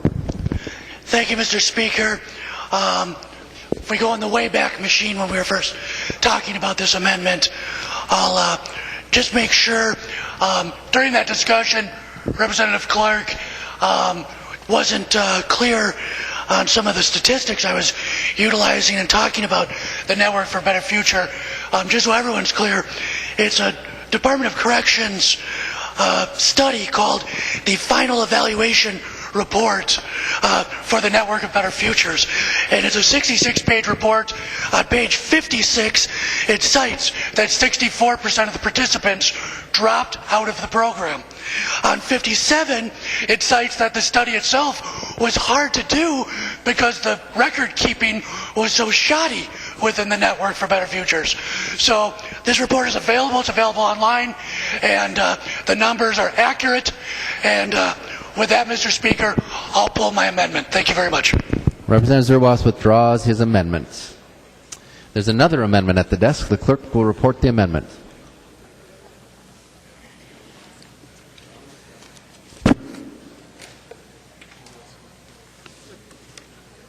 O'Neill moving to amend House File 729 to second engrossment as follows. The amendment is coded A50.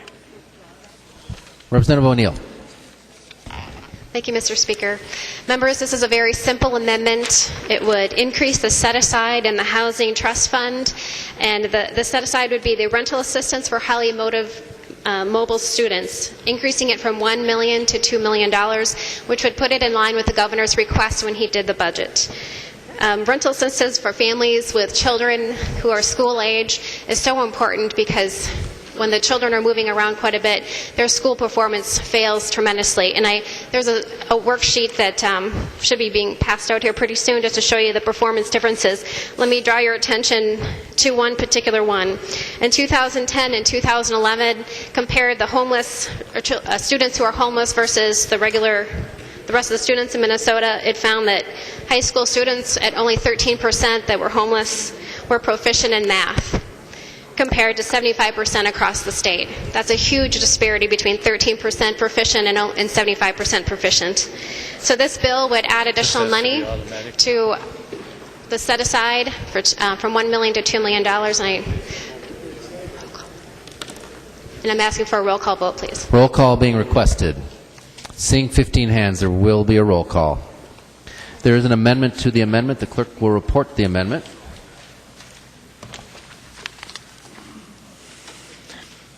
Anderson P. moving to amend the O'Neill amendment as follows. The amendment is coded A64.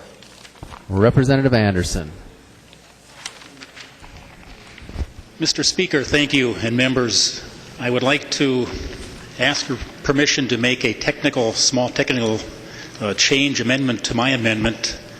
It would be on lines 1.2 and 1.3 of my amendment to the amendment. State the modification. On line 1.2 of the amendment, I'd like to delete the words "to the," and on line 1.3, delete the words "Commissioner of Health."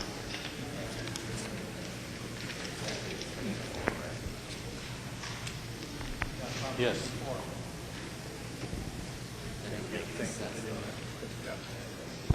Can you restate that, Representative Anderson? I think it's on lines 3 and 4 that you're referring. Oh, I'm sorry. I didn't clean my glasses. Yeah, lines 2 and 3 of the amendment. 3 and 4. Delete the words "to the" on line 2, at least the amendment that I have. We're on the A64 amendment. On line 1.3 and 1.4 is the language "to the Commissioner of Health." Representative Anderson, that's not actually a proper amendment because the language reads a transfer to create and implement a community awareness program. The language wouldn't make sense. I was distracted, Mr. Speaker. Could you repeat your ruling or what you said? Assuming on A64 that we're talking about lines 1.3 and 1.4 about a "to the Commissioner of Health" language, the language, if you just delete those words, the language of the amendment wouldn't make any sense. So it's not a proper amendment. Advice, Mr. Speaker? State your advice. Thanks, Mr. Speaker. Again, this just makes a technical change in redirecting where this money would go. We've already transferred money to the Department of Health and Human Services in this bill, and this would basically do the same thing. So that's my reason for deleting the words I did and seeing if it would work that way. He's taking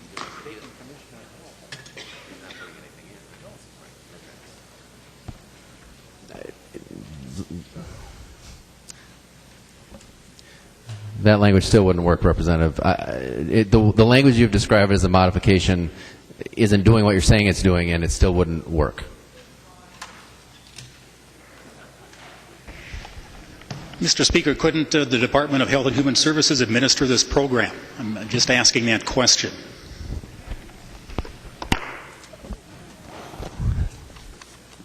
So, Representative Anderson, are you saying you want to change "to the Commissioner of Health" and say "to the Commissioner of Health and Human Services"?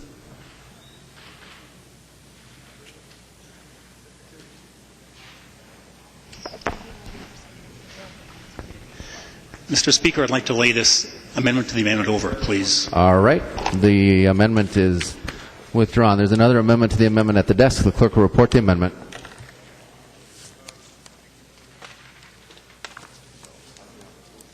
Schumacher moving to amend the O'Neill amendment as follows. The amendment is coded A65.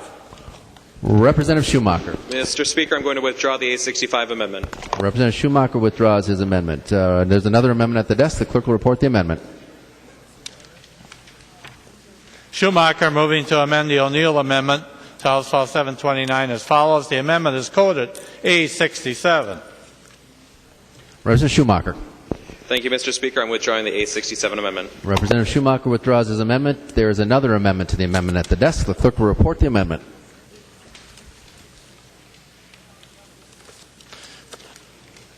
Fabian moving to amend the O'Neill amendment as follows. The amendment is coded A86. Representative Fabian. Representative Gunther. Mr. Speaker, I think the 86 amendment is should be my amendment. All right, so we will mark that it's the Gunther amendment. Very well, thank you very much. The A86 amendment on line 1.8 changes the amount to $7,500,000 in one-time appropriations and is targeted for housing in communities and regions outside the Twin Cities metropolitan area that have low housing vacancy rates, cooperatively developed and planned that identifies current and future housing needs and has at least one of the following: has an experienced job growth since 2005 and has at least 2,000 jobs within the commuter shed, has as evidence of anticipated job expansion, has significant portions of area employees who will commute more than 30 miles between their residence and their employment.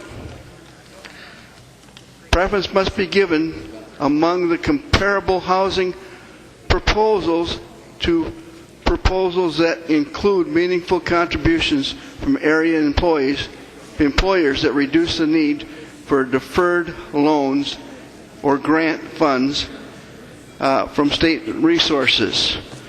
Basically, Mr.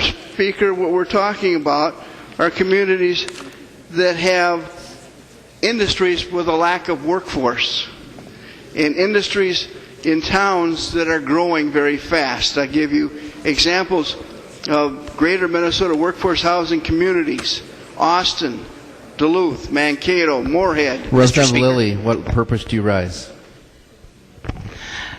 Mr. Speaker, I rise for a point of order of germaneness. A point of order on germaneness under 3.21. Representative Lillie.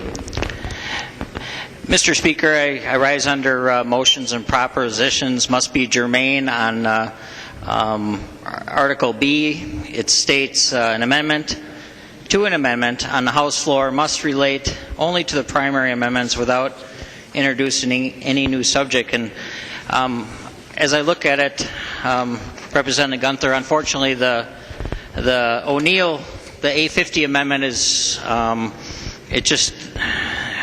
they're not related, and there's not enough material for you to adhere to attach your amendment to. So the subject doesn't fit with the amendment, the O'Neill amendment. So I would ask that the Speaker rule this amendment out of order. Representative Gunther, what Mr. purpose do you Speaker, rise? Advice? State your advice. Certainly the A86 amendment deals with housing needs and affordable housing needs, and that's what this bill is about. And I'm trying to read the O'Neill amendment. Basically, this amendment is for people that need housing and industries that will continue to grow only with workforce housing. We aren't looking at necessarily housing for the homeless, for anybody else but those people that cannot afford to buy a house without some help from their employers or somebody else. This includes the challenge grant help, and it lists a bunch of cities in greater Minnesota as well as Metro that are growing very fast, and there's going to be an acute need for workforce housing. And without that help that we have in this amendment and in the challenge grant and other places, the governor recognizes it very much, and this amendment is trying to tell us that we're going to put $7.5 million in this, and if we don't do things like this for an emerging workforce, we're going to have to look more at taking care of affordable housing for people who can't do anything. Representative Woodard, for what purpose do you rise? Advice, Mr. Speaker. State your advice. Mr. Speaker, on this one, if we read what the bill talks about, under the challenge program, it's for funding programs that are aimed at closing the disparity gap in affordable home ownership and rental housing for indigenous American Indians, and that's exactly what the O'Neill Amendment is referring to as well. So, Mr. Speaker, I mean, it is referring to the exact same goal here that the O'Neill amendment has. So, I mean, this one really is germane. It's talking about the exact same subject matter that the O'Neill amendment has. So I would certainly ask you to rule that out of order. Representative Lillie. Mr. Speaker, I'd like to withdraw my opposition to this amendment, and hopefully it proceeds. The point of order is withdrawn. Representative Gunther. Thank you, Mr. Speaker and members. Basically, I have described this bill as very needed in communities like Jackson, Minnesota, and I referenced Pipestone, Minnesota, that had Suzlon windmill blade manufacturer, and they're from India. They went and reduced their workforce because there was not enough housing in that community. People would move from another area of Minnesota or another state to move in there. They couldn't find a place to bring their family. They moved out. So without having funds for workforce housing, we aren't going to have a DigiKey that has 200 and some employees increase every year. They're getting people from 70 miles away.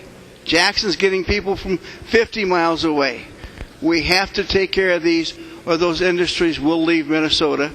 And Iowa's every day giving incentives for those industries to move to Iowa.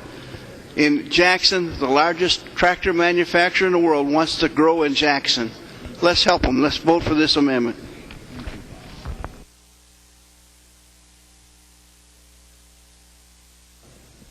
Discussion. Representative Clark. Thank you, Mr. Speaker. Representative Gunther, you and I have worked on workforce housing quite a bit, and I'm a strong supporter of workforce housing. But this amendment does not work. Actually, you're ending up with a bigger cut to MHFA. What I'm seeing here is a $2.57 million cut because the money you're adding does not equal the amount that you're cutting does not equal the amount that you're cutting. The adding and the cutting just don't add up. I think this is just it doesn't work. And I want this kind of housing to work, but this amendment does not work. Members, I urge you to vote against the amendment, and let's try to understand that this is an important issue. We're dealing with it in the bill already, and we'll continue to do that. Minnesota Housing Finance Agency is very committed to workforce housing. Any further discussion? Seeing no further discussion, all those in favor of the amendment to the amendment say aye. All opposed, no. Motion does not prevail. The amendment is not adopted. Representative Anderson, this is the last amendment to the amendment. Do you want to take up your amendment to the amendment? Mr. Speaker, no, not at this time. Thank you. All right. We are on the O'Neill amendment. Any further discussion on the O'Neill amendment? Representative Clark. Thank you, Mr. Chairman. And Representative O'Neill, I share your concern about mobile students. That's why we put $500,000 more into it on the floor here today. But we do not have the dollars to put another $500,000 in, which is what you're doing, because what we would be doing actually is hurting some of the very families that right now depend on what the other parts of the housing trust funds serve. Those are the poorest of the poor, both individuals, and we were talking earlier about veterans. Sometimes we're talking about veterans. We're talking about families. We're talking about low-income people who would be cut from some of the rental assistance that's available through the Housing Trust Fund. So I urge members to vote against this. We added to it earlier today, and going this direction is not going to really serve the people that I think we both mutually want to serve. I urge a no vote.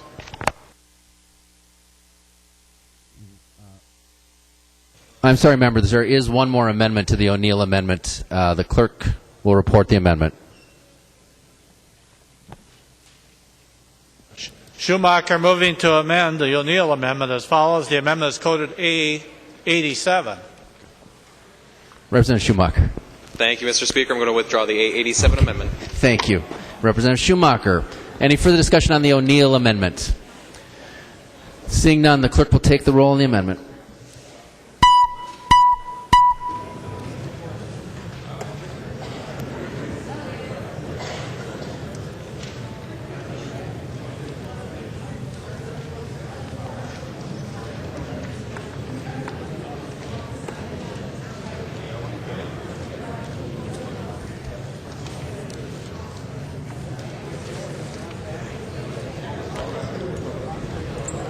The Clerk will close the roll.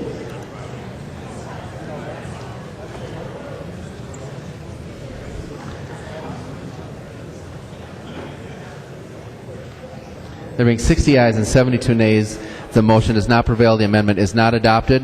There are no further amendments at the desk. The clerk will give the bill its third reading. Third reading, House File 729 as amended. Third reading. Further discussion on the bill. Representative McNamara. Thank you, Mr. Speaker. Representative Mahoney, I'm not sure if you, maybe I could ask if Representative Mahoney will yield for a question. He will yield. Representative McNamara. Thank you, Mr. Speaker. Representative Mahoney, I have a question in regards to the lockout language. Would you prefer I address those to Representative Atkins or to you? Representative Mahoney. I think he indicated he could take the questions. Representative McNamara. Thank you, Mr. Speaker. Representative Mahoney, are you aware of any state in the nation that has done this, that has developed unemployment benefits for folks affected by a lockout? Representative Mahoney. Mr. Speaker, Representative McNamara, I believe there's 33 states that provide benefits to locked out workers.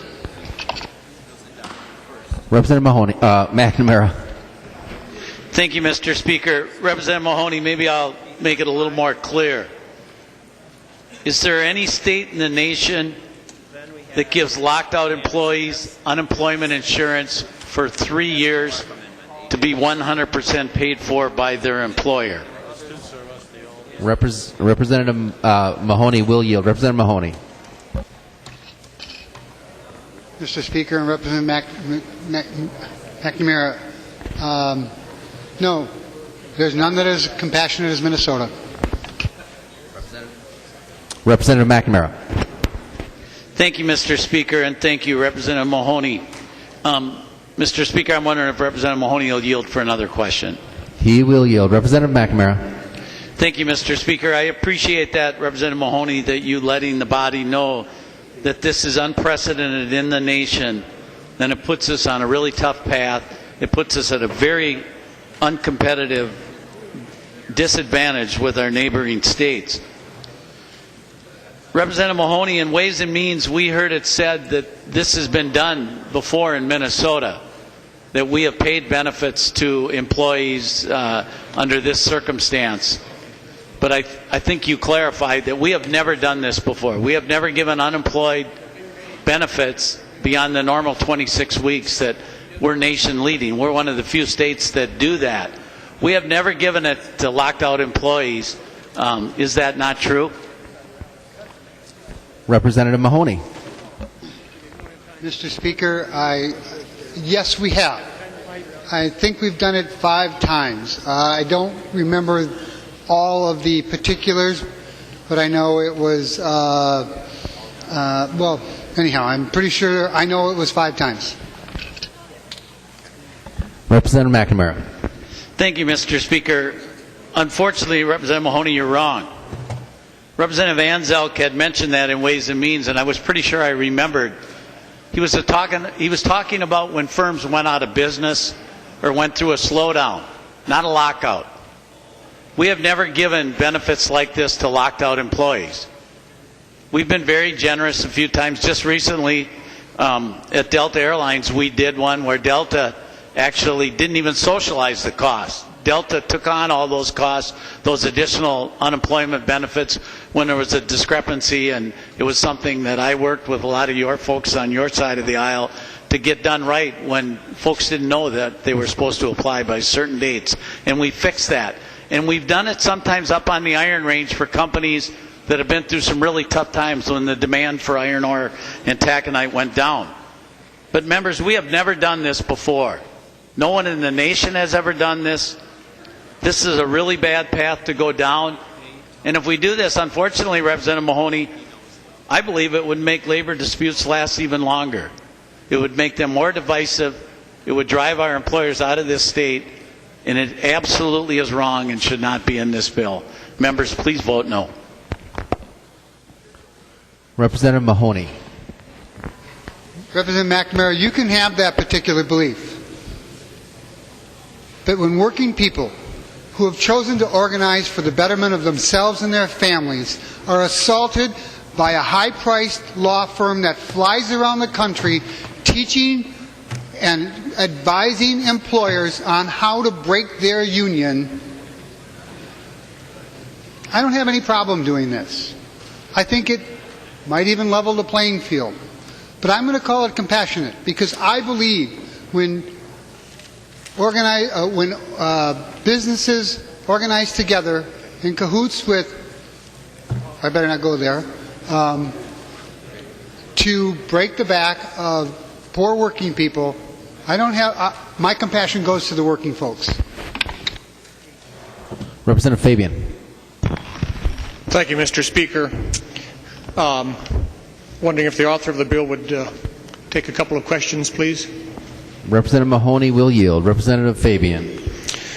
Thank you, Mr. Speaker. Representative Mahoney, we've had discussions in committee about some of the things in the bill, and some of the things I'm particularly concerned about. As everybody knows, today is tax day.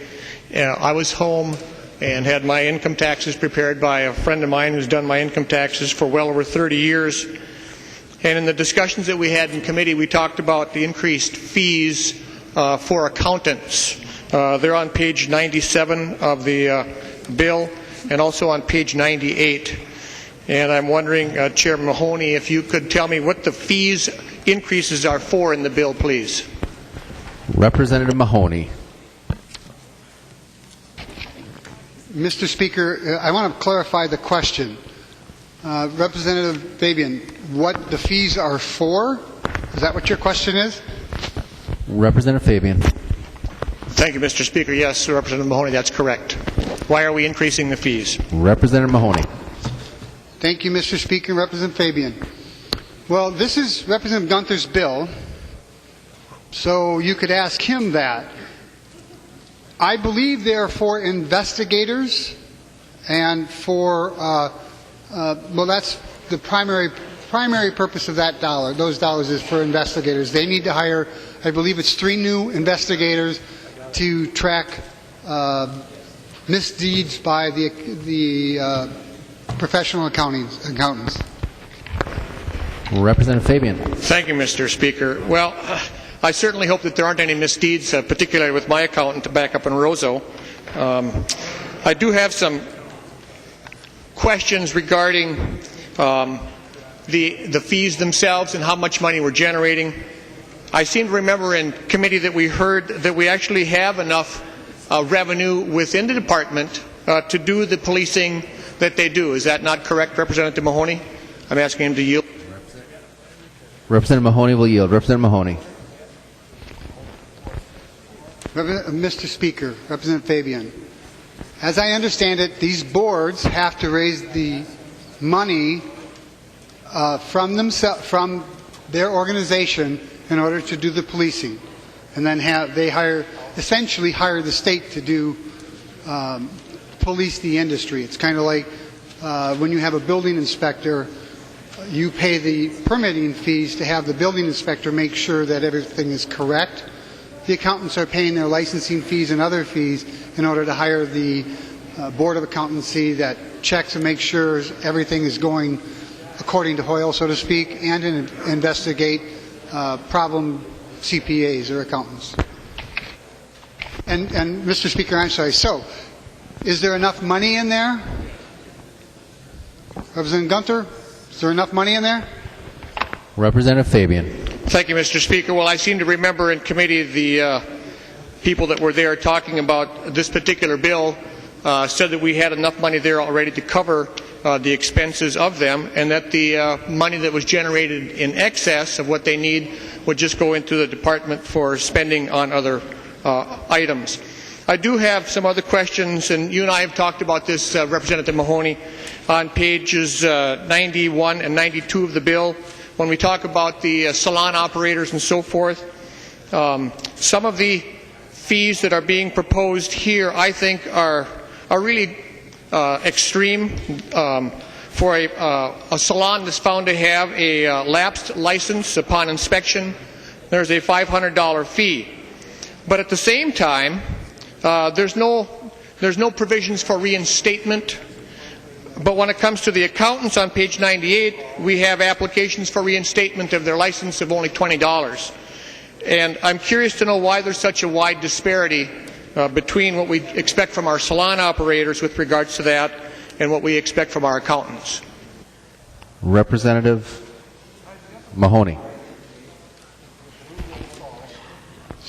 Mr. Speaker, Representative Fabian, your question is it appropriate to have a $20 reinstatement fee for the accountants and a $1,000 fine for not having your certification? Representative Fabian, these are the numbers that came from the Cosmetology Board. I sat down and went through them. These are fines for not following the rules. Did you want them lower? You should have put an amendment in. You could have done that in committee. You could have done it on the floor. You could have come to me and talked to me before I put the bill together, and we could have sat down with the cosmetologist. There was no complaint in committee about the fact that they were charging fines. And by the way, this is the first time that they're charging fines. So I took the cosmetologists at their word. They said this is an appropriate fine as compared to other states, and went along with that, Representative Fabian. Representative Fabian. Thank you, Mr. Speaker. Well, members, this is just another example. Representative Drazkowski talked earlier about the expansion of government and so forth. You know, one of the things that bothered me the most in committee, and I did raise the objection in committee to these things, if you look at the bill on line 92.19, it says there, refusal or failure to cooperate with an inspection. There's a $500 fine. And I asked specifically in committee, the people from the Board of Cosmetology, who determines refusal or failure to cooperate with an inspection? And of course it's the inspector that does that. The other issue that I brought up in committee, members, was the fact that I asked specifically, when you go out and you find one of these violations in a salon in northwestern Minnesota or wherever it is, do you have the leeway within your rules to issue a warning? Okay, for somebody who's had a clean record for years, now we're going to come in and fine them $500. And the answer that I got in committee was that no, we will assess the fine. Members, this is not reasonable. We should have had some language in here that would have allowed for some warnings and so forth. And I'm just sticking up for the small business owners in northwest Minnesota. Thank you, Mr. Speaker. Representative Anzels. Thank you, Mr. Speaker. Earlier in our debate concerning the unemployment compensation provision, mention was made of the new, somewhat radical idea that we are suggesting here with regard to the locked out workers at American Crystal. The truth of the matter is, whether a worker is locked out or on strike, the outcome is the same, the pain is the same to the worker and the community and the future of the community. And I can speak to the issue of 4 out of the 5 instances in which unemployment insurance was extended, as is contemplated in this bill, was done on the Mesabi Iron Range, at LTV Taconite, at Ainsworth Wood Products, at Eveleth Taconite, and at Hibbing Taconite. And the outcome was similar to your cleanup hitter hitting 500, because the batting average was 500. Unemployment compensation worked as the way it's supposed to work in 2 of the 4 instances, because the companies in 2 of these situations and the workers in 2 of these situations got their jobs back when restructuring and reordering and redoing the business model of the company in 2 of these 4 cases. And that's a good thing. And in Greater Minnesota, keeping trained, experienced workers in the area, even when you have a downturn in the economy and there's a temporary loss of jobs, is a really big thing. So this provision is really good, it's really important, and it's been done before. Representative Anderson was on the list. Representative Anderson. Thanks, Mr. Speaker. I think the lockout language was a big deal in this bill, that Minnesota now is one of the first to possibly offer this to workers. And on the other side, you talk about being compassionate. I would suggest we also need to be competitive. And this, I think, tips the tables a bit in workers' favor against companies, and it is a big deal. We'll see how it all works out. On the housing part of the bill, this is my first term being on the Housing Committee, and I was amazed at the number of programs that are available. The need is out there, no doubt about it, both outstate and in the metro. And one thing we really talked about was getting these programs available throughout the state if the need is there. I think a lot of us think of homelessness just in the metro area and such like that, but it is a problem throughout the state. I hope these dollars can be used all over where there's a need in that area. I was disappointed that my amendment on radon testing was not taken up tonight. It was a technicality, and we'll get it fixed. The Majority Leader assured me that we could take it up again with the HHS bill later this week, and I appreciate her words.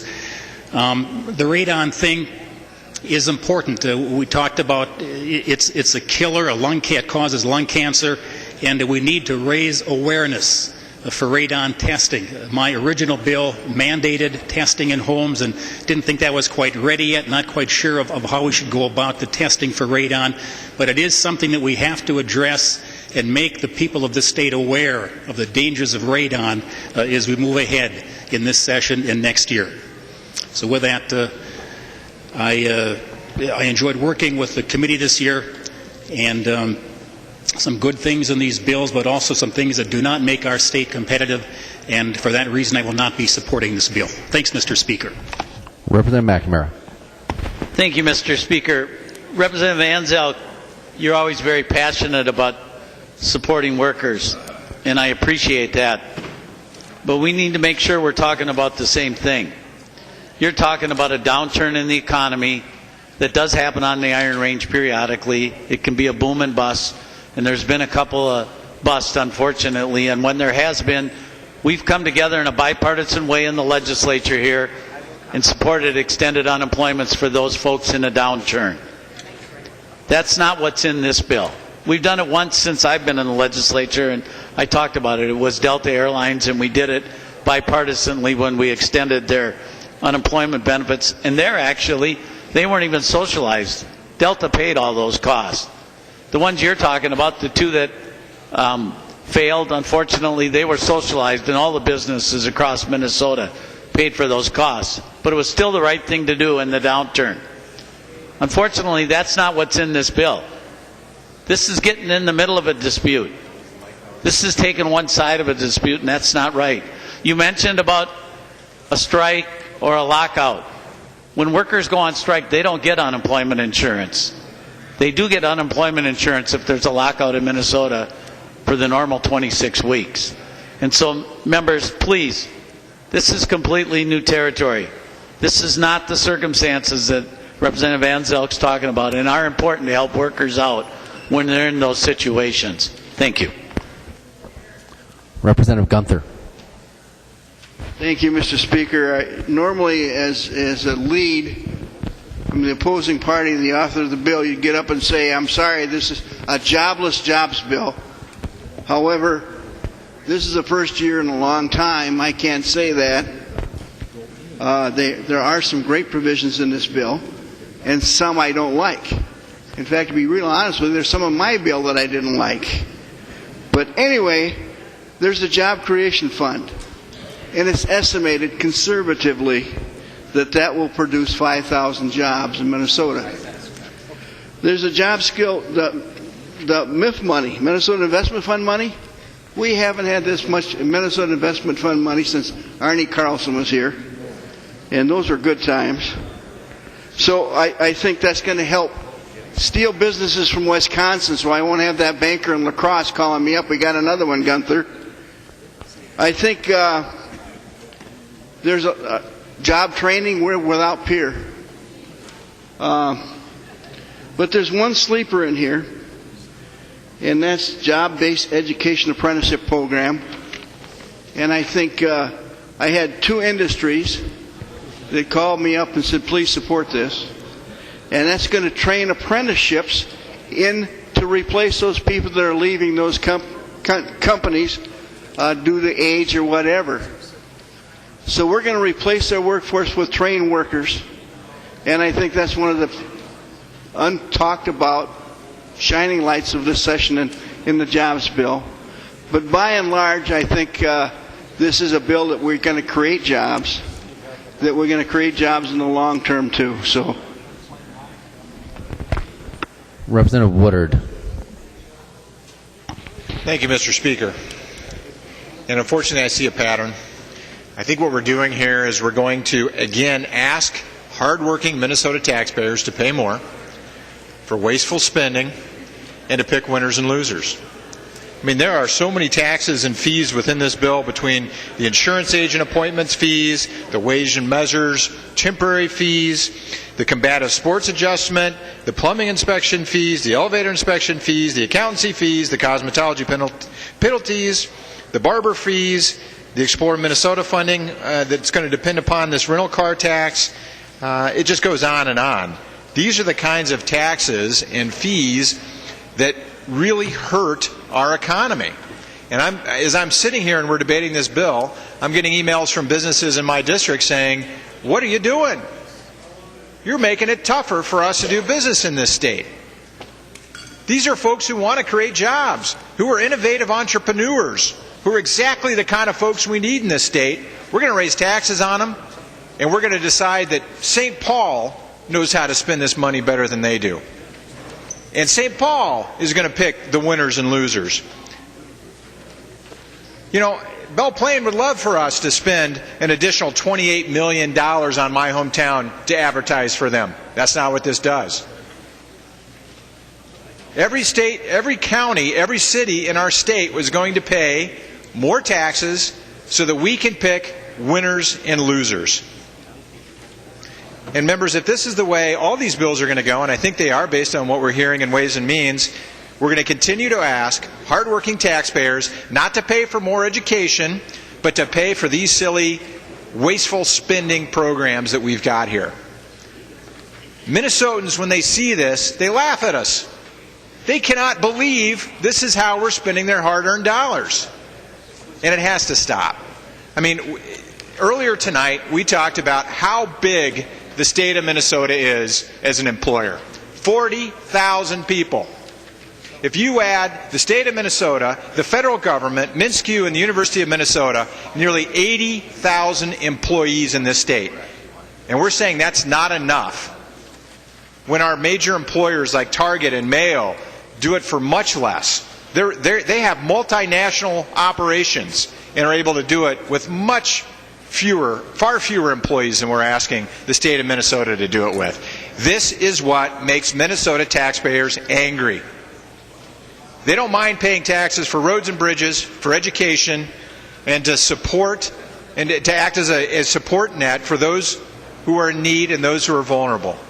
That's not what we're doing here. We're spending money because we want to raise taxes. And so we have to find things to spend money on. Members, that's what we're doing, is we're finding things to spend money on so that we can justify raising taxes.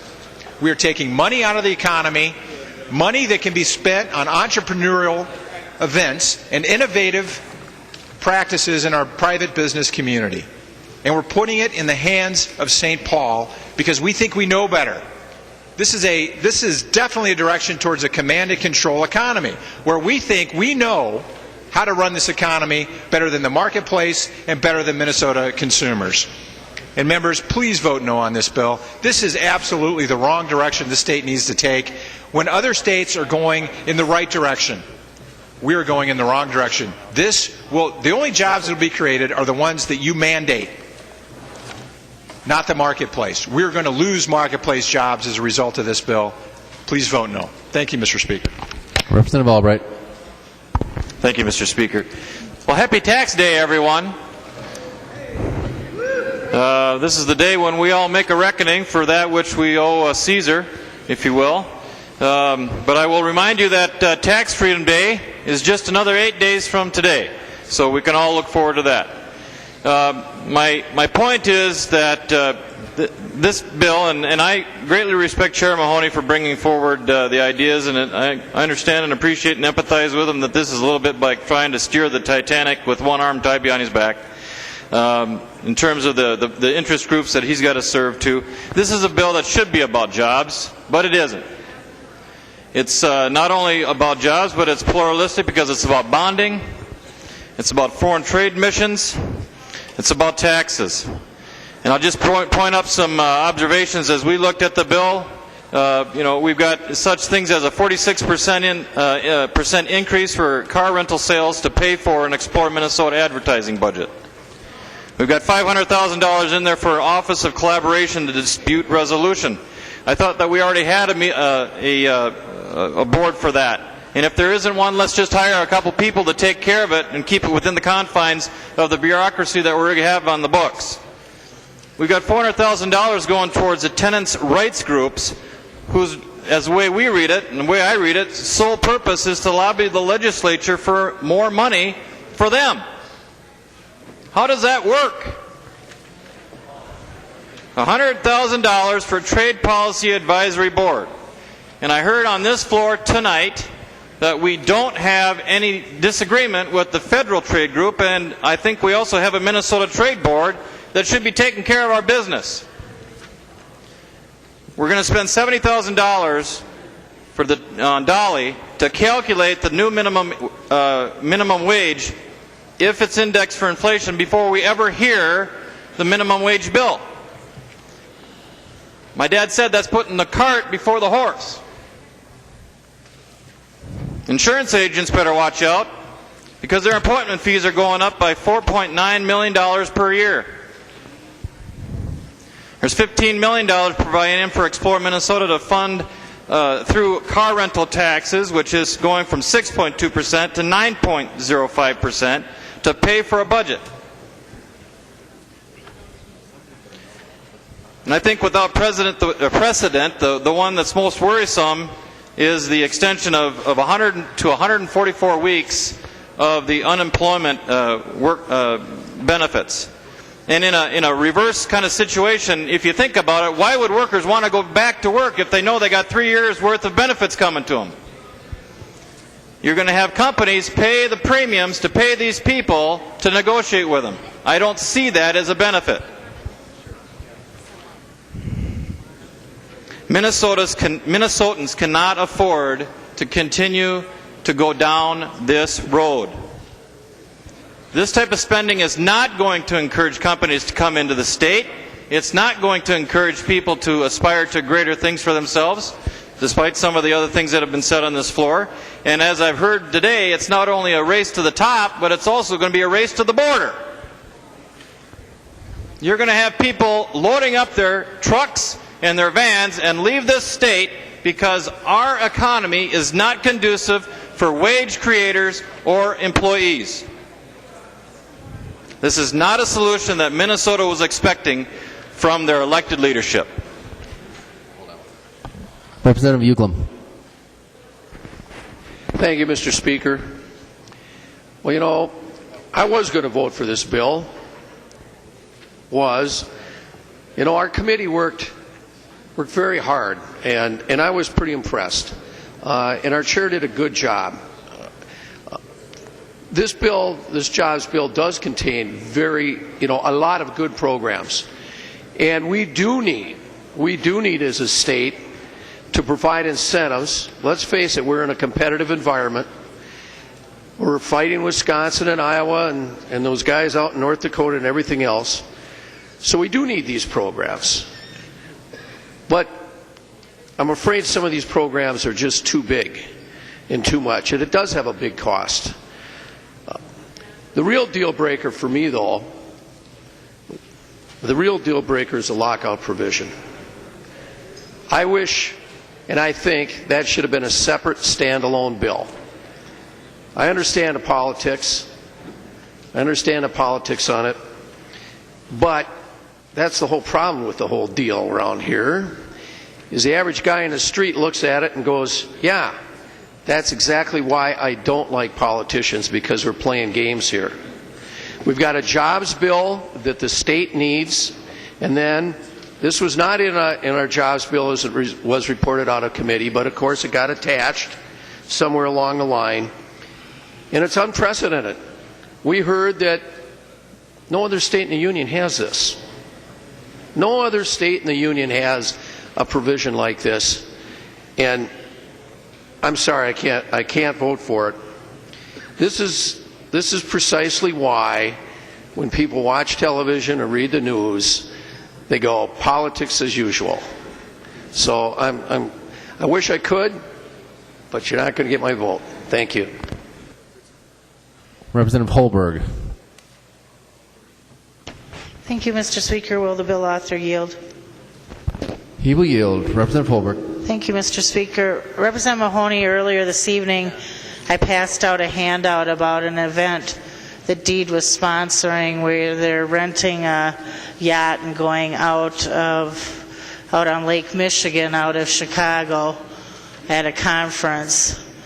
Do you view that a valid use of tax dollars? Representative Mahoney. Mr. Speaker, Representative Holberg, depends on what they're using it for.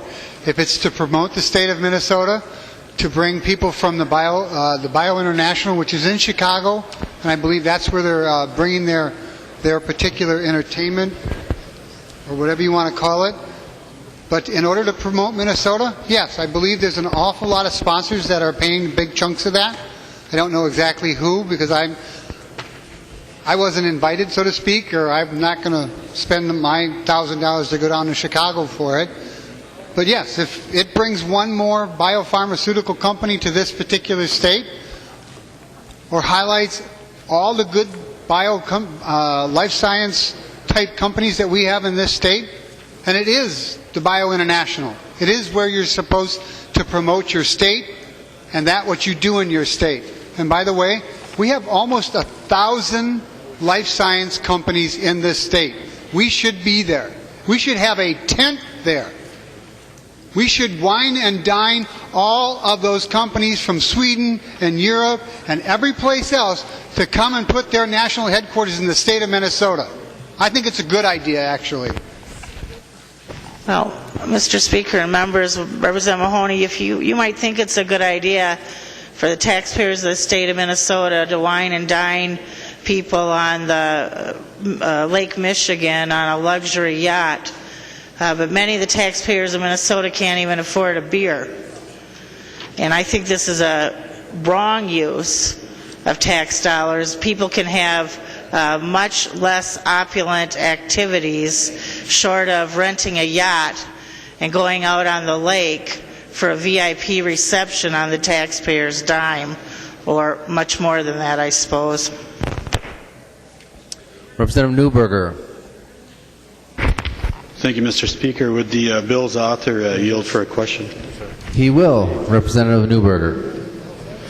Representative Mahoney, I'm trying to process through this bill, and one thing I didn't see in here is there I understand there's a change. We're going from 26 weeks to 3 years of unemployment benefits here. Is there any minimum requirement of work time that you would have to put in to qualify for this extension, or would this automatically apply to anyone that was either on strike or locked out?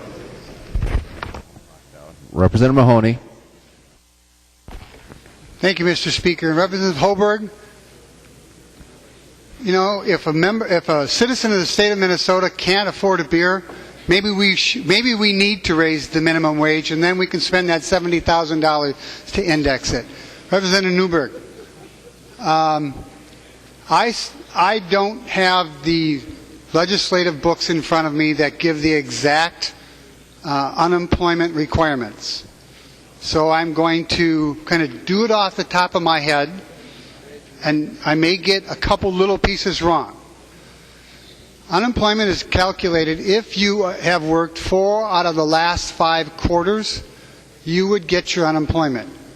Okay? If underneath this particular provision, if you have been locked out by your employer, I'm going to have to assume that there is 4 out of the last 5 quarters you have worked, and then you would be eligible for your 56 weeks. So yes. Representative Newberger. Thank you, Mr. Speaker, and thank you, Representative Mahoney. So the situation we're looking at here then, as far as I understand, is if you only work 4 of 5 quarters and you get locked out, you can get 3 years of unemployment benefits. You're basically the taxpayer would be on the hook for you for the next 3 years, correct? Representative Mahoney. Absolutely not. If you work the last 4 out of the last 5 quarters, like anyone else that has a job, and you were to be laid off, you would get unemployment for your 26 weeks in any federal extension. If your employer chooses to lock you out when you offer to negotiate and are trying to go to work, yes, you're going to get 156 weeks of unemployment.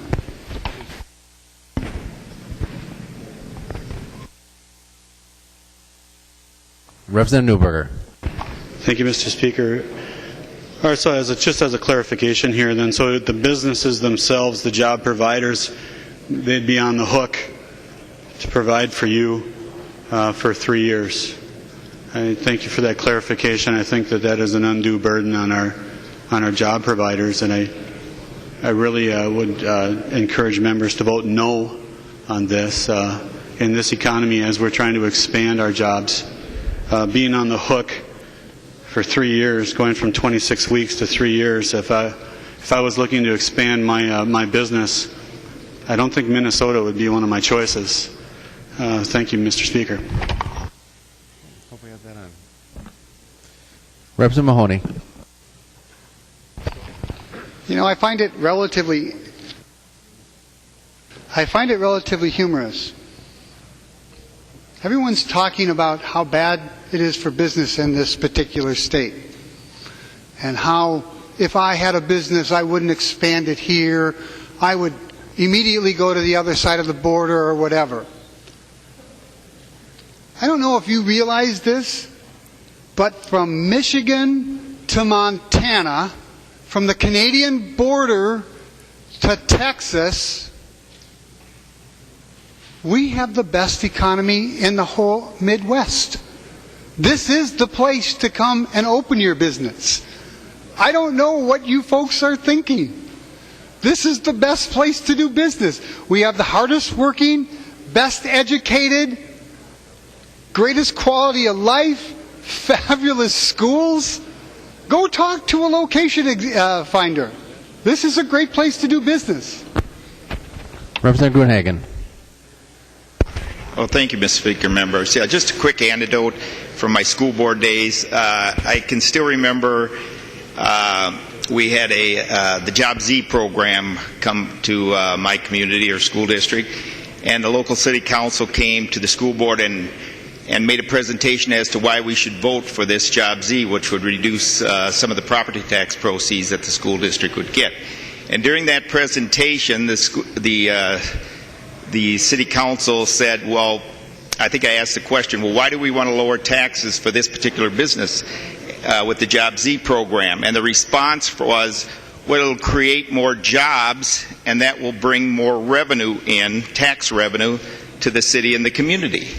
So my response was, if lowering taxes on a business creates more private sector jobs and brings in more tax revenue, then why don't we reduce taxes on all our businesses, which will create more private sector jobs and bring more tax revenue in?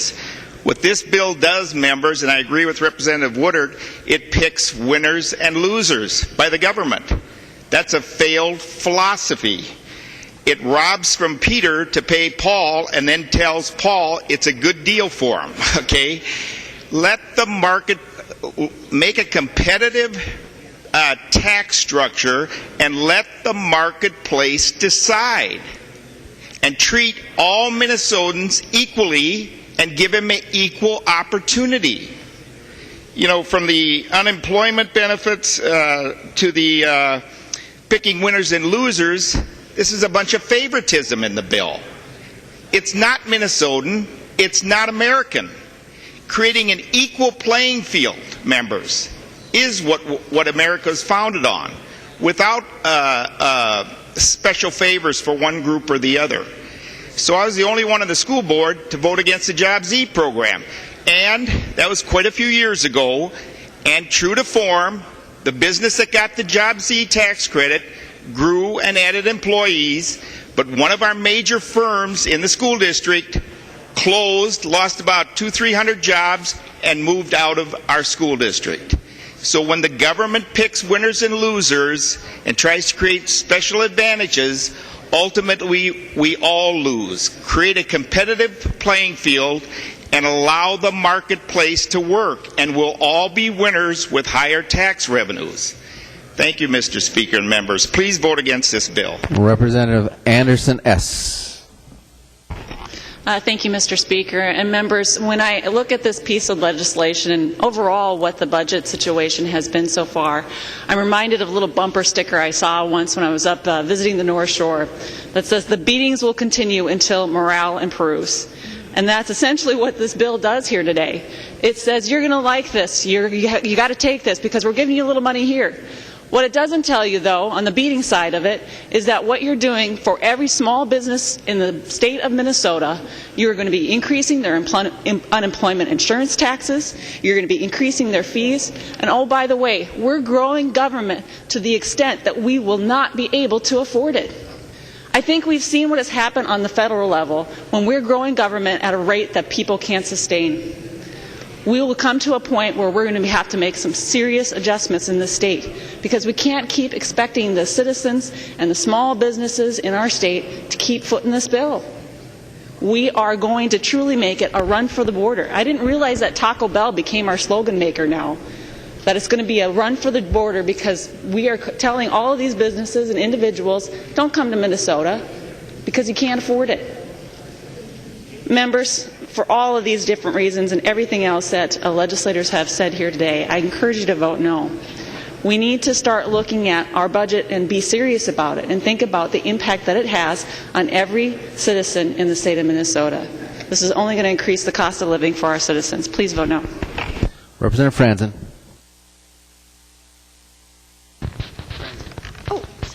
Thank you, Mr. Speaker. Members, while listening to Representative Representative Mahoney, whining and dining on the taxpayers' dime. You know, the taxpayers are going to be running out of dimes soon. The DFL wants to raise $2.5 billion worth of new taxes, of which $750 million of that new revenue is coming from raising taxes on alcohol and cigarettes. That's not the rich that's affecting. That's affecting middle-class Minnesotans. Middle-class Minnesotans that are going to have to pay more for their alcohol and their cigarettes in order to further grow the growth of government. This is a party that believes it's okay to wine and dine others on your dime. Also picking winners and losers. I'm afraid that the DFL party is becoming out of touch. We may have the best economy right now. However, when the tax bill gets to the floor and passed into law, it's going to decimate the state as we know it. This bill that we are voting on, the jobs bill, is the first of many that, if passed and signed into law, will start the economic decline of the state. Remember that $6 billion deficit that we had? I'm afraid we are on the way to repeat history of 2010. DFL members, I invite you, I challenge you to listen to your small business owners, because certainly we cannot be hearing something different than what you're hearing. They are very concerned about the policies that the DFL wants to enact on the state of Minnesota. Very concerned. So I challenge you, invite them on the day of the tax bill. Invite them to the chamber so that they can listen to the debate on the House floor. And I will leave you with this. It's a quote from JFK. An economy hampered by restrictive tax rates will never produce enough jobs or enough profits. Thank you. Representative Drazkowski. Thank you, Mr. Speaker. Mr. Speaker, wondering if Representative Clark would yield for a question. Representative Clark will yield for a question. Representative Drazkowski. Thank you, Mr. Speaker. Representative Clark, we outlined, I think, the number of state government jobs that were going to be grown in both the commerce and the deed area. I thought it was 17 and 14.4 respectively. In the housing area, any idea how many new government positions we're going to create with the taxpayers' money? Representative Clark. Thank you, Mr. Speaker. Representative Drazkowski. I guess probably what you don't know about the Minnesota Housing Finance Agency is that they have zero appropriations for their staff from the taxpayers. It's funded by their own bonding that they sell. Representative Drazkowski. Thank you, Mr. Speaker. And Representative Clark, I take that to mean that there won't be any from the housing area. Mr. Speaker, I wonder if Representative Mahoney would yield to question. He will yield. Representative Drazkowski. Thank you, Mr. Speaker. Representative Mahoney, in Article 5, Section 18 of the bill, we create... I'll read it to you. You'll be fine. We create a prohibition on barber poles. So what we say is that no person shall place a barber pole in a location that would create or tend to create the impression to the public that the business is a barber shop unless the operator holds a valid license under this chapter. For the purposes of this section, barber pole means a red and white or red, white, and blue striped vertical cylinder commonly recognized as a barber pole. So we're going to outlaw the ability for people around the state to have things that are symbolic of or resemble a barber pole ostensibly in their yard or business. So can you talk about that provision, Representative Mahoney, and what are the consequences if I have a barber pole in my yard? What are we doing to me? Representative Mahoney. Well, I know what I'd like to do with it, but I won't go there. I'm sorry, I couldn't resist. The barber pole provision in there is what's been happening is people with cosmetology licenses have been using the barber pole to kind of lure us unsuspecting males in to go see our barber. And the barbers had come to us last year, or last biennium, and asked to have this put in. It didn't quite make it in. I believe it's 29 or 31 other states require that if you're going to have a barber, the red and white or red, white, and blue barber pole on your business, you actually have to be a barber. Now, if you want to put one out in your garage, and unless you're cutting someone's hair out in the backyard, nothing's going to happen to you. If you've got one in, the corner pub and somebody uses it as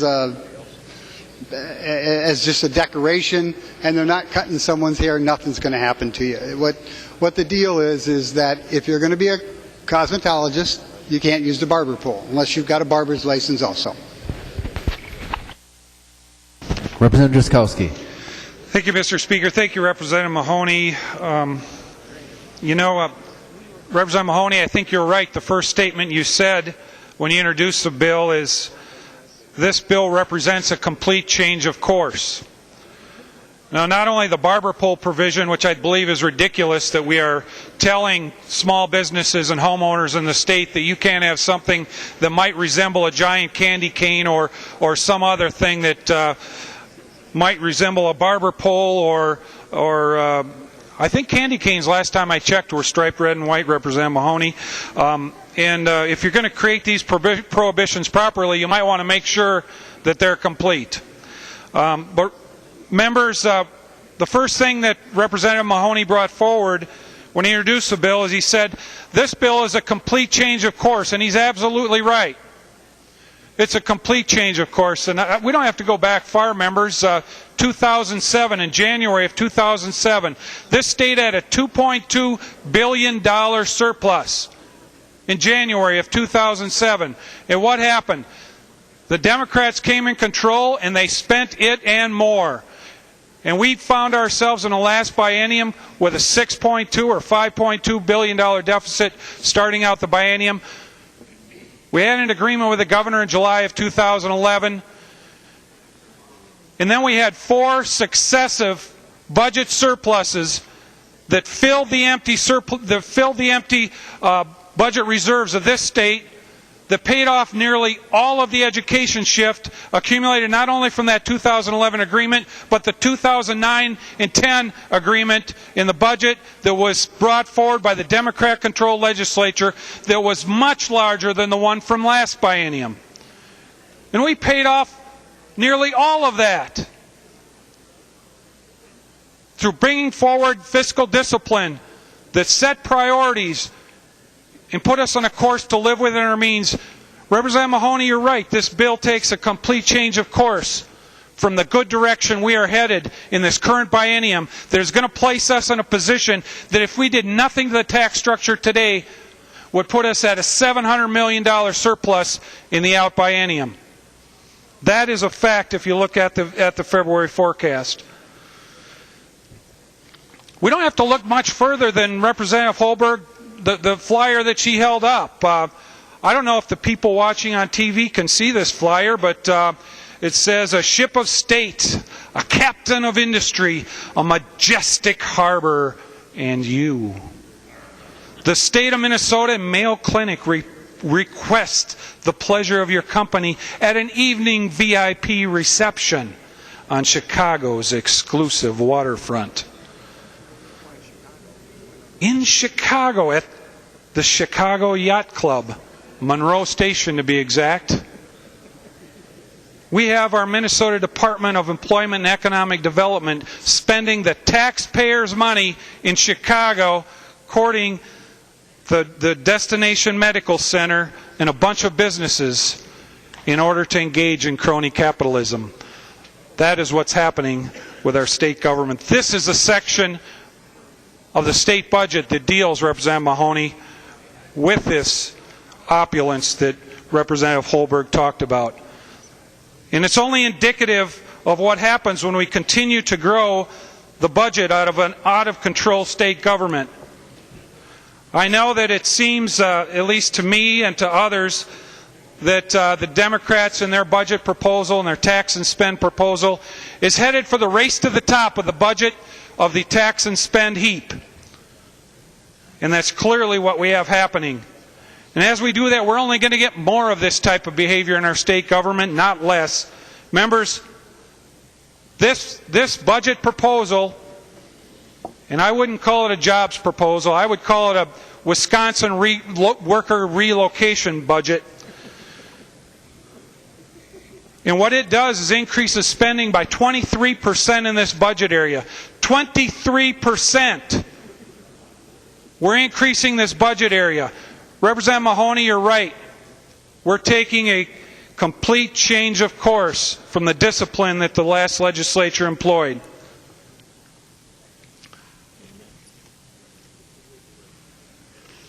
The wasteful spending, not only the Chicago opulence on the waterfront, but the additional waste of spending. We're going to increase the car rental sales tax by 46% to provide more money for Explore Minnesota advertising. And I'm told by Representative Atkins that that'll increase 7 times for every dollar we invest. And we had a good discussion in tax committee, and I suggested if it's going to increase it 7 times, we should be spending maybe $1 billion or $1 trillion if that's the case. But we know that that's nothing but hyperbole. $1.9 million in tax breaks for filmmakers, including non-Minnesota filmmakers. $1 million for the Office of Broadband Development. We have state government involved in developing broadband in Minnesota, when we have private companies that are doing a great job in our state and bringing forward technology. But instead, we're going to extract $437 million from the hardworking Minnesotans and their employers, take it into the treasury of the state government, and find these creative Chicago-like ways to redistribute these dollars. $500,000 for a network of better futures to assist ex-felons. $140,000 for a voicemail program for homeless people and ex-felons. Wasteful spending, misplaced priorities, members. We're going to increase fees. The taxes that Representative Lencheski's committee is going to be she's going to have the fun of watching over, at least if you're a Democrat. For Republicans, it won't be so much fun. But they're going to provide for a lot of your excesses in this budget expenditure that will bring your spending up an additional 23%. But that's not enough. Need another $29 million in more fees to tax hardworking taxpayers even more. Insurance agent appointment fees, another $4.9 million a year. The combative sports adjustment was talked about, another $44,000. Accountancy fees, $237,000. I guess that's to pay for those additional government workers, so we can tell accountants what they can and can't do. Cosmetology penalties, another $700,000. So you got to have more money in your pocket to approach that barber pole, is what I'm gathering there. The additional taxes and fees on Minnesotans does not quit. The insatiable appetite for spending cannot be controlled by the leadership in this legislature. Now, this is cast as a jobs bill, but we've talked, and as far as we can tell, the only jobs that are created are government jobs. We added up from what we could see, 31 government jobs that it creates. I haven't seen anything else in the bill that tells me we're going to create another single job. But I can tell you this, $437 million that we are going to extract from the hardworking Minnesotans and their employers, bring it into state government, and engineer the redistribution of that money in ways that fall at the pleasure of this body and the one across the building. Now, if you take that $437 million and you realize the number of jobs the private sector could be creating with that money, 6,819 jobs that we are killing with this bill in the private sector in order to create 31 government jobs. This is wasteful spending, misplaced priorities, and an insatiable appetite for spending. Lastly, we talked about the provision that is very misdirected. It tells our employers that they're going to get to pay more in the area of unemployment insurance that their unemployment insurance dollars that they pay as they try to stay afloat every day in this state, that those unemployment dollars are going to be used to provide unemployment for a selected group of workers, selected by the majority, union workers, who will be paid for 3 years not to work. 3 years we're paying people not to work, and we're losing the ability to create jobs in the meantime. Now, I thought this was about jobs. This bill is not about jobs, members. It is an effort to join the race to the top of taxing and spending in this United States of America, to place Minnesota to be the highest tax and spend state in the country. We're well on our way with this bill. Members, I encourage you to support or to vote red on the bill. Thank you. Representative Hurtas. Well, thank you, Mr. Speaker and members. It's really disappointing to listen to the rhetoric that we've been talking about this being a jobs bill. I mean, there seems to be a real penalty to be a business owner in this state. And we continue to keep talking about making the cost of doing business even more expensive. Now, it's been argued that Minnesota is the best place in the whole upper Midwest. But we're certainly not encouraging or giving any economic certainty to these businesses to want to come here and locate. And if you don't think it's not happening, according to the IRS, Americans moved between the states in the last decade, they moved over $2 trillion in adjusted gross incomes between the states. $2 trillion. That is more than the GDP of the state of California. It's just shocking. And Florida saw tremendous gains, while New York experienced massive losses. Florida had $86.4 billion of gross income come to Florida, while New York lost $58.6 billion. In addition, using official statistics from the IRS, the 9 states with no personal income taxes gained $142 billion of disposable income. The 9 states with the highest personal income taxes, which includes Minnesota, lost $107.4 billion of gross adjusted income. The 10 states with the lowest per capita state local tax burdens gained $69.9 billion, and the 10 states with the highest per capita state local tax lost $139 billion. Now, we've heard the argument that spending a dollar in the Explore Minnesota program yields $8 of benefits. Why can't we understand that when we put money back into the private sector, we'll get the same type of yield? We're creating jobs. We're creating money that moves between you and me. When I earn a dollar, I spend it with you. There's a tax consequence. There's earned income, sales taxes collected. That's what makes the coffers get more money. We saw that happen during the last 2 years. When you leave money in the private sector, our revenue has been increasing. If you don't think that capital doesn't move, if it doesn't vote with its feet, listen to this statistic. In California, 32 million people. Talk about fairness. 44,000 families are paying 50% of California's income tax. So California needed more money because they've got problems. They just can't stop the spending. Minnesota should take note of this. So they decided to hit the upper income, those 44,000 families, with 1% higher income tax rate. The net result, that number of families fell to 28,000. They left the state, and California lost $3 billion of revenue. Folks, the shots over the bow have been fired. This is a warning signal. We can't presume simply that Minnesota is the best place to be, no matter what the price. People are voting with their feet. Thank you.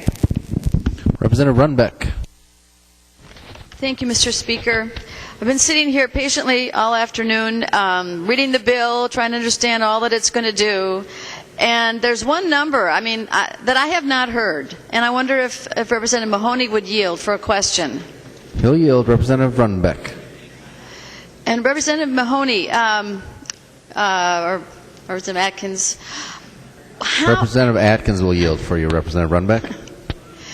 The number, I think, that a lot of folks who are watching us and watching government spend their money, we'd like to know how many people are actually going to get trained and retrained and made ready for jobs and have their skills built through the programs in this bill.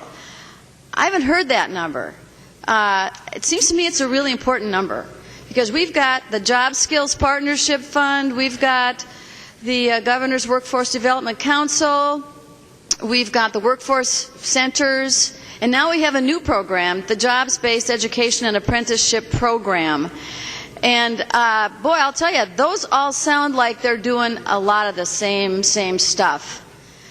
But hey, if they are retraining, folks who've lost their job and need to get back into the workforce, if they're really actually contributing to getting folks back, receiving an income, that might be one thing. Do you know what that number is, Representative Mahoney? How many folks, how many participants in these programs, job skills building, retraining, job preparedness, how many folks will have the benefit of that in 2014 when all these programs are in place? Representative Mahoney. Mr. Speaker, Representative Runbeck, I am sure that number exists. I do not have it with me. And the other part to that is that we do a lot of contract job training with the state. That's what we're trying to do with the competitive grant program. And we were trying to get away from earmarking job training programs. And hopefully, because we didn't put any of those kind of earmarks on this particular bill, when we go to the Senate, which continues to do that, they'll take our position. But I don't think I have that particular number. I can find it for you. Take me a day or so, but I don't have that number here. But you're more than welcome. I'll get that to you, and probably by the middle of the week. Representative Runbeck. Thank you, Mr. Speaker, and thank you, Representative Mahoney. I really would appreciate it. I think it is the bottom line, and it is why all of this exists, it seems to me. So thank you, and I'll look forward to that number. But perhaps you could, and Representative Mahoney and Mr. Speaker, if Representative Mahoney would yield for another question. He will yield. Representative Runbeck. Thank you, Mr. Speaker. And Representative Mahoney, we do have the new program, which got very little discussion and mention, Jobs-Based Education and Apprenticeship. How does that program differ from the Job Skills Partnership Program, the Dislocated Worker Program, what they do at the Governor's Workforce Council, and so on and so forth? How does it contribute something new? Or are we just trying to sound good and have a new program all about jobs? Is this just, some kind of frosting? Representative Mahoney. Thank you, Mr. Speaker and Representative Runbeck. I may call a friend, and if Representative Isaacson is around, he might want to jump in if I get it wrong. But JEEP, as it's called, it's one of the better names that we've come up with, is a training program for precision manufacturing. Do we do it elsewhere? I'm sure there's some program in the state, but we have no coordinated sharing of information across those particular institutions. And that's what this is trying to do. It's trying to raise the number of institutions that do precision manufacturing training, and it's an apprenticeship program, so it's 2,000 hours of training with the machines. I think it's 144 hours of classroom. So yes, it is a new program. Is it one that we have similar even? No. Is there a need? Absolutely. Absolutely. You can go to almost any manufacturer in the state, and they will say, this is a great idea. We love this. I have, Representative Isaacson probably has more, but I have at least a couple of dozen emails and letters supporting this particular program in my office. So I don't know if that answers your question, but that's what I know about it. And Mr. Speaker and Representative Mahoney. Representative Runbeck. The description of it sounds so similar to programs that already exist. So it's very, very hard to get a sense of how it might be different, how it might be offering something new. Granted, precision manufacturing sounds good, but it seems like we have mechanisms in place to get the people connected to do that already. But just one last quick question. Can I be Are you asking Representative Mahoney to yield? Mr. Speaker and Representative Mahoney, if he would yield. He will yield. Representative Runbeck. If I'm an employer, do I have to be a union employer to participate in JEEP? Representative Mahoney. Representative Mahoney. Mr. Speaker, Representative Runbeck, it's one thing to say on the floor, we have similar programs. I'll get you my numbers that I told you I'll get you. You get me one example of a similar type program anywhere in the state, and I'll be a happy man. And do you need to be a union employer? Absolutely not. It's always better to be a union employer, but no, you don't need to be. So no. Thank you, Representative Mahoney. Representative Runbeck. Okay, Representative Doubt. Thank you, Mr. Speaker and members. As we're kind of winding down here, I was sitting at my desk thinking, this is the bill that a lot of us talked about when we ran, or at least the subject of this bill, and that was jobs.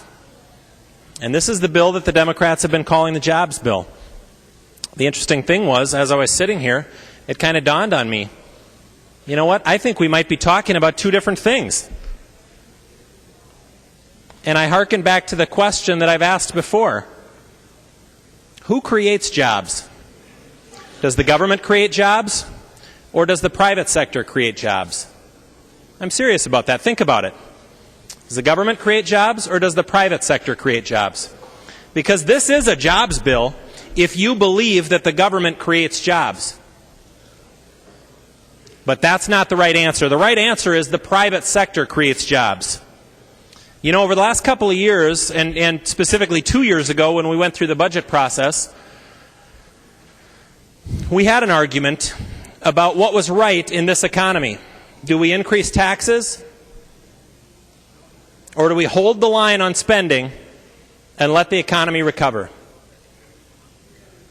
We had a $6.2 billion deficit when I was sworn in. And the governor said we need to increase taxes. That was the answer. And we said, no, that's the wrong move in this economy. And we all know what happened. Of course, we had a 20-day government shutdown, which none of us liked.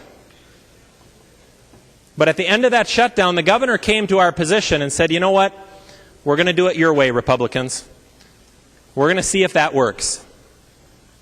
But the great part is, we get to look back now on history, and we get to see something that worked.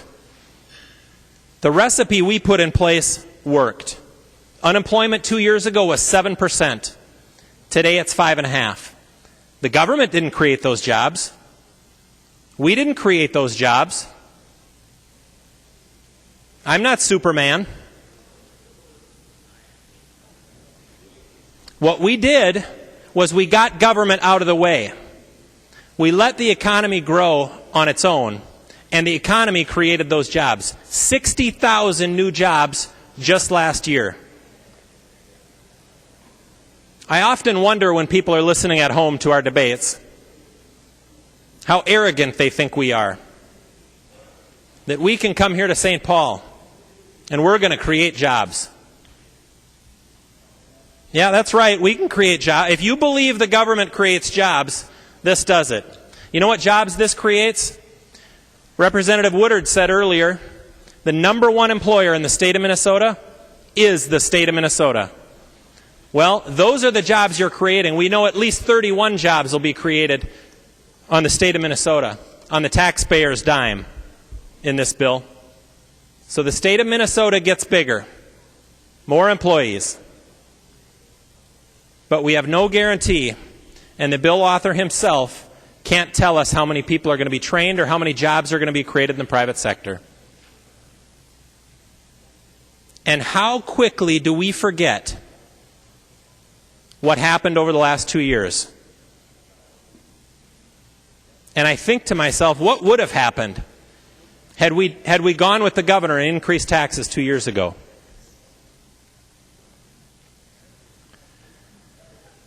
$18,000 new businesses were filed in Minnesota just last year. 18,000 people said, you know what, I'm going to take a chance. I'm going to start a new business in Minnesota and maybe even hire some people. That's the American dream. But what are we doing?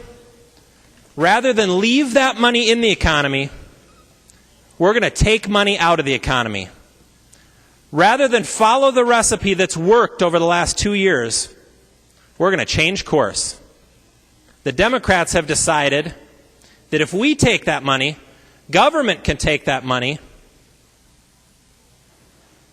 we'll increase taxes to pay for it, because if we spend this money, somehow we can create jobs. That's why I think, gosh, these people at home must think we're arrogant down here. You know what I do when I want advice on how we should create jobs? I ask people who do create jobs. You know what the Republicans did the night of the governor's State of the State? We invited job creators to come and sit next to us on the House floor to listen to the governor's speech. And beforehand, we had an hour-long listening session where we listened to job creators from all over the state of Minnesota, from our districts, and even a few from some of your districts. They came and they told us what we could do to let them create jobs. Unfortunately, I haven't seen any of it in this bill.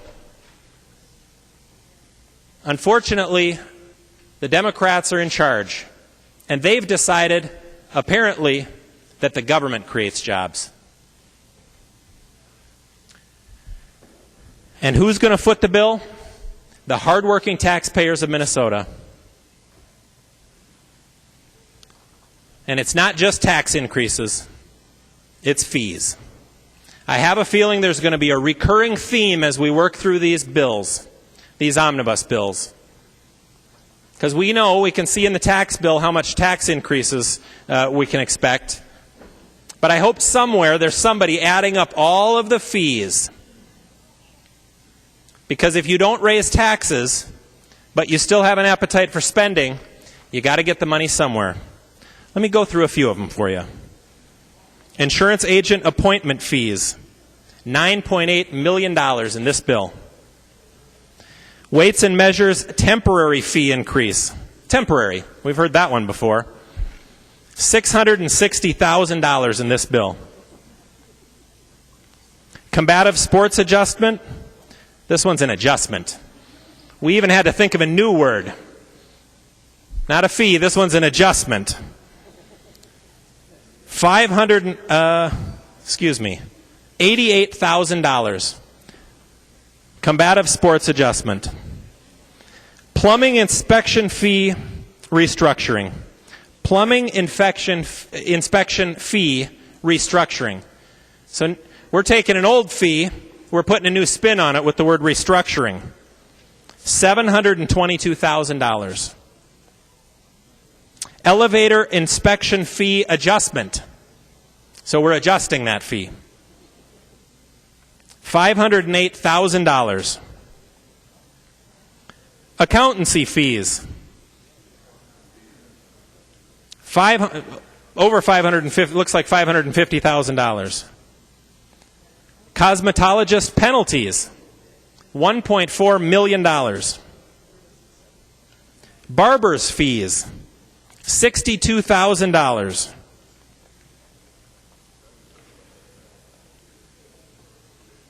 And we're also going to raise a tax. I know we're going to see this in the tax bill, but it's the rental car tax increase. 46% increase on rental cars in Minnesota. The spending's in this bill, $15 million. Fees, not taxes. Some of them are adjustments. Some of them penalties. All for increased spending. Where does this money come from? My question to you, Democrats, who's going to pay for it? You know what the answer is? The hardworking taxpayers of Minnesota. People who, blood, sweat, and tears, run their business, stick their neck out to give other Minnesotans jobs. You're going to take this money, members, out of the economy so that we can decide how we think government can create jobs. Because apparently we know better than the people who actually create jobs in Minnesota. What are we going to do with the money? More wasteful government spending. $512,000 to create an Office of Collaboration and Dispute Resolution in the Bureau of Mediation Services, including intergovernmental and public policy collaboration. That one's $512,000. I don't know if that's going to create a job. I'll let you guys be the judge of that one. $400,000, members, for Homeline, a tenants' rights group. So they can do what? So they can come here and lobby us. That's right. I don't know. Maybe that creates some lobbyist jobs. I don't know. Maybe. You guys can be the judge of that one, too. $360,000, members, for DEED marketing consultants to rebrand state programs. Yep, we got to rebrand our state programs to the tune of $360,000. I don't know where that's going to create a job. If we tax services, likely that's going to create a job in another state. Stay tuned. $300,000 for DEED to conduct a county-by-county cost of living study. I think we already have somebody doing that. $140,000 for a voicemail program for homeless people and for ex-felons. And my favorite, $70,000 to the Department of Labor and Industry to calculate the new minimum wage just in the event that we pass a bill in the future where minimum wage is indexed to inflation. You know what I was going to say? That we could give a calculator to a fourth grader and save 70 grand. But you know what? I don't want to insult the fourth grader. We could give them a pencil and a piece of paper and save the hardworking taxpayers of Minnesota $70,000. Members, I appreciate the efforts we've put in, and I know we've had a good debate here this afternoon and evening.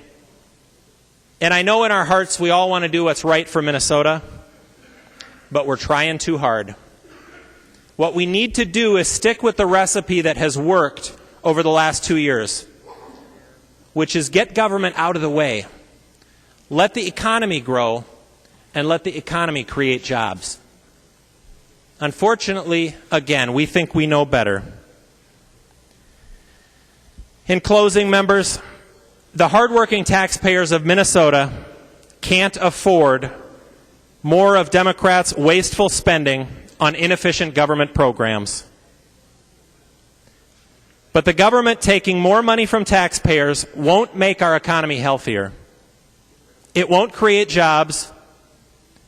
It won't encourage entrepreneurs to start businesses. And it won't bring companies to Minnesota. We need real solutions that create real jobs and real opportunities here in Minnesota. Members, this bill deserves a red vote. Representative Murphy.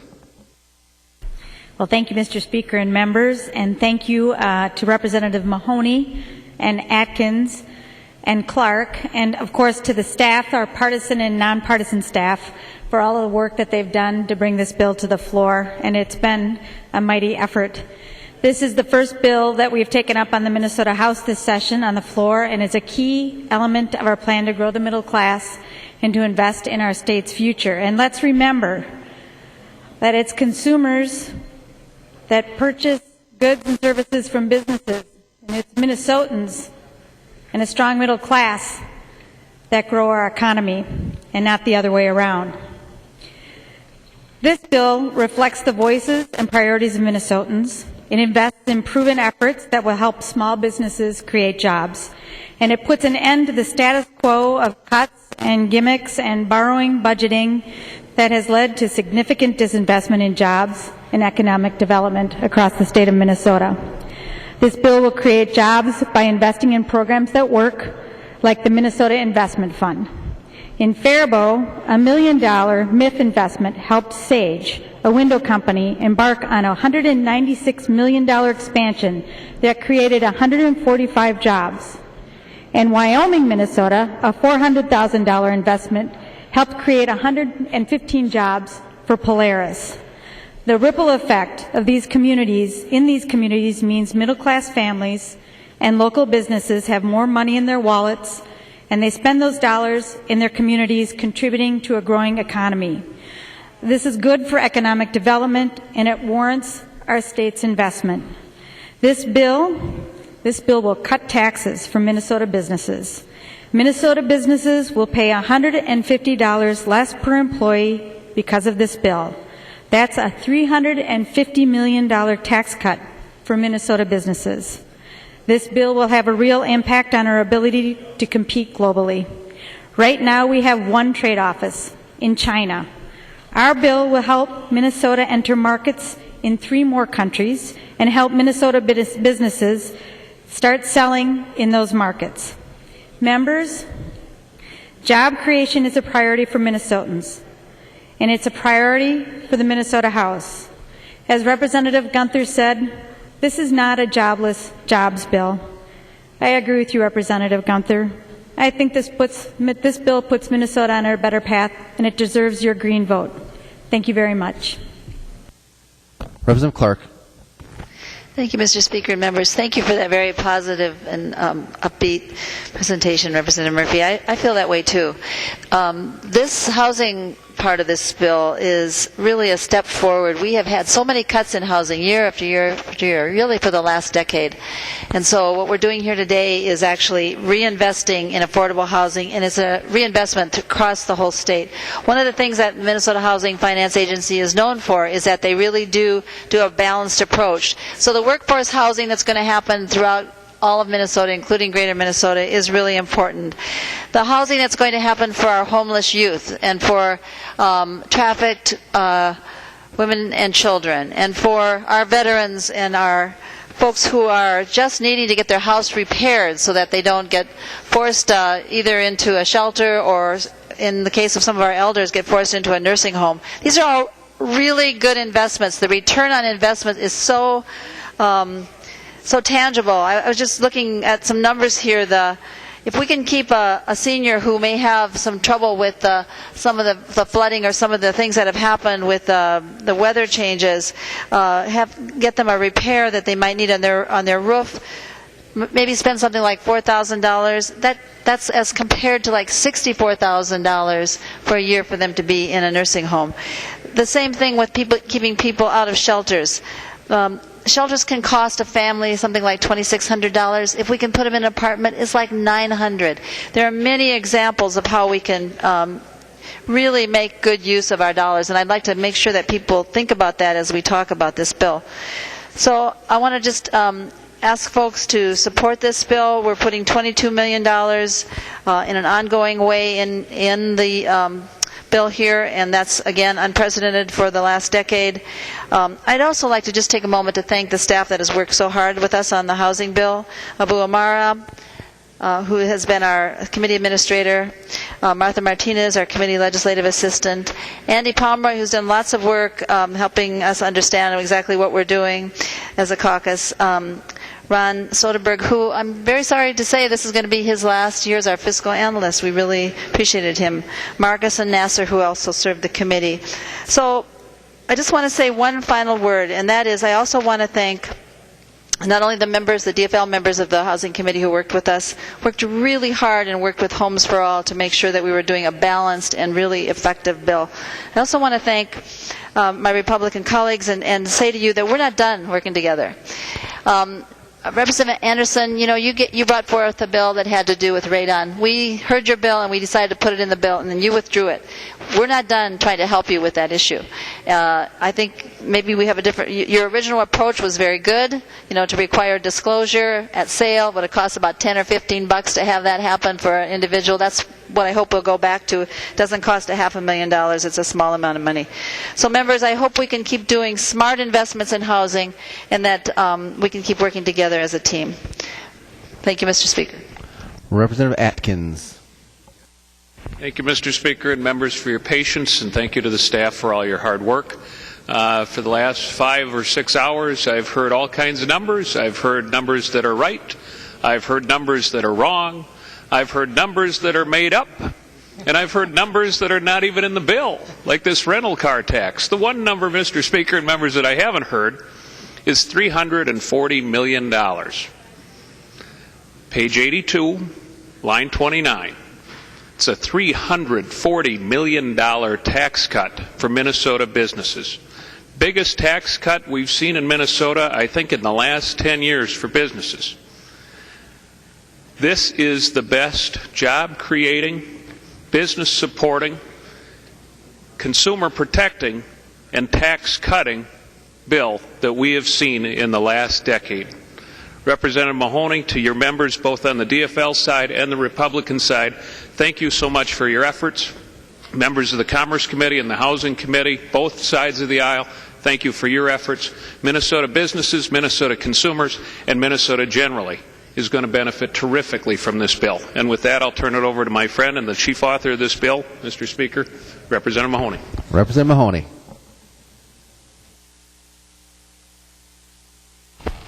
Members, no one puts a bill together by themselves. So I do need to thank my colleagues from the other side of the aisle, except for the 2 that didn't vote for it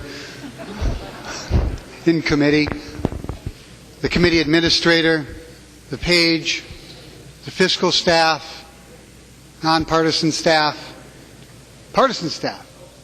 We all worked very hard to put this bill together. And this is, I was so happy to hear Representative Drazkowski say repeat what I said, this is a complete change of direction for the state. We are actually stepping up to the plate. Granted, not as much as Wisconsin, who is 3 or 4 points of unemployment higher than us, or Iowa, who has somewhat of a similar problem. We're not stepping up that much. But we're doing a significant improvement. And Representative Gunther is correct, and I'm sure he's very happy to be able, for the first time in 10 years, to say this is not a jobless jobs bill. Just the job creation fund by itself, $18.5 million, creates a matching investment, capital investment in the state of $500 million. The MIF funding, I get tired of the ROI line on a regular basis. But this will help attract and retain businesses in the state of Minnesota. There is nothing flashy and wild in this bill. There is no crazy, far-out kind of jobs program. This is bread and butter, meat and potatoes, economic development. This is what the Department of Employment and Economic Development said that they could take out and take to every state, every country they can possibly get to, and bring back jobs. This is the bill that DEED said they could take to every county in the state and help the economic development people of those counties to create jobs in greater Minnesota. Not only just for people like you and I, but for our kids and the kids to come. That's what we want. We want to keep those kids in greater Minnesota because they're the lifeblood. And this bill sets the table. Representative Doubt, you're correct. Government doesn't make the job. We set the table. We put the programs out there that businesses get to use. I don't know what businesses you were talking to, but every one of them I talked to said we need more skilled workers. And we did that in this bill. Job Skills Partnership is now up to almost $11 million. We increased workforce training programs throughout the bill. We're helping the hardest to train, the hardest to get a job in this bill. Representative Murphy referenced the trade offices. That is the best kind of business we can do. If we sell our products overseas, it's less of a cost to us for infrastructure, for police, fire, roads, whatever. We're sending that all overseas and bringing that money back to the state. That's the kind of business that we want to do. We want to be selling our products throughout the world, and we are going to with the numbers in this bill. Our numbers have improved in China since we put the trade office there. They will improve in the other regions of the world where we put the other 3 trade offices. We are training small businesses, under 200 employer, to export to other countries. We are helping so many people in this jobs bill. And this is a jobs bill. We are spending 2.5 times what we spent on the last biennium on job development. We are spending almost double on job training. And the trade policy, as I spoke to. We are spending almost, I think it's 40% more to sell our products overseas. We're giving DEED the tools to go out and market our state. That's what we do. We're acting like a business. We're going out as a sales force to sell our state to other areas. And my colleague, Representative Atkins, cited the page and the line. I won't do that again.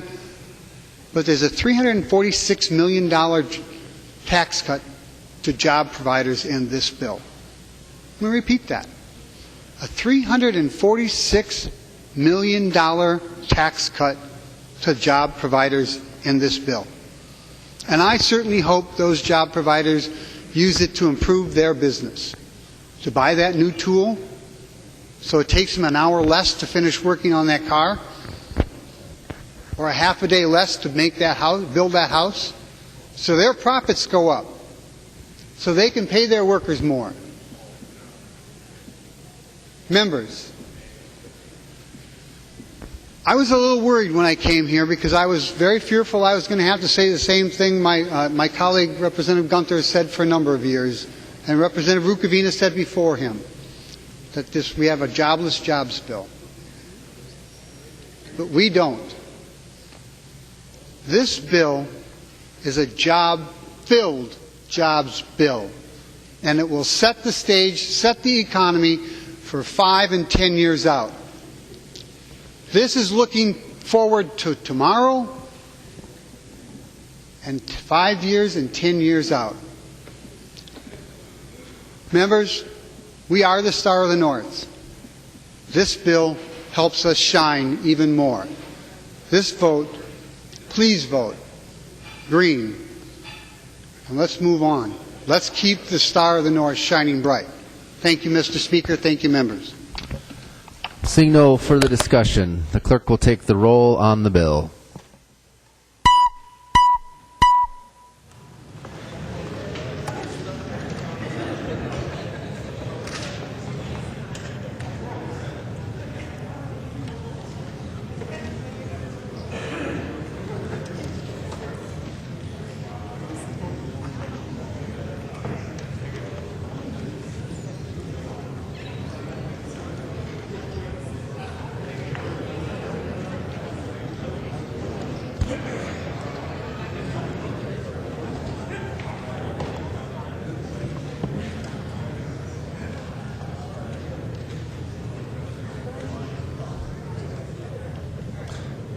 Clerk will close the roll.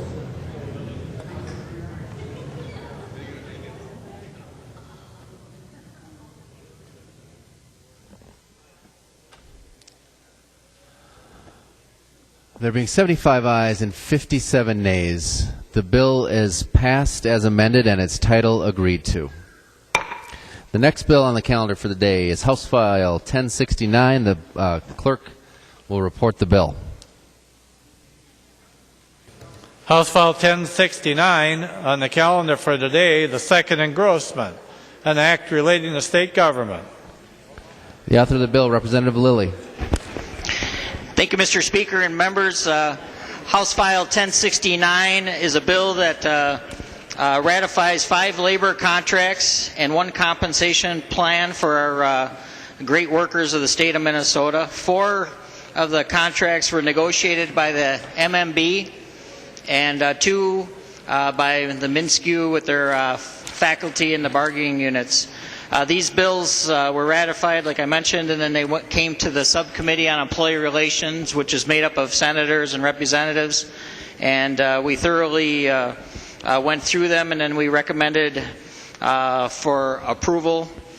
The bills from there went on to the Labor Committee, and then to the Senate, or to the State Gov Finance, and then to Ways and Means. These contracts are for the current biennium, which ends in June in this year, and these contracts cover employees in the executive branch, not the legislative, not like our star team up in front here. I don't know how they do it. Pretty impressive. And all the staff around here helping out.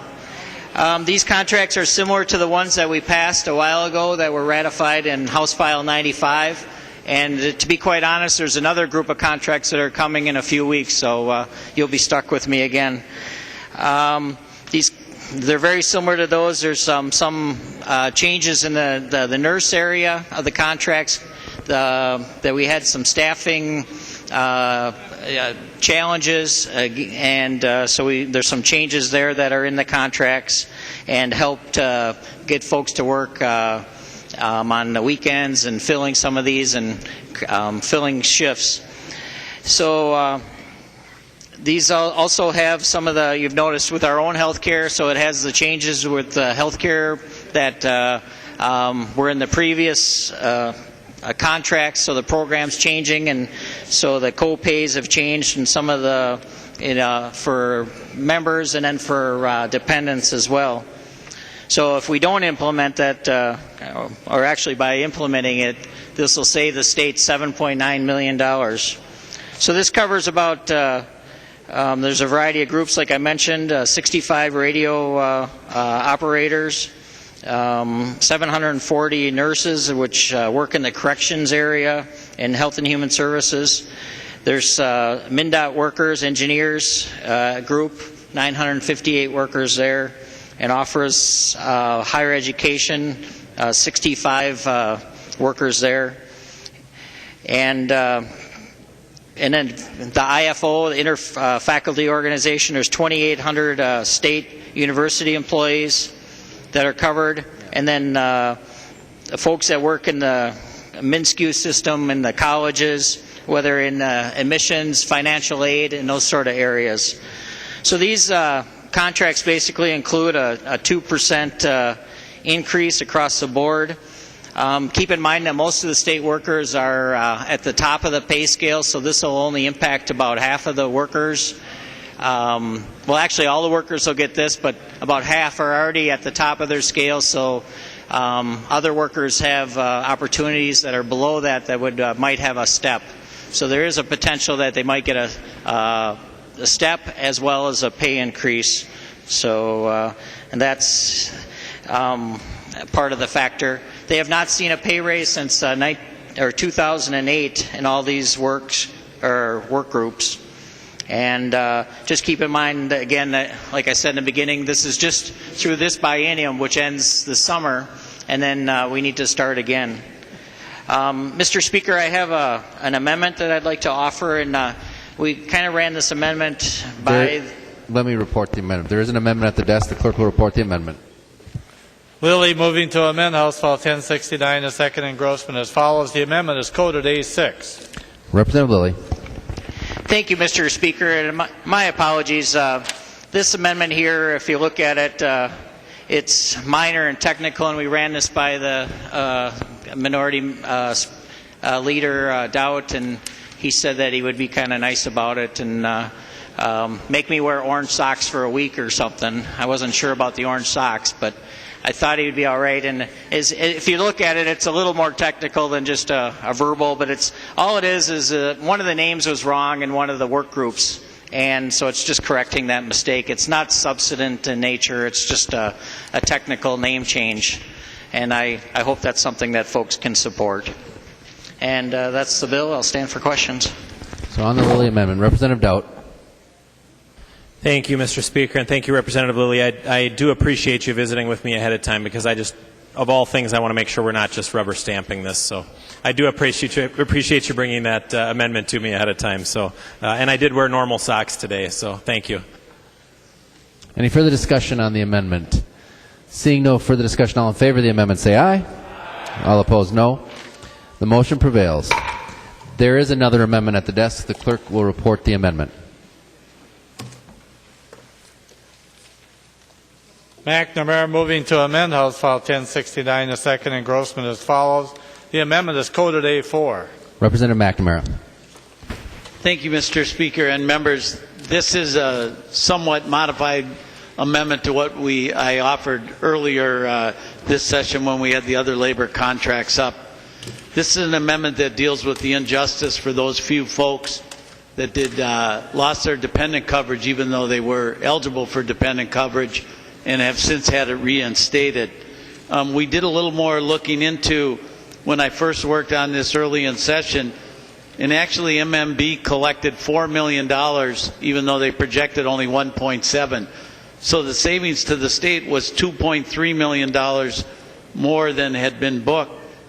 And the cost of this amendment, the fiscal note that Representative Schoen and I each have a similar bill, actually they're exactly the same, and the fiscal note's about $300,000. So we're actually only using about 1/7 of the money that exceeded the savings that MMB received. And it was, I was pleased to see yesterday we had the state government bill, Representative Murphy, who gave us a hearing in her committee and said she was interested in the issue, heard my bill in her committee and asked MMB to work on the issue. And fortunately yesterday in Representative Carlson's committee, he himself offered basically this amendment, the first part of it, to the state government bill. And so I appreciate Representative Carlson doing that.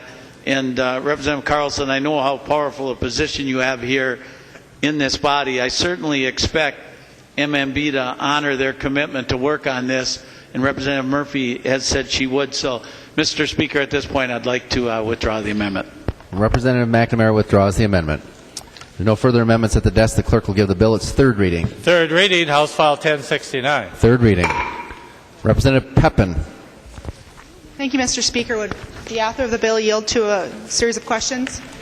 Representative Lillie will yield. Representative Pepin. Thank you, Mr. Speaker. And Representative Lillie, you ran through some of the details of the bill rather quickly, and of course, if you look at the language of the bill, all the details aren't in there because it just refers back to the contracts. Can you run through the different groups and let us know what the maximum amount of a pay increase that an employee could get for each of these? Representative Lillie. Mr. Speaker and Representative Pepin, let's see.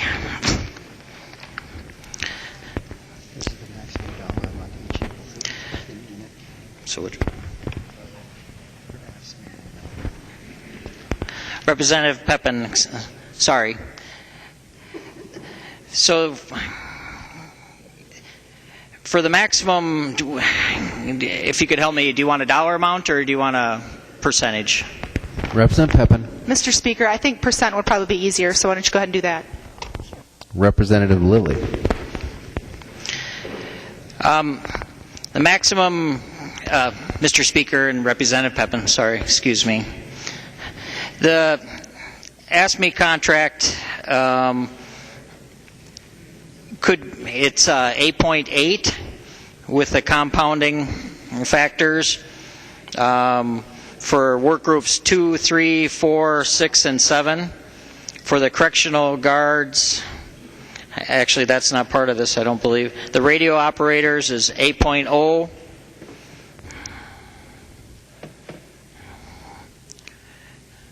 They're all in the 8 to 9 range percentage. Representative Pepin. Representative Pepin. Thank you, Mr. Speaker and Representative Lillie. I do have a list. The 8 and 9% is if, I believe it says eligible to receive 2 steps and the 2% across the board. Some of them, though, Representative Lillie, I believe, could get more than 2 steps. Perhaps you can walk along with me here. My understanding is that the Minnesota Nurses Association, they would get a 2% across the board increase, a 4% step increase for some of them, and then another 4% salary increase for a Achievement Award program if they qualify for that. Is that correct? Representative Lillie, if you'd continue to yield. He will yield. Representative Lillie. Mr. Speaker and Representative Pepin, you are correct, and I was incorrect when I said 8 to 9. It is with the nurses. It could be 10, and it is over a 2-year period. So, and it does not involve all. Like I mentioned in my opening comment, it doesn't involve all the workers. It's it's less than half that are impacted. So, but it is over a 2-year period. So. That's kind of a factor. It sounds like 10%, but it's really 5. Representative Pepin. Thank you, Mr. Speaker. And Representative Lillie, could you walk us through the loan repayment program that the nurses will be eligible for? I don't think you gave much detail about that or mentioned that even in your opening. If you'd continue to yield. Representative Lillie will yield. Representative Lillie.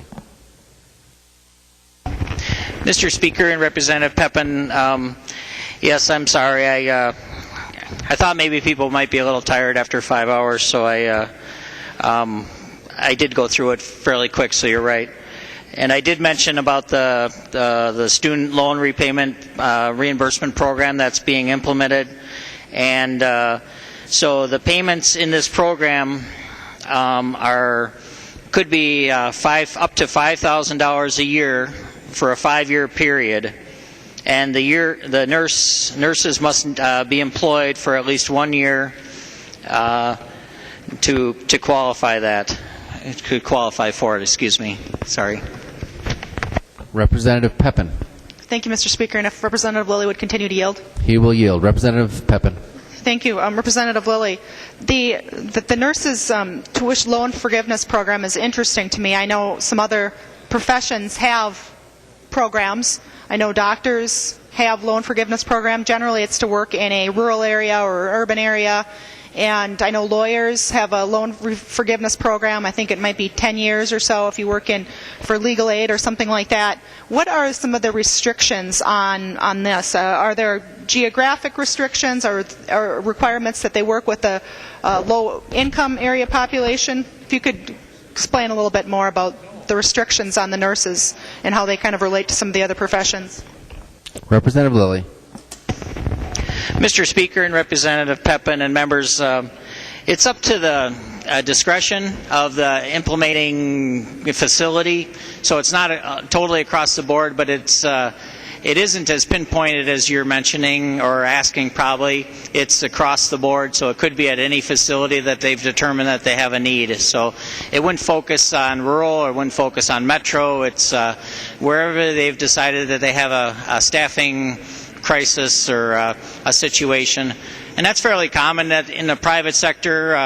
I know that nurses in the Health East system here in the metro, they pay for schooling. It's quite a common practice in the nursing industry and trade, and that's what they found. They were having trouble with finding folks to pick up these jobs, and so they want to compete with the private sector. So this is actually a case where they're trying to match what's going on currently in the private sector. So, Representative Pepin. Thank you, Mr. Speaker, and Representative Lillie. Would Representative Lillie continue to yield? He will. Representative Pepin. Thank you. And Representative Lillie, how old can the debt be? So in other words, if I went to school 5 years ago, 10 years ago, 20 years ago, could that debt be forgiven if it's old debt? And how far back would that be? Representative Lillie. Mr. Speaker and Representative Pepin, it has to be within the last 15 years. Representative Pepin. Thank you, Mr. Speaker. And Representative Lillie, correct me if I'm wrong. I want to make sure I get this, and then I'll have, if you'd yield for a question at the end. He will yield. Representative Pepin. Thank you. So, just for the nurses, as an example, the maximum salary increase could be more than 10%, and it would include debt repayment of $5,000 a year, and the only requirement is that the nurse work at least 1 year working half-time, and that debt can be 15 years old.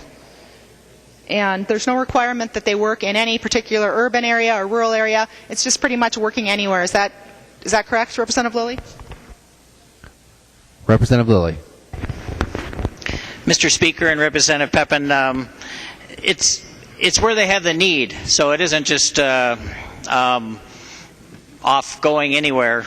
And so, I mean, if there's a need, and that's what it's very targeted. It's pretty common in the private sector. Is this a time where I should apologize to you for saying rubber stamping to you? Representative Pepin. Thank you, Mr. Speaker and Representative Lillie. Sure, I'll always take an apology, and I think it's really important that we don't rubber stamp anything in the legislature. It's important that we do our duty and always ask the tough questions and make sure we're doing our duty for the citizens of Minnesota. Representative Lillie, I think I just have one question for you, and you can perhaps let me know if I'm incorrect in this. Would you yield to another question? He will yield. Representative Pepin. Thank you. Representative Lillie, I've got the sheet here from MMB, and it has the percent increase averages, and I'm sure someone else might want to talk about the dollar amounts because I think that's even more startling. The increase in salary if an employee is the highest paid job class in the beginning agreement plan and is eligible to receive 2 steps, and the 2% across the board increase during the 2011-2013 biennium. And I believe that would not include the maximum. Again, correct me if I'm wrong, but I just want to run these through. AFSCME, again, 8.8%. The radio operators, 8%. The Minnesota Government Engineers Council, 10.2%. Minnesota Nurses Association, 10.3%.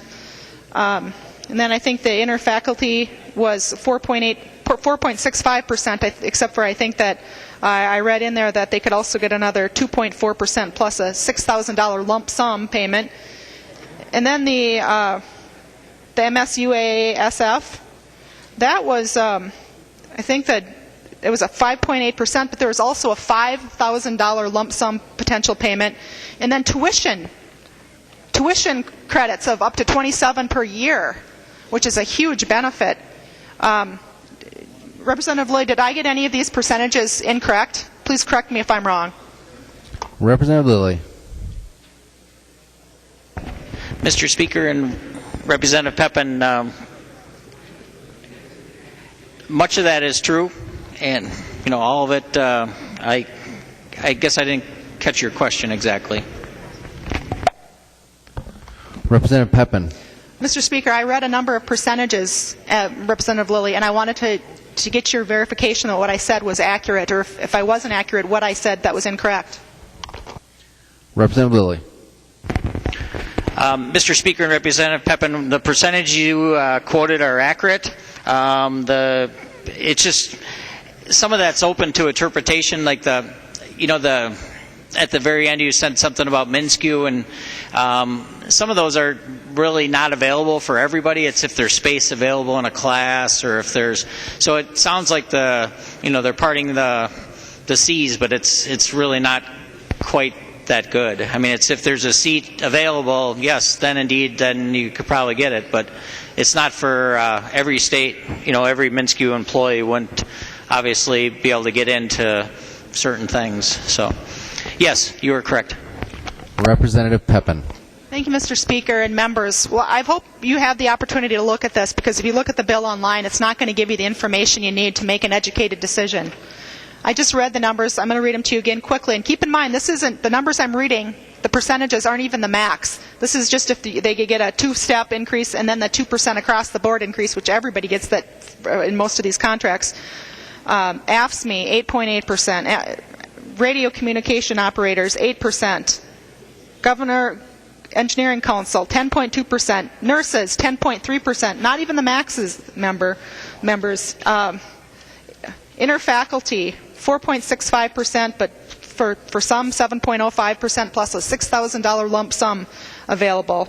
MSUASF 5.8% plus a $5,000 possible lump sum plus tuition reimbursement of up to 27 credits per year. And then just alone in the nurses contract, I want you to really think about that. And I understand that other professions have loan forgiveness programs, but I think this is particularly egregious because it goes back 15 years and it pays $5,000 per year. And the only requirement is that a nurse work 1 year at least half time. There's no the reason a lot of these programs were set up is to serve communities in rural areas and urban areas where they simply don't have the doctors or the lawyers that need the services. But here, there's no any type of geographic requirements or a requirement of which communities they help. So it's basically just free money, $5,000 of free money. So if I went to nursing school and my loans are 15 years old, I could have been working for years and years and years and years, making good salary, and now I can get loan repayment of $5,000 per year, which, you know, I understand that nurses do a great job, and I'm not trying to take away from the hard work and the good work that all of these folks do that are represented in all of these contracts. But I want you to consider what these contracts are considering what is going on in the private economy, the private sector. This isn't representative of what's happening. And to have private sector folks having to pay the way when they're not getting their tuitions reimbursed, they're not getting free tuition credits, and the raises going, you know, we're talking double-digit increases. And I just don't see that the economy merits that.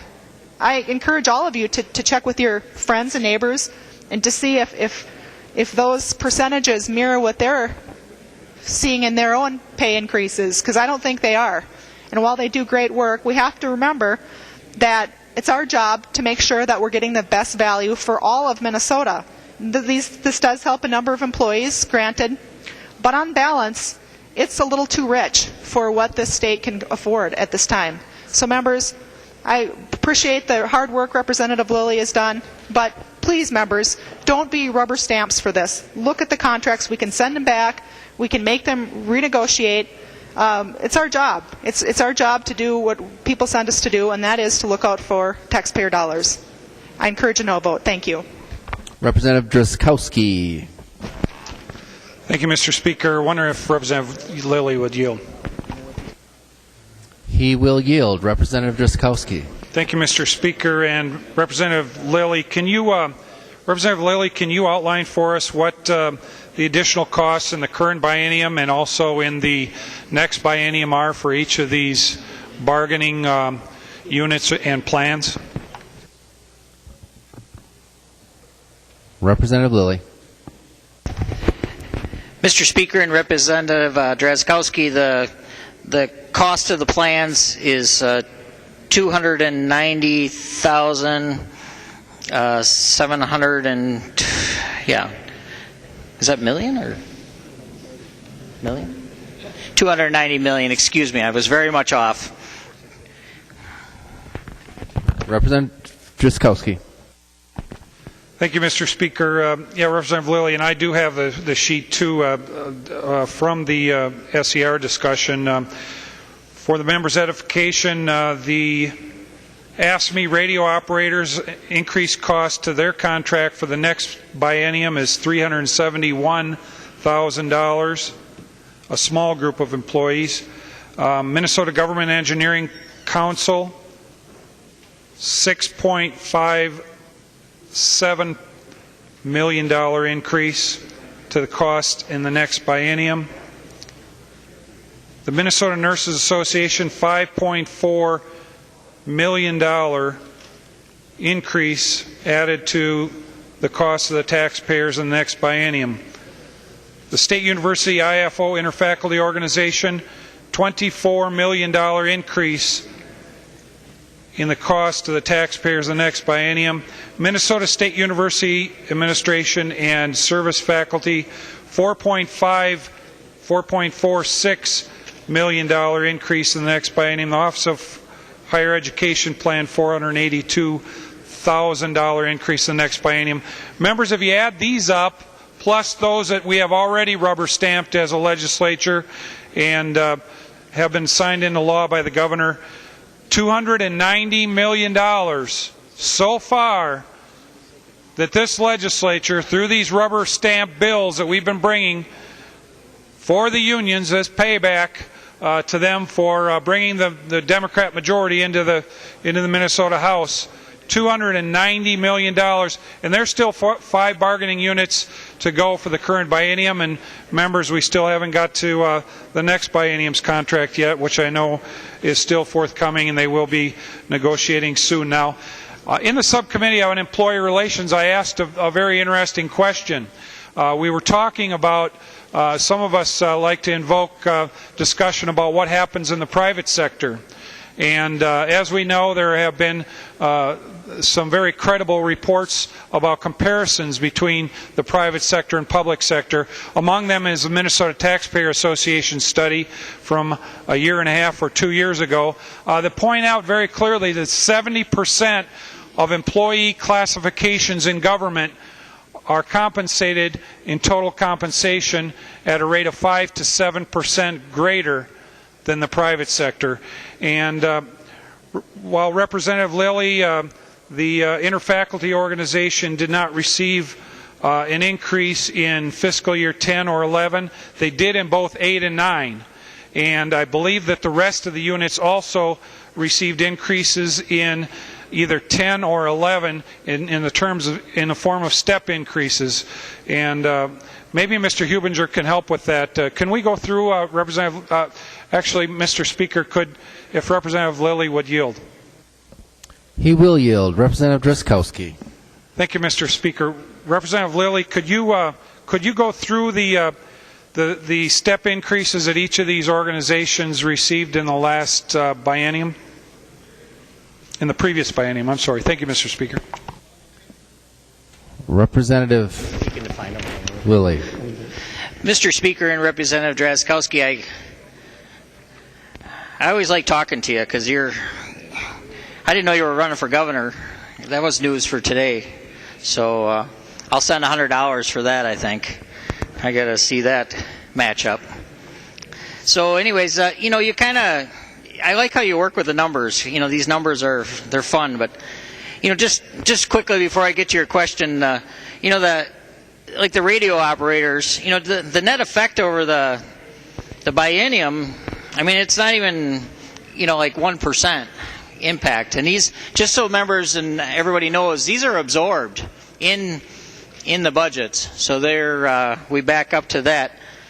But the steps question you ask, and I'm sorry, I'm going to have you repeat it. Representative Drazkowski. Thank you, Mr. Speaker, and thanks for yielding, Representative Lillie. Representative Lillie, in fiscal years 10 and 11, what were the increases for each of the 6 units we're looking at today? I know IFO did have, out of all of them, did have 0 and 0 in 10 and 11, but 8 and 9 they had a total of 7.2% just in steps, and they also had a 4% across the board for a total of about 11%, I think, in that biennium. But I'm curious and I actually don't have the numbers in front of me for 10 and 11, but I think all except IFO did receive some sort of increase in those 2 years, in one of those 2 years. Representative Lillie. Mr. Speaker and Representative Drazkowski, you're challenging me. I'm kind of, this is an interesting point in my life where I got to have the glasses and don't have the glasses. I got to have the hearing. I don't have the hearing. But Representative Drazkowski handed out to all members, and you can find on their desk, is the information that he's asking for. So I know he knows it, but I think he's trying to help me learn it or something. So it's varied. I think with the they asked me, folks, it's 2.7%. Interfaculty is 2.4. Nurses is 3.4. The compensation plan is 3.5. The managerial compensation plan is 3.5. So they're varied in each one, and I guess I don't know the answer to your specific question in 2000, what was it, 10? I think you had something there too. Representative Drazkowski. Thank you, Mr. Speaker, and thank you to Representative Lillie. Yeah, the sheet does have 2 out of the 6 that we're considering on there. I didn't have the other 4, that information, so I was hopefully you would have it. But I do remember, I think that IFO is the only one out of all the units we've considered thus far, including today's, if I'm not correct, that didn't have a step increase in either 10 or 11. So that notion or the assertion, I know that's from some of the groups that have said, you know, we haven't had a salary increase since 2008, other than IFO, which actually received one in multiple increases in 2008 and 9, couldn't argue that they didn't have them in 10 and 11. And members, we have a situation here. We asked, I asked too, an interesting thing in the subcommittee on employee relations. I asked each of these groups, have you ever had a decrease in total compensation in your unit? None of them could remember a decrease. None of them. This is a one-way check valve, folks, this process here. The only direction that government salaries and compensation go is up, ever, as far as we can tell. In the private sector, that's not the case. We've heard over the last 3 to 5 years of employers who have had to not only lay off people, but also take away their health insurance benefits, reduce their salaries in real numbers in order not only for them to stay afloat as a business, but to keep them employed and keep them in a situation where they can bring in a revenue stream for their family. That's not the case in business. What we do is we extract money from the private sector. We take away from the productive businesses and hardworking Minnesotans that are out there, and we bring that money into the fold of government, and then we provide these increases that only happen in government. You heard it, 8 to 10% increases across the biennium for these folks, and we haven't seen the equivalent rubber stamp bills for the next biennium yet, but I think Minnesota should be aware that these continue to come. And members, I would encourage you to vote red on this bill. These are not the type of compensation approaches that we're seeing in the private sector, and government compensation is already ahead of the private sector substantially, so I'd encourage you to reject this particular bill. Thank you. Representative Winkler. Thank you, Mr. Speaker. Members, just don't listen to the same old myths and the same old stories that we keep hearing about state workers. None of these things are true. First of all, Representative Drazkowski, the cost of these workers is in the budget that you passed. You were up on the last bill bragging about this deal that you got after the 3-week government shutdown and what wonderful things it did. All of the money in these contracts was included in your bill. This is within the amount of money that you appropriated for state agencies, state departments, MnSCU, and everything else. So there's nothing in here that you haven't already spent. Second of all, if you adjust for experience and education, and I think experience and education are sort of relevant to the professional type of work that we do in state government, if you adjust for experience and education, state workers are paid less than those in the private sector. Now, you might think those are irrelevant, but that, I think people who don't want to consider experience and education are people who just want the numbers to show that state workers are paid more. I think experience and education are relevant. We have fewer state workers than we had 10 years ago. You said that people are doing more with less in the private sector. They're doing more with less in the government sector, if you want to call it that as well. They're working harder, delivering more with fewer people than we had 10 years ago. And finally, members, it's a pretty simple value. You can try to stand up and say that a raise after a few years is too much for the faculty members or for the nurses, but the fact is that these people are doing real work and they're providing real value for our state. The IFO, you can say what you can call it what you want. Those are the teachers at the Minnesota State colleges and universities, the four-year institutions. They are doing the work that we're asking them to do, which is to train the workforce for the future. They're charging students for it. We are paying their salaries because they provide value. And the same thing with nurses. We are not offering huge salary increases. This has been a lean period for them as well. And if you don't believe it, just go and ask them. We took $60 million out of state employees' salaries as a result of that government shutdown. That didn't affect the IFO, but they were already at zero. So members, we have not been fattening public workers at the expense of the private economy. They have been sacrificing. They have been part of the solution. And when the economy improves and people are getting paid a little bit more, you still want to stiff them. Economy's bad, you want to stiff them. Economy's good, you want to stiff them. Everywhere in between, you think they're getting paid too much. That's the problem. We should value them, not denigrate them. Representative Loon. Thank you, Mr. Speaker. I wondered if the author of the bill, Representative Lillie, would yield for a question or two. I'm sure he would. Representative Loon. Thank you, Mr. Speaker, and thank you, Representative Lillie. I was listening to the debate and had a couple of questions. You mentioned that the cost for these settlements, for any increases, step or salary-wise, would be absorbed by the agencies. I just wondered if you could flesh that out for me a little bit more. I know we're talking about raises and that will occur within the current biennium, so obviously that will come from money that was appropriated before within their budgets. But then also for the biennium that we are working on budgeting now, for 14 and 15, are these increases budgeted for in the budget bills that we're working on now? Are these, the $290 million, I think, that you alluded to for the contract settlements in this bill, are those all contained within the budget bills that we're hearing now? Representative Lillie.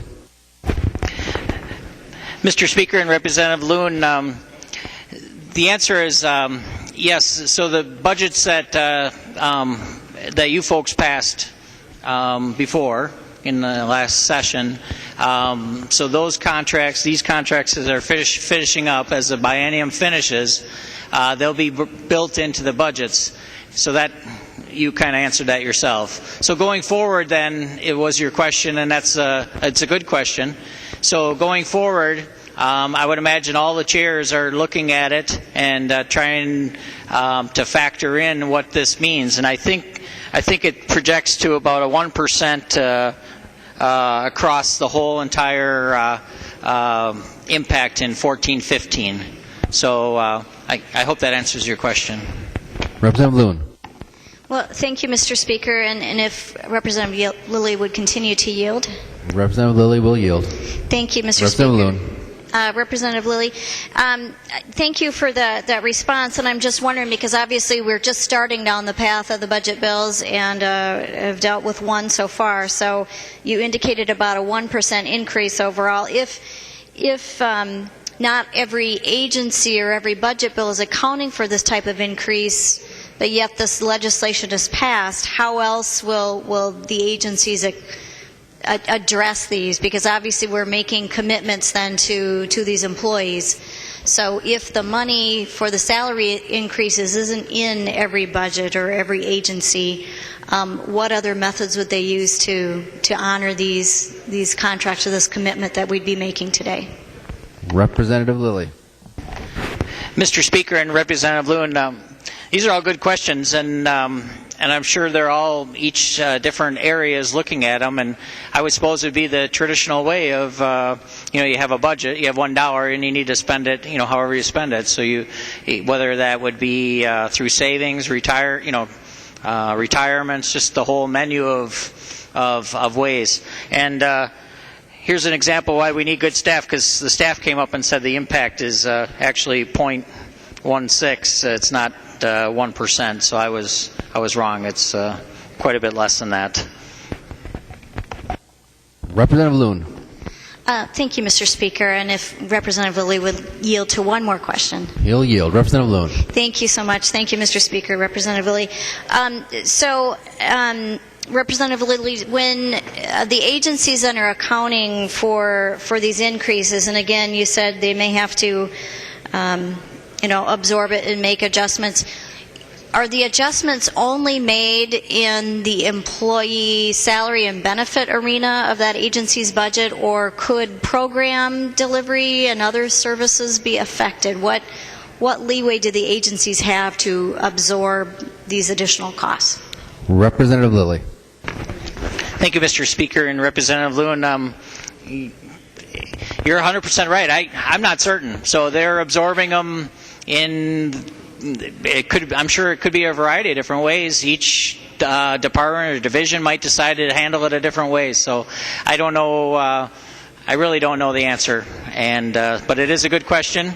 And I think you would find it implemented in different ways. Some contracts or work areas would have a lot of retirements and be able to bring in employees at a lower wage, so they have perhaps a different margin to work with. That a work area might have a younger workforce, and they are not able to may impact a service, or I don't really know. So it's a very good question. Representative Lewin. Well, thank you, Mr. Speaker, and I thank you, Representative Lillie, for your candid responses. Members, I just, thinking about what comment Representative Winkler made, I think, all of us value how hard state employees work for their money, like all hardworking Minnesotans. Do a good job. They do their very best. And there's been really tough times, no question about it, and reductions have had to be made to, or raises not given to meet some tough budget targets and to try to get through a recession and hopefully keep as many people in their jobs as we can. But in considering this, I just think from the responses I got, there's a lot of unanswered questions about how the agencies may go about meeting these commitments. Are they going to be cutting services needed by Minnesota citizens, also hardworking taxpayers that count on this? How are these commitments going to be honored? Where is the money going to come from? So I think there's a lot of questions here that we perhaps don't know the answers to in looking at this, one that makes me pause before being able to support this. Thank you. Representative O'Driscoll. Well, thank you, Mr. Speaker. Would Representative Lillie yield to a few questions, please? You will? All right. Representative O'Driscoll. Thank you, Mr. Speaker. Representative Lillie, I know I've heard a lot about rubber stamps and different kinds of things. I do want to dig into something here that does intrigue me, and I guess I did not know that these were in our state contracts, and I'm hoping that you can shed a little bit more light on it. We have a free tuition or tuition waiver program in here for up to 30 credit hours per year. I was wondering if you could tell me if that's those credit hours apply only within the MnSCU system, or would a MnSCU employee be able to take those and get that same credit in the University of Minnesota system? Representative Lillie.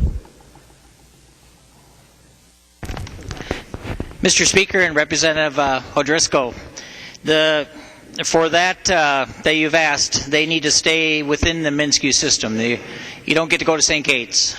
But just a clarification, the rubber stamp thing, I said that to Representative Pepin, and I had to laugh because I remember I went over and talked to your leader, and he said to me, when I said it, he kind of later on he comes over and he teases me. He says, "If you keep saying stupid things, I can't help you." So, but I don't think that you can.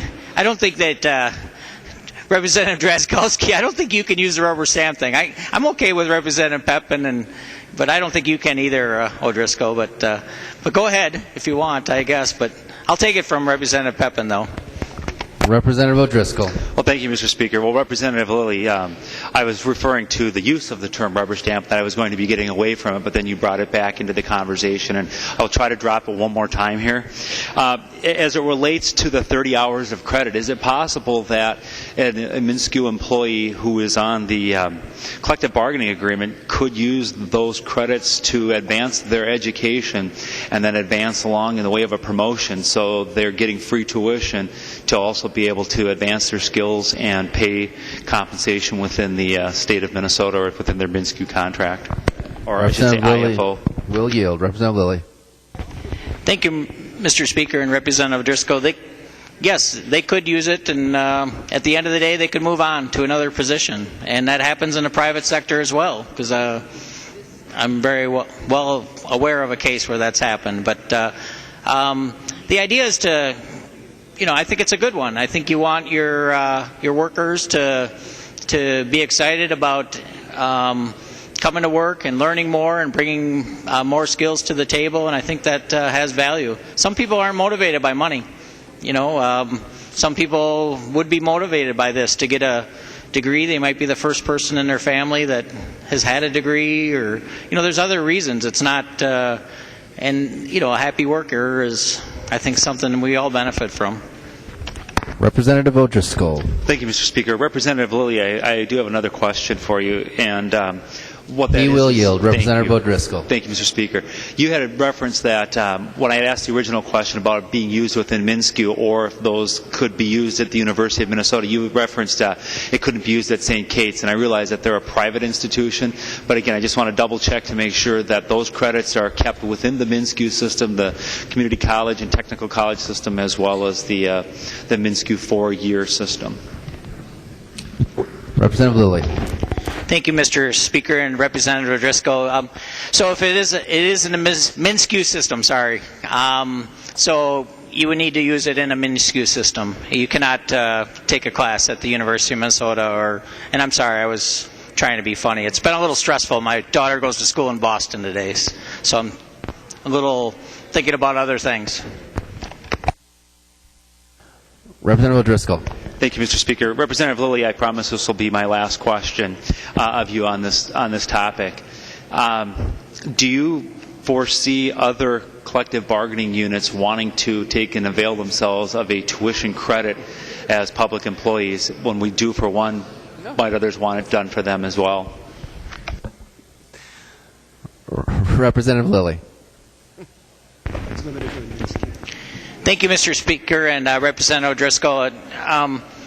Certainly it could be. It's a bargaining item. I'm not aware of it in other work groups. It's a benefit for those folks that work in the industry. Maybe like perhaps me working in the airline industry, you might find an airline benefit.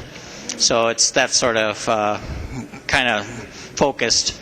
But it certainly could be negotiated. I don't know. I haven't heard that discussed. Seeing no further discussion on the bill, the clerk will take the roll on the bill.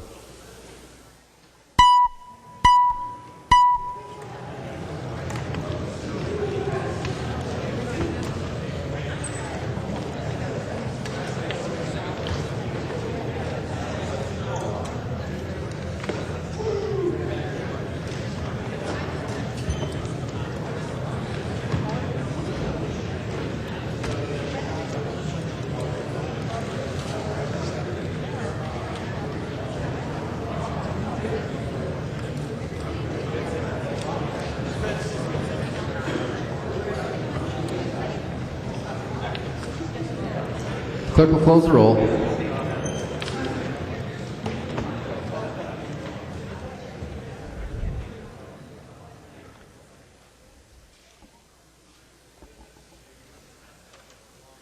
There being 83 ayes and 49 nays, the bill is passed as amended and its title agreed to. Reports from the Committee on Rules and Legislative Administration. Report from the Committee on Rules and Legislative Administration. Murphy E. for the Committee on Rules, pursuant to Rules 121 and 333, designates the following bills to be placed on the calendar for today for Wednesday, April 17, 2013. House File numbers 588, 790, 411, 669, 1043, and 814. Motions and resolutions. Copies of the non-controversial motions and resolutions are online and at the front desk. If there's no objection, we'll take those motions first. Hearing no objection, those motions prevail. Ansels moves that House File 1757 be recalled from the Committee on Taxes and re-referred to the Committee on Environment, Natural Resources, and Agricultural Finance. Representative Ansels. Thank you, Mr. Speaker. That's my bill. It needs to be recalled from taxes and sent to Environment, Natural Resources, and Agriculture. Representative Holberg. Thank you, Mr. Chair. Again, if the bill author could state what the bill is about, it would be helpful. Representative Ansels. Mr. Speaker, this bill deals with payment in lieu of taxes to counties in northern Minnesota. Seeing no further discussion, all in favor of the motion say aye. All opposed, no. Motion prevails. Announcements. Representative Lenczewski. Thank you, Mr. Speaker. The Tax Committee will meet at 10:05. Any other announcements? Representative Murphy. Thank you, Mr. Speaker. I move that when the House adjourns today, it adjourns until 12 noon, Tuesday, April 16th, 2013. Representative Murphy moves that when the House adjourned today, it adjourn until 12 noon, Tuesday, April 16, 2013. All those in favor say aye. Aye. All opposed, no. The motion prevails. Representative Murphy. Thanks, Mr. Speaker. I move that the House do now adjourn. Representative Murphy moves that the House do now adjourn. All in favor say aye. Aye. All opposed, no. The motion prevails. The House stands adjourned until 12 noon, Tuesday, April 16th, 2013.